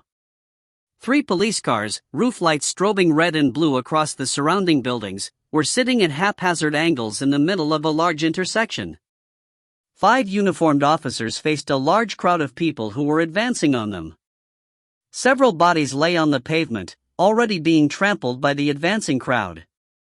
As Anderson watched, a slight figure that looked like a woman suddenly raced forward from the edge of the crowd, quickly followed by 2 more. All 5 officers opened fire, 2 of the women dropping to the street, but the third made a mighty leap, landed on the hood of one of the patrol cars, then launched herself at one of the officers. They went down in a tangle and started fighting until another officer cracked her over the head with a baton. She went limp and was pushed aside. The officer who had used the baton turned his attention back to the rioters, engaging another runner before she could reach the hood of his car. As Anderson watched, the officer who had fought on the ground with the woman slowly got to his feet, stumbling like he was injured. Then, to Anderson's horror, he reached forward and appeared to sink his teeth into the other officer's neck. They fought for a few seconds before falling to the ground, the first officer's jaws still locked onto his prey. The other 3 officers stared, distracted for a minute, and paid the price. 5 more women raced forward and quickly drugged them down. The screams were clear on the night air, and soon the crowd of rioters reached the struggling officers and fell on them like a pack of hyenas. What the fuck is going on? Anderson asked himself as he backed away from the edge of the roof, turned and sprinted back to the idling pave hawk. He ran past Mayo, ignoring him, and skidded around the nose of the chopper. Yanking the door open, he fumbled his headset on and relayed what he'd seen to Captain Helm. What? A shocked Helm asked. Exactly what I said, Captain. I've never seen anything like it except in movies. It was just like a scene out of The Walking Dead. Helm might not have believed Anderson if it weren't for how obviously shaken the young lieutenant was. He hadn't known Anderson for long, but from what he'd seen, the younger man was steady and level-headed and didn't seem to have a tendency to want to exaggerate or play jokes. Making a decision, he pushed the button for the secure comm channel. "Alpha Team, Cadillac 27, he broadcast. "Go 27, the answer came back almost immediately, the SF team leader barely speaking loud enough to be heard. "Alpha, be advised we have a civilian riot in progress in the street to the south of the LZ. Local law enforcement has engaged and shots are being fired." How the hell could he tell someone over the radio that the zombies were here? "Acknowledged, 27. Keep a sharp eye, Captain. We've located package and am en route to you. 7 mics, minutes, out." Helm had intentionally left the radio feed switched to the intercom so the whole flight crew could listen in. They exchanged nervous glances as Anderson set a countdown timer on the Pavehawk's console to 7 minutes, glancing at the center-mounted chronometer display and noting the time was 23:40. While he was looking at the display, a bright red LED started pulsing in the center of the panel. An emergency indicator telling the pilot to switch to a specific encrypted military channel. Helm rotated the dial on the radio and entered the passcode of the day when asked.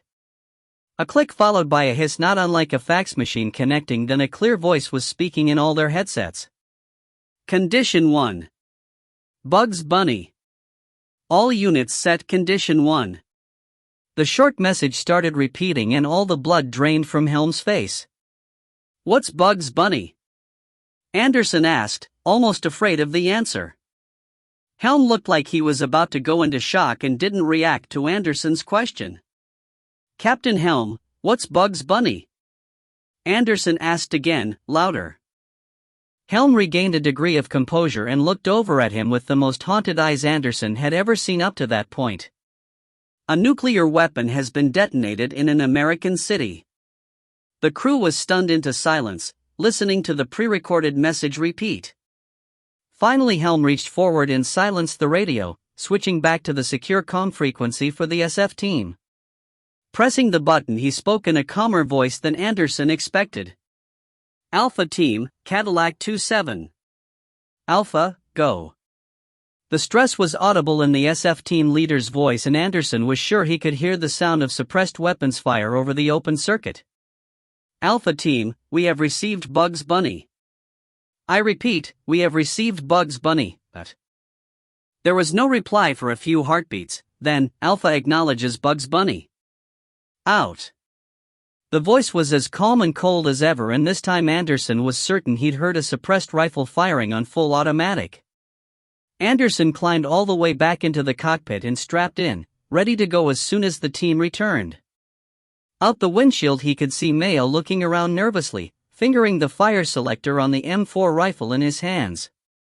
He turned to see Blake scanning the roof, back and forth, the door gun traversing with him as he scanned.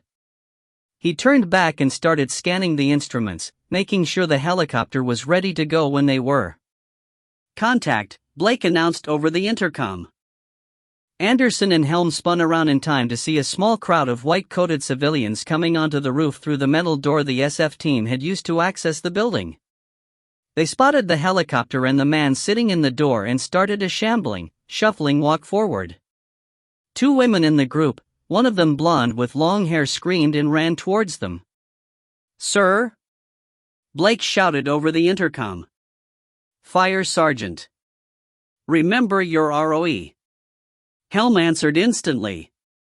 The heavy machine gun spoke in short controlled bursts. The M240 is a belt-fed weapon and fires a NATO-designated round that is 7.62 mm.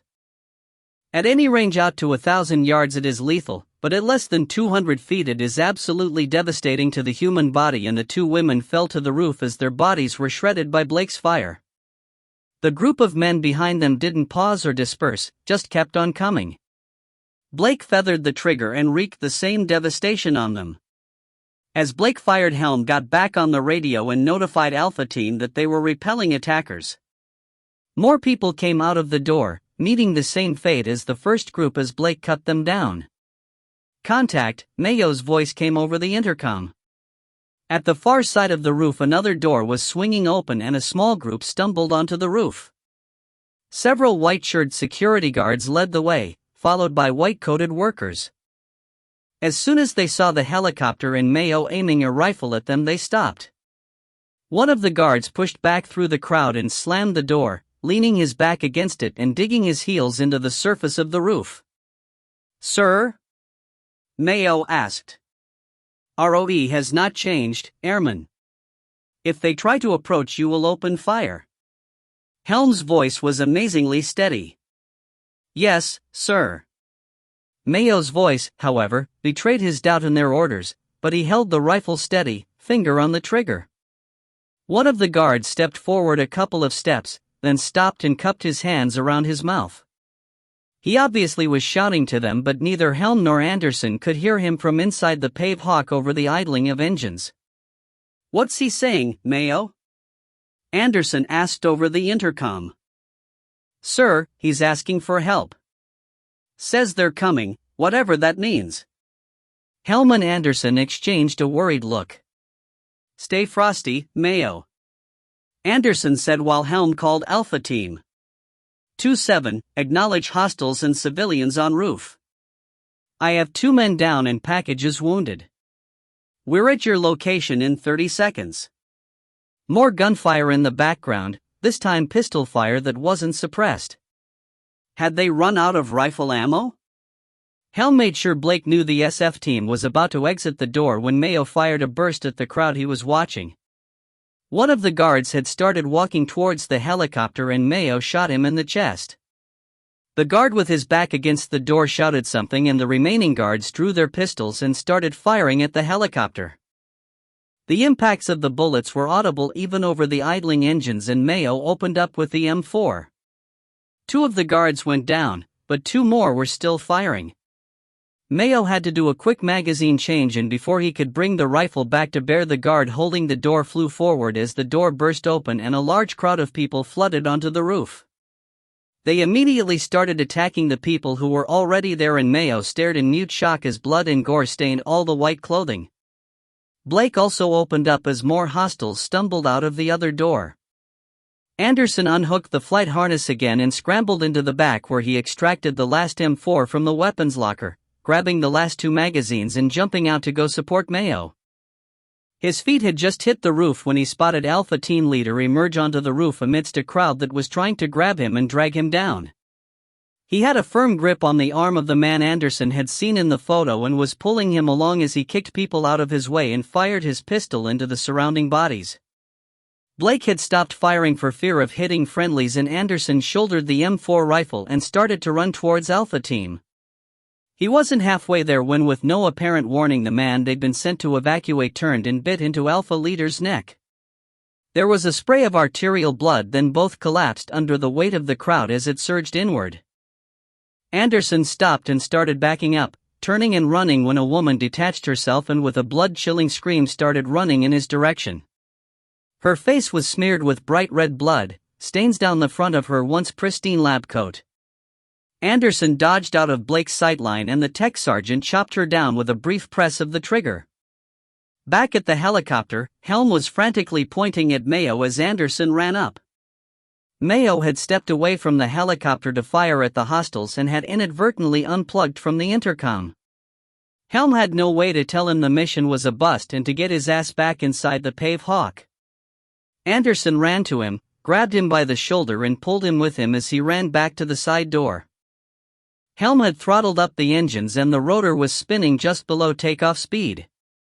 Blake was still pouring controlled fire into the approaching crowd and Anderson was shocked to see Alpha Leader, throat gashed open, stand up and stumble forward with the rest of the hostiles. He dove through the side door a split second behind Mayo and slapped Helm on the shoulder. The Pave Hawk leapt into the air, gaining 50 feet of altitude in seconds before Helm settled it into a stable hover. Mayo strapped himself into the door gunner support position and Anderson climbed forward and resumed his seat, clicking the flight harness into place. With his crew safely on board, Helm pointed the nose towards their home base and fed power to the engines. 37. I had kept a vigilant watch on the tree line, frequently checking on the young airman I'd sent to the cabin cruiser while the lieutenant had told his story. Rachel had returned quickly with the small zippered package, disappeared inside for a few minutes, then joined us in the open air to hear the story. She had placed herself on the rail next to me, so close that her shoulder and hip were touching mine. This was the first and only intimate contact we'd had, and I knew she was sending a subtle message to these men that she was not available. I noticed both of them noticing, their eyes quickly sliding off of Rachel and focusing on me. Choosing to use me in her deception didn't bother me at all. "So how did you wind up here?"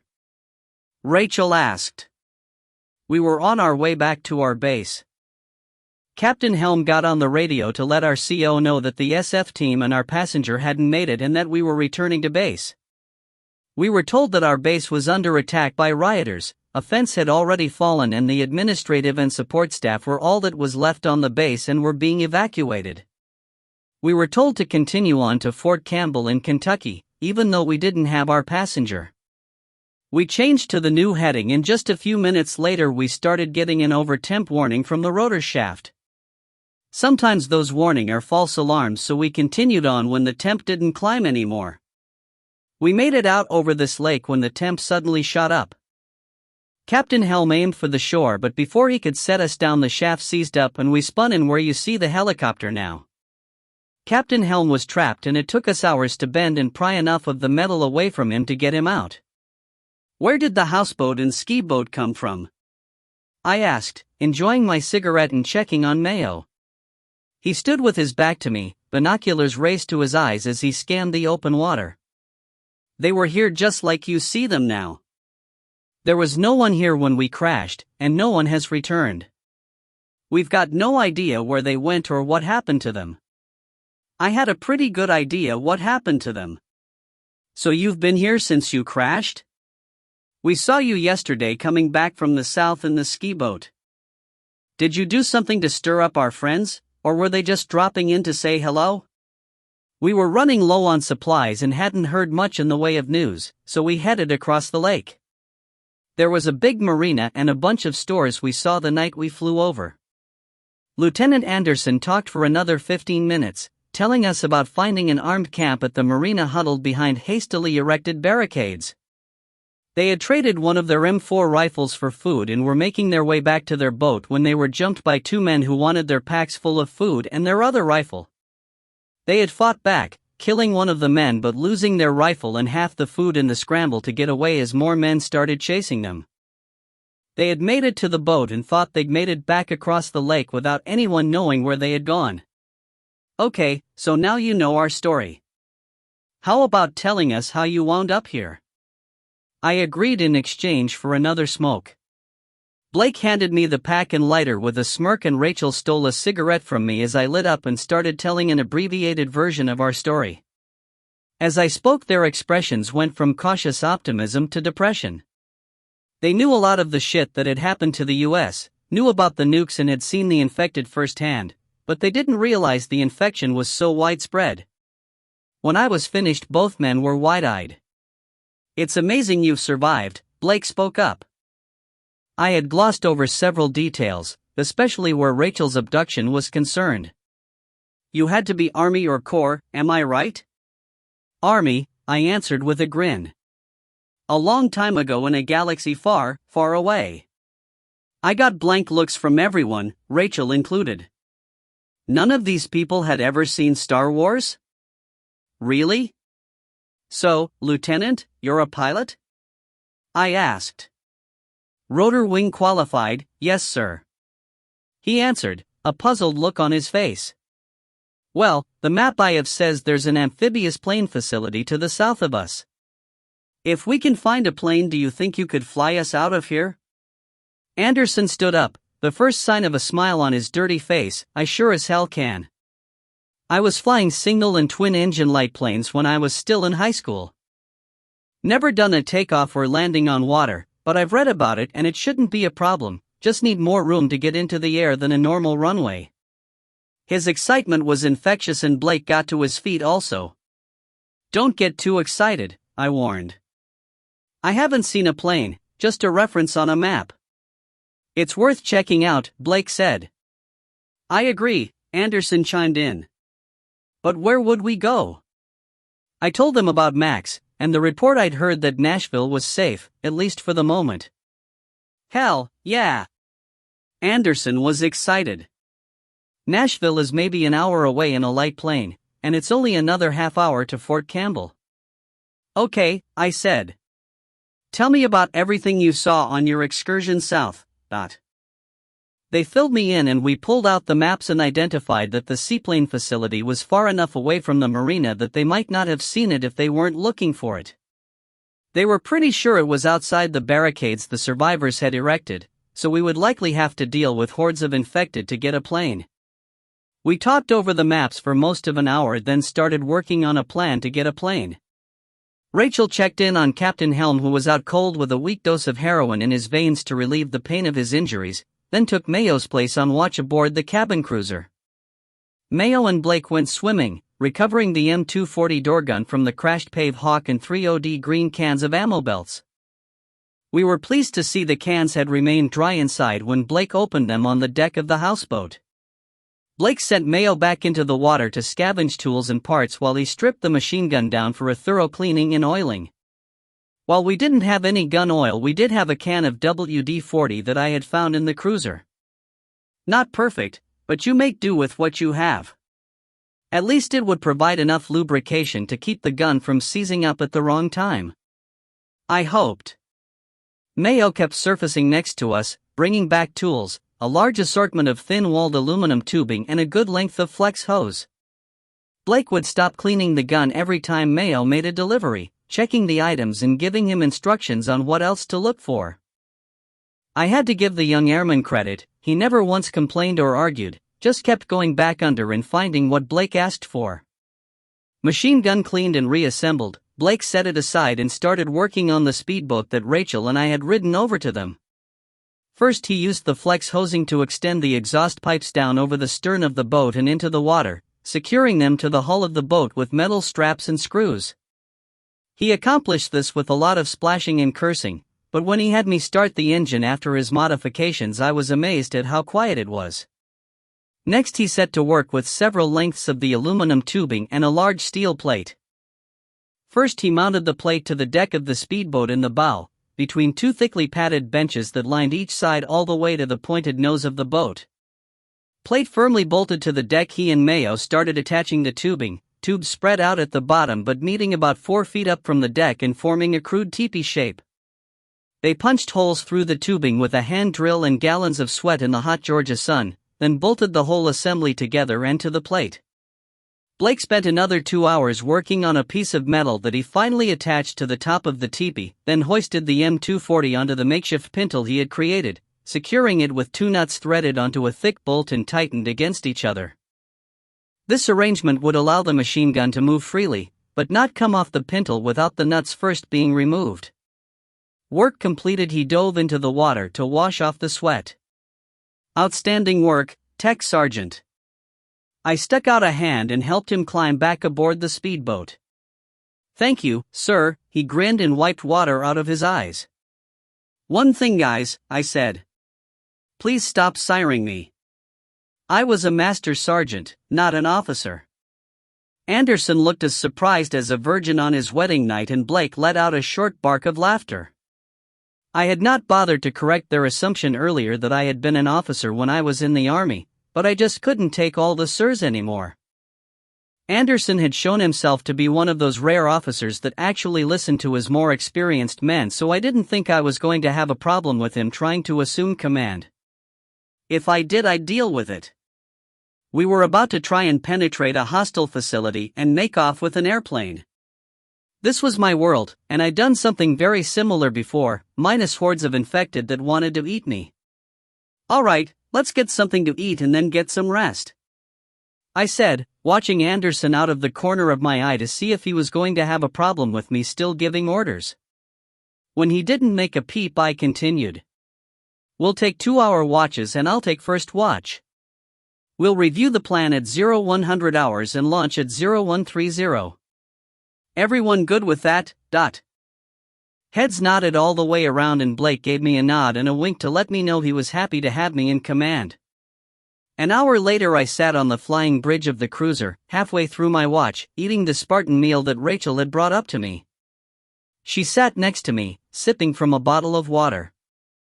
"Think we can pull this off?" she asked, stretching her long legs out and propping her feet up on the bridge railing. "I think we've got a good shot at it," I answered around a mouthful of pork and beans. "However, we don't know how many infected are going to be waiting for us. The planes might not be fueled with no way to fuel them. There might not even be any planes there. We're going in with no intelligence, which is never a good thing, but it's the best we can do. Ideally I'd take a quiet ride down there tonight to scope things out and delay the operation until tomorrow night, but with the herd moving north that Max talked about I don't think we have time. It's probably tonight or never."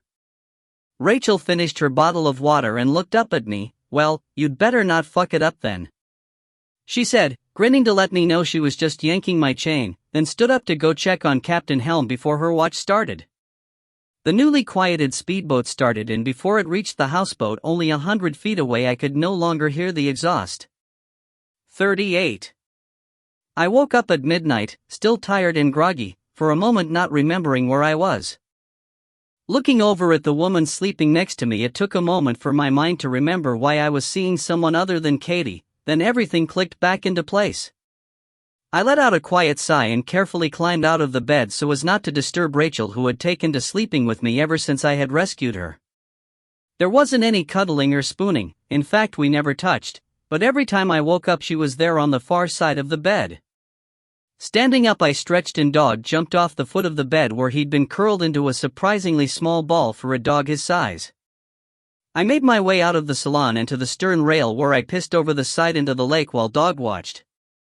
Zipped up I checked the flying bridge, glad to see Mayo on watch. He wore one of the sets of night vision goggles from the Pave Hawk and looked like an alien out of a low-budget sci-fi flick from the 60s. Climbing the short ladder I joined him, wanting a cigarette but resisting. The flame from a lighter would destroy my night vision and could be seen for miles, standing out like a beacon to any hostiles. Mayo nodded when I slipped into the seat next to his, but didn't seem to feel the need to talk. The night was warm with a slight breeze blowing, pushing small wavelets across the lake's surface which softly slapped against the cruiser's hull, the sound almost mesmerizing. Clouds obscured the moon and it was nice and dark. Another reason to move tonight. We had 2 more set of NVGs from the Pave Hawk, and the darker the night the more of an advantage we would have. Less than a minute later I heard the speedboat engine start and settle to an almost inaudible rumble. I turned and peered through the darkness to where the speedboat was tied up to the houseboat, but couldn't see anything. Mayo had turned as well to look and reported that Blake and the LT were on their way over before resuming his scan of the open lake. It only took a moment for them to cross the short amount of open water and I felt a slight bump as they nosed up to the cruiser's stern and tied off. The engine cut off and first Anderson then Blake climbed over the stern rail. Slapping Mayo on the back I went below to greet them. We met on the deck and Rachel stepped into the doorway, yawning and rubbing the sleep from her eyes. It was too early to think about launching, so we made some coffee and sat out in the darkness and talked. Anderson talked about his family, glad that his parents were already gone and weren't having to live through the hell of the attacks. He had a sister who had moved to France the previous year to pursue her dream of becoming a painter, and he assumed she was okay since there was no word that Europe had been attacked. We had already learned that Mayo was from Atlanta, having joined the Air Force to escape abject poverty with no opportunities. His mother was his only family and he was sure she was either one of the infected or had died when Atlanta had burned. When asked by Rachel, Blake told us he was from a big family in Brooklyn. That killed the conversation and we sat sipping bitter coffee in silence for a bit. Tired of waiting, I decided that there was no reason we couldn't jump off a little earlier than planned. It was after 12:30 a.m. civilian time, and I called Mayo down to the deck so we could go over the rough and simple plan I had made. We would all be on the cruiser at first, heading south towards the marina with a slight bearing to the west to hopefully bring us close to the amphibious air service noted on the map. When we were about 3 miles from the shore, the cruiser would cut engines and go silent. Anderson, Blake, and I would move to the speedboat, Mayo and Rachel turning the cruiser around and returning to where we were currently anchored. I had originally wanted to take the speedboat the whole way, but Blake warned that the jury-rigged exhaust suppressors would only hold up for so long at any speed over about 10 knots. For the trip south, he would loosen the retaining straps that were attached to the hull and pull the ends of the flex hose out of the water so the cruiser could tow the speedboat at a faster pace. The cruiser was a luxury boat, and the people that could afford it didn't want to listen to a loud engine, so it was well muffled and relatively quiet at any speed under full throttle. Once on the speedboat, the three of us would make a low-speed run into the shore to look for a plane that could fly all of us out of there. Each of us would have NVGs, Blake manning the machine gun, me piloting the boat, and Anderson along for the ride until we acquired a plane for him to fly. I didn't like leaving Rachel and Maya without NVGs, but didn't see a viable alternative. We needed them for combat, or hopefully to avoid combat, and all they had to do was pilot the big cruiser back across the lake and drop anchor. With everyone acknowledging they were ready, I suited up in my tactical gear while Blake leaned over the stern of the speedboat and worked the flex house exhaust tubes up out of the water.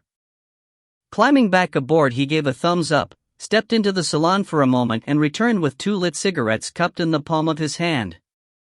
Handing one to me, he met my eyes and gave me a nod, letting me know he was ready to go into battle with me.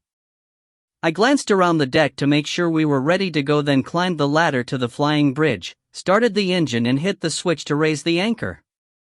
The instrument panel gauges were covered with duct tape again, and the night was dark as I spun the wheel to point us to the south and slowly fed in throttle.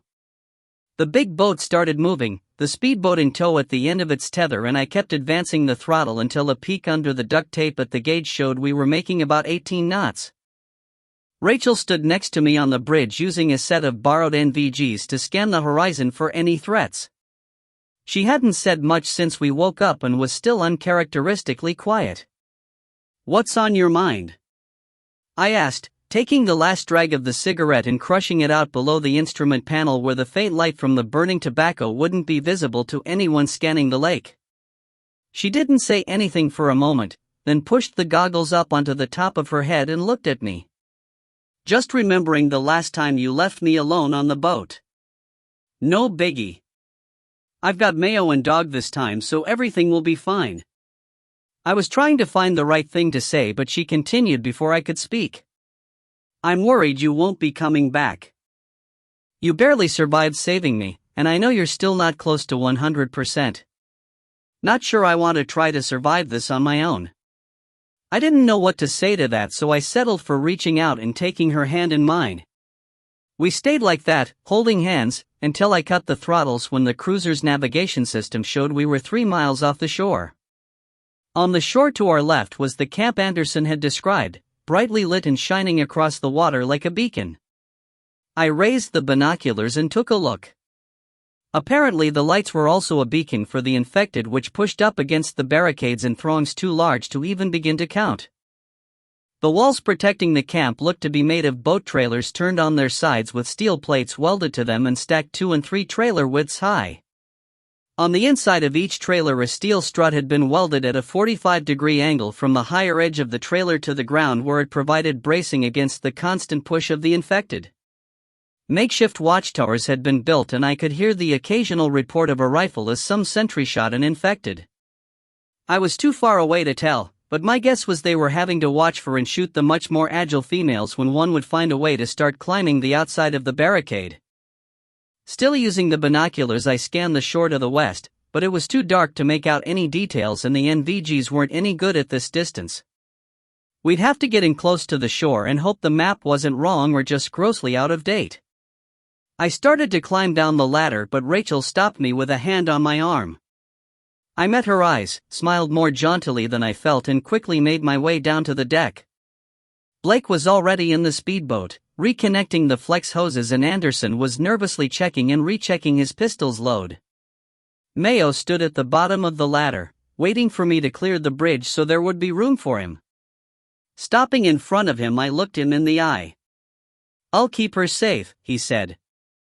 I nodded, clapped him on the shoulder and herded Anderson into the speedboat.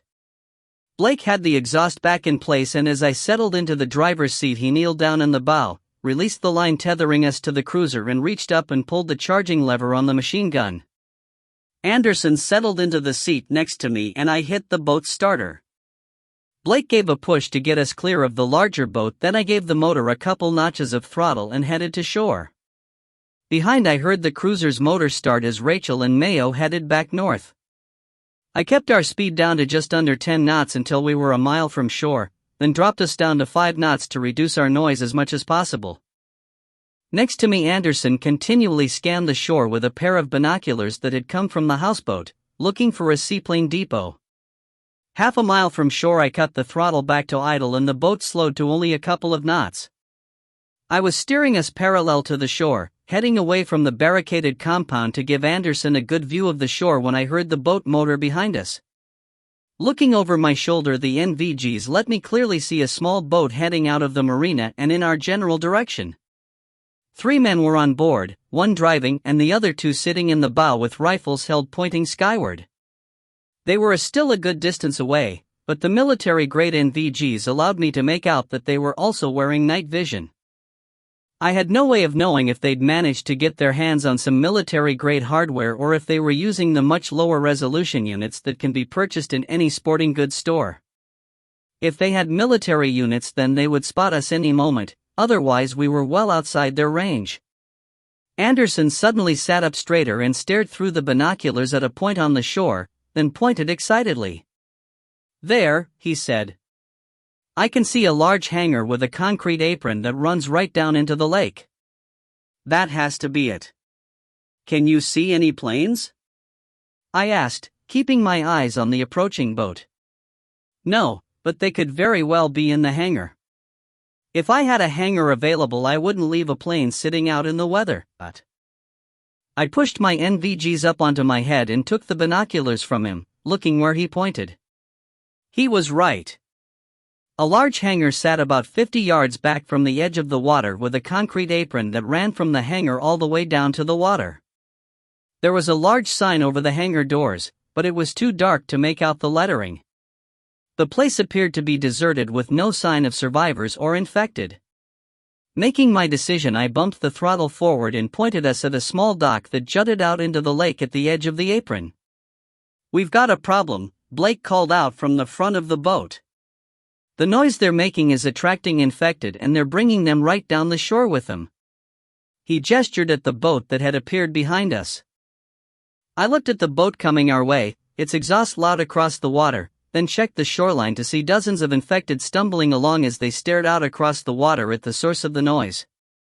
At their current rate they'd be at the hangar just a few minutes after we arrived. Not good. I had no idea how long it would take us to break into the hangar and get a plane ready to go. Anderson was confident that any plane we found would be fueled and ready to fly, but I didn't want to count on it. Shit. Keeping the throttle where it was, I spun the wheel and pointed us out to the open lake. I didn't know if these guys were a patrol or just some assholes who decided to take a late-night joyride, but the last thing we needed was them bringing a pack of infected down on our heads while we were trying to get a plane in the air. This is what happens when you don't have time to do reconnaissance and gather intelligence. We had just settled on our new course that would take us away from the shoreline when the sound of another motor roared from the direction of the marina. All of us looked to our right and saw a baseboat. What was it with these guys in baseboats? Quickly gaining speed and heading directly towards us. 3 armed men accompanied the driver and one of them raised a giant spotlight and turned it on, swinging it in our direction. They'd spotted us from shore. Someone had some military-issue hardware. Well, so did we. "Light 'em up, Tech Sergeant," I said, spinning the wheel and accelerating to put the new boat directly in front of us. Blake stood up, grasped the machine gun with both hands, swung it a little up and to the left to adjust and squeezed the trigger. The gun started hammering and Blake adjusted fire as red tracers lanced out and splashed into the water to the boat's right. There were shouts of panic from the boat and the driver turned the wheel to try and avoid the incoming fire, but Blake adjusted with him and shredded the boat and the 4 men aboard. We were all deafened after the hammering fire from the M240, and I watched in silence as Blake's chest disintegrated in a spray of blood and his body pitched over the side into the water. The other boat had someone who could shoot. I slammed the throttles to their stops, not worried about noise discipline any longer, pointed at the wheel and scrambled forward to man the machine gun as Anderson slipped into the seat I had just vacated. Standing behind the machine gun, I flexed my knees to absorb the motion of the boat and swung the barrel onto target as I pulled the trigger. The gun started hammering out rounds, and I used the tracers to walk my fire up and into their boat. The heavy, high-velocity bullets destroyed everything they hit. Fiberglass, aluminum, flesh, bone, it didn't matter. They punched through everything, and I kept the fire up for a couple of seconds to make sure everyone in the boat was down for the count. One of the tracer rounds found the gas tank and the boat exploded in a bright flash and ear-shattering boom. A few moments later, flaming debris started raining down onto the water around it. Letting off the trigger, the barrel smoked heavily, the wind of our passage quickly cooling the weapon back down. I scanned around and didn't see any other threats, then looked for and spotted Blake's corpse floating in our wake. I motioned Anderson to slow down and come about, and moments later we slid up next to Blake, engines idling. Unclipping a boat hook from the side rail, I snagged the body, pulled it close and grabbed the NVGs off Blake's head. Tossing them into the boat, I let the body slip away and reclipped the boat hook. I don't like leaving a fallen comrade behind, but trying to recover Blake's body and take it with us would almost undoubtedly cause our mission to fail, and failure would most likely mean death for all of us at this point. Anderson had pushed his NVGs up on his head and stared at me with eyes as big as saucers. I grabbed his shoulders and moved him to the passenger seat, jumping behind the wheel. We just alerted all the people in the camp as well as every infected for miles around to our presence, and we still had to steal a plane. Jamming the throttles forward, I steered around the flaming wreckage of the other boat and aimed for the concrete apron. The speedboat covered the water at a fast clip as we made a beeline for the seaplane hangar. As we approached, I could see infected swarming down the shoreline, still a good distance from the hangar, but closer than I was comfortable with. I shouted to Anderson to be heard above the roar of the engine and the wind whipping past our faces. "I'm going to pull right up to that small dock. You get the hangar open and find us a ride. I'll hold off the infected." "How do I get in if the hangar's locked?" he shouted back. "You have a pistol. Shoot the lock off if you have to. Watch your back, too. There might be infected inside." Anderson nodded. He understood, and a moment later I cut the throttle as we roared up to the dock. The boat settled and slammed hard into the wood, snapping off the stainless steel railing that ran along the top of the bow rail. Anderson was out in a flash, up on the dock and running for the hangar. I checked the area through the NVGs and didn't see any infected yet, but I could hear the screams from females coming our way. Checking on his progress, I saw Anderson reach the hangar and tug on a man door that was set into the larger rolling doors. It didn't budge, and he didn't waste any time stepping back, drawing his 9mm pistol and firing several rounds into the knob and deadbolt. Grabbing the door, he yanked and it flew open. He disappeared inside, and I had to turn my attention back to the business at hand as female infected appeared around a building a couple of 100 yards down the shore. I also noted the noise of several boat motors, but they sounded to still be a fair distance away. Tilting the machine gun on its pintle, I fired 4 very short bursts and was rewarded with all of the females in view falling to the ground, legs and bodies destroyed. I shifted attention to the lake and spotted 3 small boats heading my way, each packed with men. They were still too far away to effectively engage with the machine gun, but it wouldn't be long before I would need to deal with them. More infected started appearing, and I waited briefly, giving them time to cluster together as they tended to do, then opened fire again and took out 8 of them as the machine gun ran dry. Tossing the empty can overboard, I opened the next one in line, grabbed the end of the ammo belt and fed it into the gun. While I had been distracted doing this, another dozen infected came into sight, and I cut them down before swiveling the gun towards the lake and sending some tracer fire towards the fast-approaching boats. I'd been shot at in the dark by machine guns with tracers, and I'm not ashamed to admit it is downright terrifying. If you've had any exposure to weapons at all, you know what a single bullet can do to you, and the thought of hundreds of them coming your way in the span of a few seconds will make even the bravest soul dive for cover. So it was with the boats as each driver executed a fast turn to try and put a big cushion between them and me. Glancing over my shoulder at the hangar, I was frustrated to not see the big doors rolling open yet. I had to trust Anderson to do his job and I had to do mine. 3 more bursts from the machine gun took down another 10 infected, then another burst out into the lake to keep the boats a respectful distance away. I moved my attention back to the shore and had to fire more bursts to cut down the next pack of females who ran screaming towards me, then paused and stared as a solid mass of infected appeared downrange and shambled towards me. At the same time, bullets started smacking into the dock in front of me, a few of them also finding the speedboat, splintering the fiberglass hull where they struck. Swinging back to the lake, I pulled the trigger and walked the stream of bullets into the boat closest to me. Men dove overboard as their boat started coming apart. Then I found the gas tank and another explosion lit the night. The bullets coming my way stopped as the remaining boats moved further out into the lake and I swung back to the infected and started laying down fire. Infected fell before the withering fire from the machine gun, then it fell silent, another belt used up.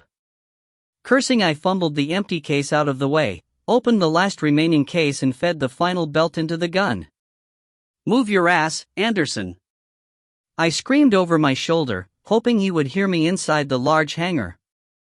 Mowing down more infected, it was obvious I didn't have enough ammunition to hold my position much longer. I was maintaining fire discipline and using very short bursts and took a glance out at the lake to make sure the boats weren't creeping back into shore. They were keeping their distance, but I knew as soon as I ran out of ammo they would make a dash forward and light me up. Just as I hit a green tracer, telling me I was halfway through my last belt of ammo, I heard a metallic squeal as Anderson pushed open the hangar doors. "Let's go!" Anderson shouted, shoving one of the doors the last few feet open and running back to get the second door open. More infected were showing up by the second. Hundreds of them were now shambling my way, a large group diverting towards Anderson, having been attracted by his shout and the squeal of the hangar doors opening. 2 packs of females sprinted out ahead of the main group, one towards Anderson and the other towards me. With less than half a belt of ammo left, I swung the machine gun and mowed down the pack approaching Anderson, then switched to my rifle and started firing on the pack running straight at me to conserve the last of the heavier ammo. In 3-round burst mode, I burned through a 30-round magazine, slapped in a fresh one and used most of it to neutralize the females. As I brought down the last one, bullets started smacking into the dock a few feet from me. I looked out at the lake in time to see the muzzle flash from the shooter that was hoping for a lucky shot. I had to decide between the shooter in the boat and the herd of infected that was almost to the edge of the concrete apron. I didn't have enough ammo left for the machine gun to engage both. My decision was made for me when I heard first one then a second airplane engine sputter to life. Anderson had gotten a plane started and was taxiing out of the hangar, propellers spinning up and engines roaring. He'd found a fairly large twin-engine plane with big floats. Underneath each float were 2 sets of wheels so the plane could take off, land and taxi on a paved surface. As the plane fully emerged from the hangar, a bullet sparked off the concrete too close to it for my comfort. Slinging my rifle, I swiveled the machine gun out to the lake and pressed the trigger, using the tracer rounds to walk the stream of lead up and into the boat. Perhaps they thought they were out of range at close to 800 yards, but the M240 chewed up the boat and the men in it then ran dry. One of the lessons the Army hammers into you during training is that you never leave a functioning weapon behind on the battlefield unless you're willing to have your enemy recover the weapon and use it against you. Even though I was out of ammo didn't mean there wasn't someone in their camp that had some or knew where to get some. Grabbing a thick cloth I'd brought for the purpose, I wrapped it around the sizzling hot barrel, pushed the release and twisted 90 degrees. The barrel came free from the machine gun and I flung it as far out into the lake as I could. Not the best way to dispose of it, but it was too hot to put in my pack and I still had infected to fight before I could catch my flight. Climbing onto the dock, I started firing at the front ranks of the herd as I moved towards the concrete ramp where it met the water's edge. Every time I pulled the trigger, an infected fell down dead, but there were already more infected in sight than I had bullets. My goal was to drop the front ranks so those behind them stumbled and tripped over their bodies, slowing the herd enough for us to escape. The plane's engines revved as Anderson headed for the water, but the infected were approaching too quickly for me to stop shooting. If they cut off the open ramp to the water, we were screwed. The propellers, spinning at thousands of revolutions per minute, would shatter upon impact with an infected. The human body has a lot of very hard bone in it, and unlike in the movies, propellers don't dice up the bad guy to end the fight then keep on spinning like nothing happened.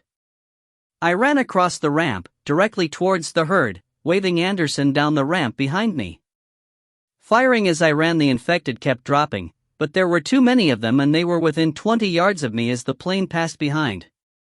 Dropping 2 more shambling males with the last rounds in my magazine, I let the rifle drop on its sling, turned and ran for the airplane as the front of the floats hit the water. I never saw the female that tackled me from behind as I reached the plane. We went down hard, my hands reaching out and grabbing one of the struts that connected the plane to the float. She started to slide down my legs but was able to wrap her arms around my ankles and hold on as the plane drug us out into the water. The pain from the wounds in my chest and left arm was like a searing hot bolt of lightning, but I managed to hold on as Anderson leaned across the cockpit and popped the door open for me. The plane was moving through the water at taxi speed, about 8 knots, and my legs and the female holding on were in the water, putting more drag on my battered body than I could withstand. Taking a deep breath in preparation for going under, I let go of the strut. Already 50 feet offshore, we were in deeper water and both of us went under, the female taking advantage of the change to start trying to claw her way up my body. Kicking, I felt my heavy boots connect, but the water slowed my kicks and softened the blows to the point they were ineffective against the raging woman. Still kicking to try and break free, I fumbled on my chest for the K-bar knife, hand finally grasping the hilt and yanking the wicked blade out of its sheath. The infected had not only managed to hang on, but had worked her way up to my waist.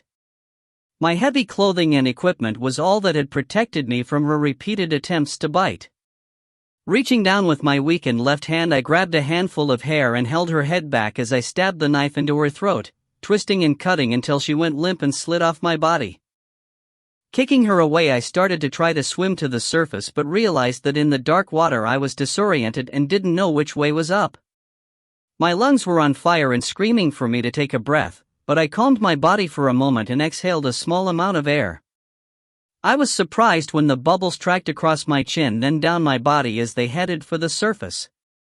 I was upside down and had almost started swimming deeper in my initial attempt to reach the surface. Switching directions, I kicked hard for the surface. Breaking through, I exhaled and gulped in air, looking around frantically for the plane, spotting it another 300 feet offshore. Anderson spotted me in his NVGs and revved the engines to come pick me up. I grabbed a handle on the float as the plane slid by me and scrambled up onto the float, then into the cabin and flopped across the row of seats behind the pilot after slamming the door behind me. "Go!" I shouted, but Anderson was already turning the plane towards open water and had pushed the throttles to the firewall. The plane responded sluggishly at first but quickly gained speed as the floats came up out of the water and skimmed the surface.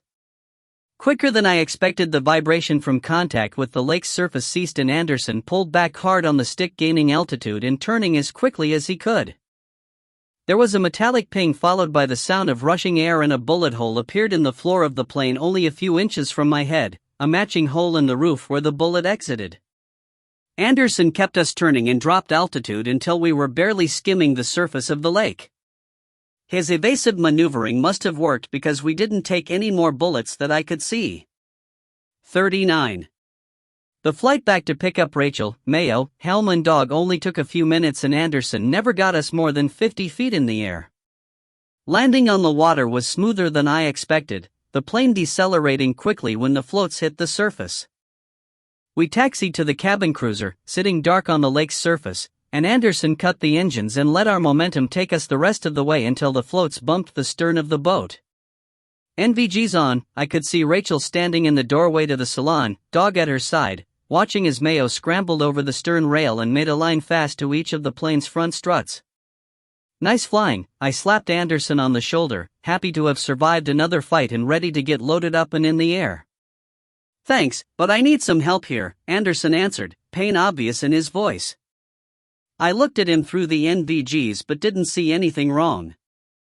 Pulling them off, I reached up and snapped on an overhead map light and immediately saw the blood staining the arm of his flight suit around a large, ragged tear in the fabric. Fucking infected was in the damn plane.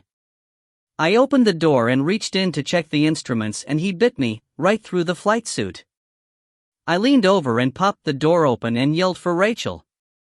She stuck her head in the door, saw Anderson's injury and shouted for Mayo to grab the first aid kit out of the salon. Climbing into the plane, Rachel elbowed me out of the way so she could check Anderson. I made myself useful by taking the first aid kit from Mayo and handing it to her before exiting the plane. "Where's Tech Sergeant Blake?" Mayo asked, peering around me into the plane. "I'm sorry," I said. "He didn't make it. We got into a firefight with the people from the camp and he took a bullet." Mayo nodded his understanding and lowered himself to a seat on one of the benches lining the cruiser's stern deck. I sat down across from him and absently scratched dog's ears while waiting for Rachel to finish treating Anderson. A few minutes later they climbed out of the plane, Anderson's flight suit cut away from his lower arm which was heavily bandaged. "How is he?" I asked Rachel. "The bite was deep," she answered, sitting down next to me. "I'm pretty sure there's nerve damage and he lost a surprising amount of blood considering no arteries were involved. Infection is the biggest concern right now." "Infection? You mean?" "No," she cut me off. "Not that kind of infection.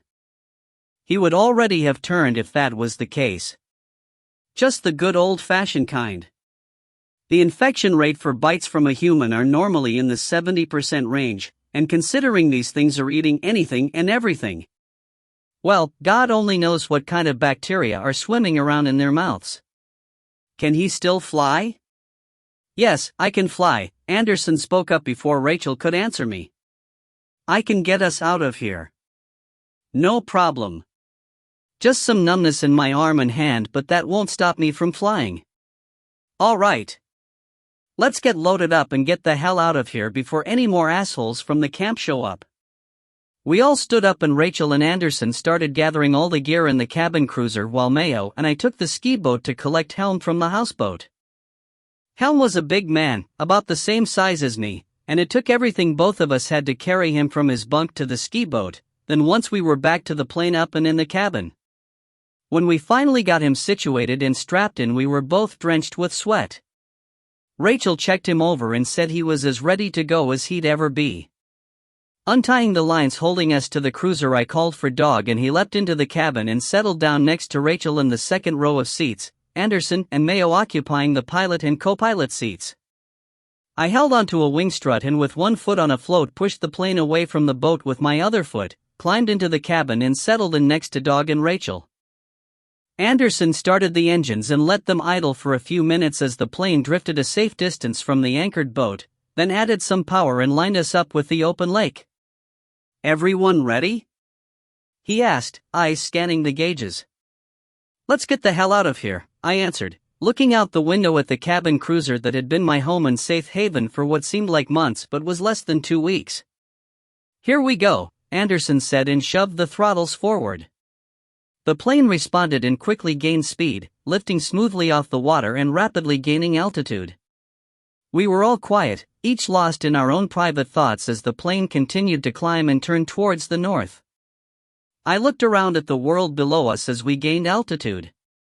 To the southeast there was an angry red glow that had to be the remnants of the fire that had consumed Atlanta.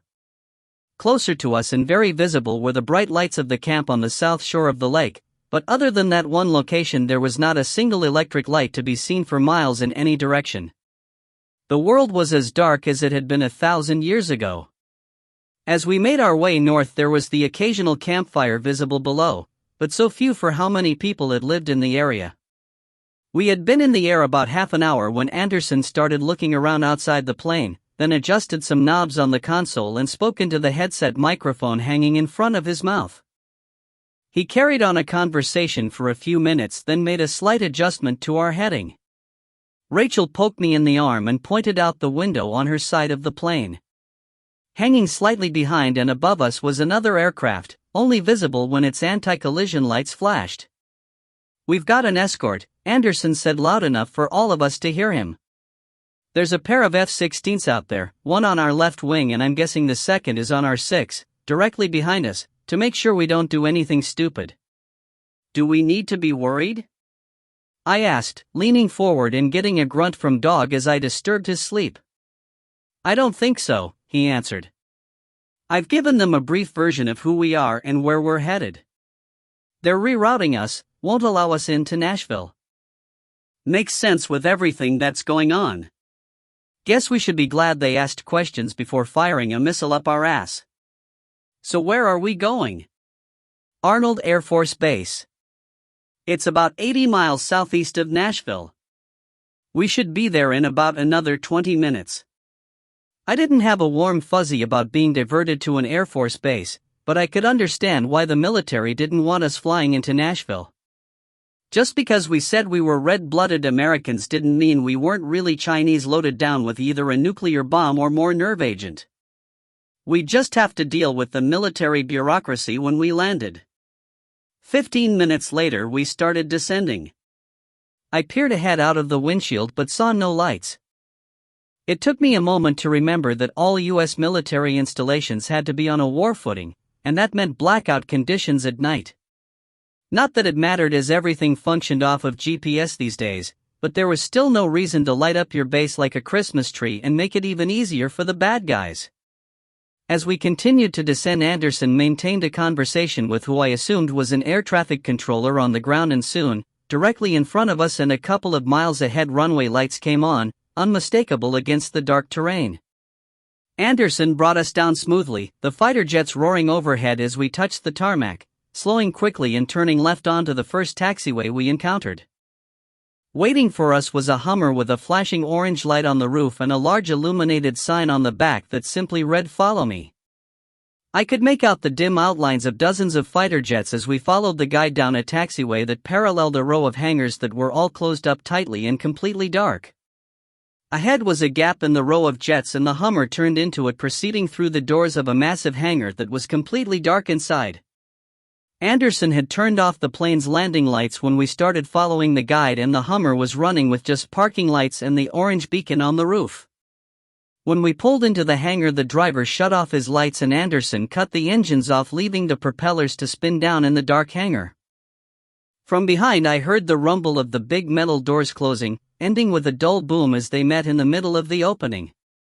Immediately, lights hanging from the ceiling flickered into dim existence, quickly brightening as they warmed up. Another Hummer waited for us, this one marked Security Forces in bold black lettering on a white background, which was the Air Force version of military police. Why they had to call them something different I never understood, but ever since breaking off from the Army and becoming its own branch of the military right after World War II, the Air Force had worked hard to distinguish itself from the Army, much like an ungrateful child. Beside the Hummer sat an Air Force ambulance, 2 corpsmen standing in front of it with a gurney at the ready. Anderson must have told them to be waiting to take Captain Helm to the base hospital. A young captain stood next to the Hummer while a staff sergeant and senior airman carrying M4 rifles stood to his side waiting for us. We popped the doors and climbed out, Dog jumping down and coming over to stand between Rachel and I as the corpsman wheeled the gurney up to the plane and climbed aboard to check on their patient. Mayo held back by the plane as Anderson approached the MP captain. I know, Security Forces, but I wasn't about to think of him as SF, which meant something entirely different in the Army, came to attention and saluted. The captain returned the salute and they talked for a few minutes with frequent glances in my direction. Anderson led the captain over, the 2 MPs following, and introduced him as Captain Roach.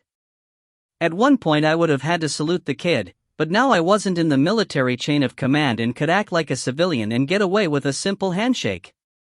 We all watched as the corpsman carefully lifted Helm out of the aircraft. He was strapped to a backboard and they expertly maneuvered him through the door and onto the gurney. They wasted no time in getting him into the ambulance, driving to the back of the hangar where a door just large enough for the ambulance to fit through opened up then closed quickly after they passed through. "Folks," Roach said, addressing Rachel and I both. "Welcome to Arnold Air Force Base. And thank you for assisting Lieutenant Anderson. We appreciate your patriotism." He appreciated our patriotism? Seriously? Who the hell talks like that? "We've got accommodations for you, hot showers, food and clean clothes. The intelligence staff wants to speak with you first, then we'll get you settled. I do need you to surrender your weapons to my men before we go any further. Civilians aren't allowed to carry firearms on base." Roach turned slightly at the waist and motioned the two MPs, security forces members, forward with a little wave of his hand. "Not going to happen," I said. My rifle was slung across my chest and my right hand was resting on the pistol grip, index finger adjacent to the trigger guard and thumb on the fire selector switch, which was currently unsafe. The two MPs stopped and the airman started to raise his M4 in my direction, but I was faster on the draw, getting my rifle up and sighted on him before he knew what was happening. His eyes opened wide in fear and he froze in place. "Son, you do not want to find out what will happen if you point a weapon at me," I said, stepping to the side to put some distance between Rachel and I in case bullets did start coming my way. The staff sergeant started to slide off to the side but froze when Dog stepped forward with a low warning growl and Rachel drew her pistol, keeping the muzzle in the low ready position. "Enough," Anderson said, stepping forward and placing himself directly in front of my rifle. "No one is going to shoot anyone and everyone is going to keep their weapons. Let's relax, You're out of line, Lieutenant," Roach said, but he didn't step into the line of fire. "These civilians will surrender their weapons, and if you interfere any further I'll have you brought up on charges for insubordination." Anderson looked at Roach with his mouth open in shock. I didn't blame him. I had encountered officers like Captain Roach in my day and knew we were dealing with someone who would resort to us actually shooting at each other in order to save face. However, I didn't care. In a normal world I would have willingly surrendered my weapons to them, but this wasn't a normal world and being unarmed could very well be the difference between life and death, even in the middle of an Air Force base. "Lower your goddamn weapons and stand down," a commanding voice rang out from the shadows in the back of the hangar. Heavy footsteps came forward and a large man wearing an army uniform and a colonel's eagle stepped into the light. All of the Air Force personnel snapped to attention and I slowly lowered my rifle and motioned Rachel to holster her pistol. The colonel walked right up in front of me and looked me in the eye for a long moment. The name tape on his uniform blouse read Crawford and he wore Airborne and Special Forces tabs as well. "Captain, you and your men are dismissed. Leave your vehicle." The colonel remained facing me and didn't see the look of disdain he received from Captain Roach, and a second later the look of hatred I received. "Yes, sir." Roach snapped out and turned to depart with his men. "Thank you for your hospitality, Captain." I was surprised to hear the barb come from Rachel, and wasn't surprised to hear the rebuke she received from the colonel. "Knock that shit off, ma'am," he barked, still maintaining eye contact with me. He stood rock still until we heard a door slam at the back of the hangar, then relaxed and extended his hand to me. "Jack Crawford," he said. I liked him immediately. A full-bird colonel that can introduce himself without feeling the need to include his rank was my kind of officer. "John Chase," I said, taking the offered hand. "Thank you for that, He waved it away and stepped over to introduce himself to Rachel and even bent to give Dog an ear scratch after getting an approving sniff of the back of his hand. Noticing Anderson and Mayo for seemingly the first time, he told them to stand easy, meaning they could relax as much as possible with a colonel in their presence, then pulled out a pack of cigarettes and offered them a round before lighting up. I was the only taker in cigarettes burning. We wandered over to the Hummer where he leaned on the front fender as we talked. Colonel Crawford commanded the 5th Special Operations Group, SOG, based at Fort Campbell, Kentucky. Most of his operators were deployed when the attacks came and were now on hold where they were until the remnants of the government decided how best to punish our attackers. He happened to be transiting through Arnold AFB on a flight from a secure government facility when he heard about our inbound flight. Curiosity got the best of him and he came to see who we were. I told him my story, or at least the highlights.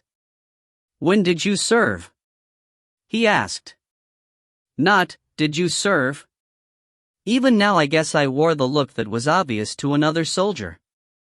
I told him and gave the generic answer when asked about my MOS, military occupational specialty, of 11B or infantryman. Technically that was true as I had started out as an infantryman before applying and being accepted first into Ranger School then progressing from there. My clothing covered tattoos that would have answered his questions in more detail, so I felt Oklahoma giving the answer. I didn't know why I wanted to stay under the military's radar, but something was telling me to play it low-key. He was also curious about Rachel and I evaded the questions as best I could, not wanting to go into the details of what she had been through. Standing close to us listening, Rachel got the idea, stepped forward and linked her arm through mine.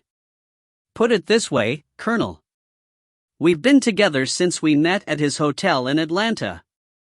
She gave a coy smile, leaned her head onto my shoulder and let him draw whatever conclusion he wanted. I could see the wheels turning behind his eyes, but he apparently decided to let it go for now. "Okay then," he pushed off from the fender and stood up straight. "We should get you checked in with the intel guys so you can get them taken care of, then get some chow and some rest. Hop in." He gestured at the security force's Hummer with his thumb, waved Anderson and Mayo over and climbed behind the wheel. 40. Colonel Crawford drove straight to a large building on the far side of the base, parking in a spot reserved for a major somebody. The 4-story building was substantial looking as most buildings on military installations are, built of all red brick with a concrete porch running the full width of the front of the building. Heavy Roman-style columns painted a gleaming white supported the 4-story high roof that extended out over the porch. All the windows were dark and as we got closer it was obvious they were covered on the inside with blackout curtains. 2 Air Force MPs, stood on either side of the front entrance. They snapped to attention when the colonel was close enough for them to see his uniform in the dark, then one of them stiffly reached out and held the door open for us.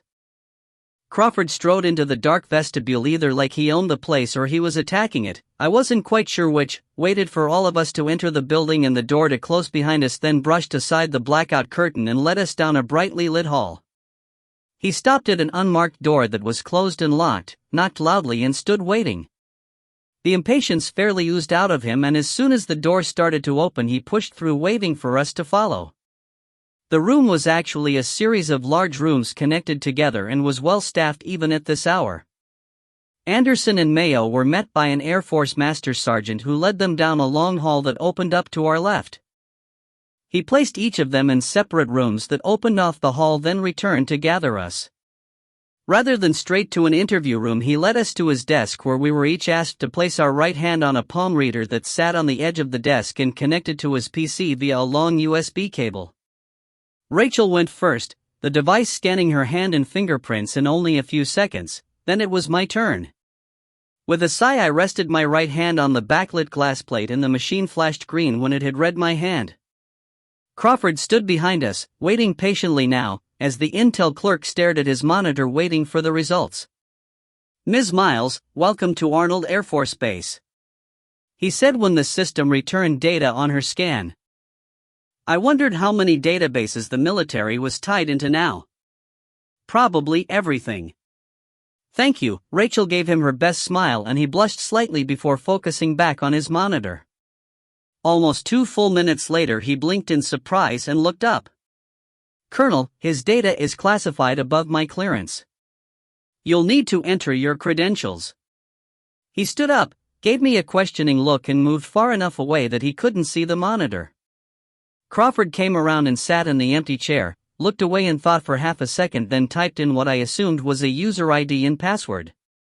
He then stood and turned the palm reader towards him, placed his right hand on it and hit a button on the keyboard with his left index finger.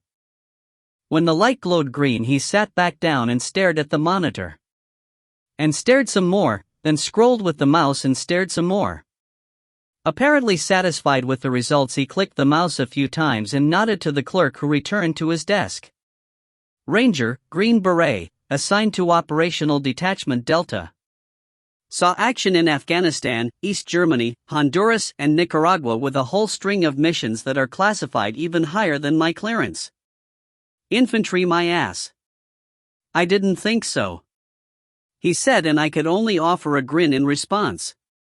Your Delta Force? The clerk blurted out, then slammed his mouth shut and busied himself with his computer when Crawford gave him a look that could freeze iron. I hope you're still going to be able to grin after I tell you this, Crawford smiled. The president has ordered the recall of all former military personnel with no exceptions granted. Welcome back to the U.S. Army, Master Sergeant. What a bag of dicks. Loving the adventure? Crucifixion, Voodoo Plague Book 2 is available now on Amazon. Please visit my author page at www.amazon.com/author/dirkpatton to find it, as well as Rolling Thunder, Voodoo Plague Book 3. Red Hammer, the fourth book in the series, is slated for release in the fall of 2014. Thank you for reading. Author's note. Like many people these days, I'm a fan of apocalyptic fiction and am an avid reader and watcher of all things zombie or zombie-like. I used to work for a company that required my travel to the Atlanta area, and the hotel and swampy marsh described early in the book really exist just as described. In fact, I got the idea for this book while staying at the hotel when I got up one morning, looked out the window and saw a thick layer of mist laying on top of the water. Two locals, wearing waders and carrying long poles, I never found out what they were doing, were moving slowly through the thigh-deep water looking for something, and their resemblance to shambling zombies was downright eerie. I've read too many books and watched too many TV shows and movies where the writers, at least for my taste, spend way too much time padding their word counts with unnecessary descriptions, dialogue, and flashbacks. I wanted to tell a fast-paced story and drop in nuggets of detail along the way, hopefully ending up with one of those books that you just have to see what happens next, over and over, until you look at the clock and it's way past your bedtime. I also wanted to introduce an element of the very dangerous world we live in.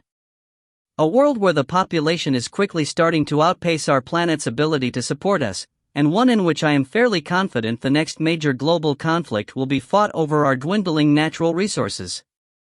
Could it happen? Perhaps not flesh-eaters created by chemical weapons, but aren't they fun? For those readers that are familiar with the Atlanta area, you will recognize some of the locations described and you won't recognize others. I've taken a lot of liberties with different locations, changing them as necessary to make the story work. Anything that is not accurate is completely intentional. Thank you for reading Voodoo Plague, and if you enjoyed it, I would very much appreciate your positive review on Amazon. You can also follow me at facebook.com/feartheplague and email me at voodooplague@gmail.com. I would love to hear what's on your mind. Dirk Patton, December 2013.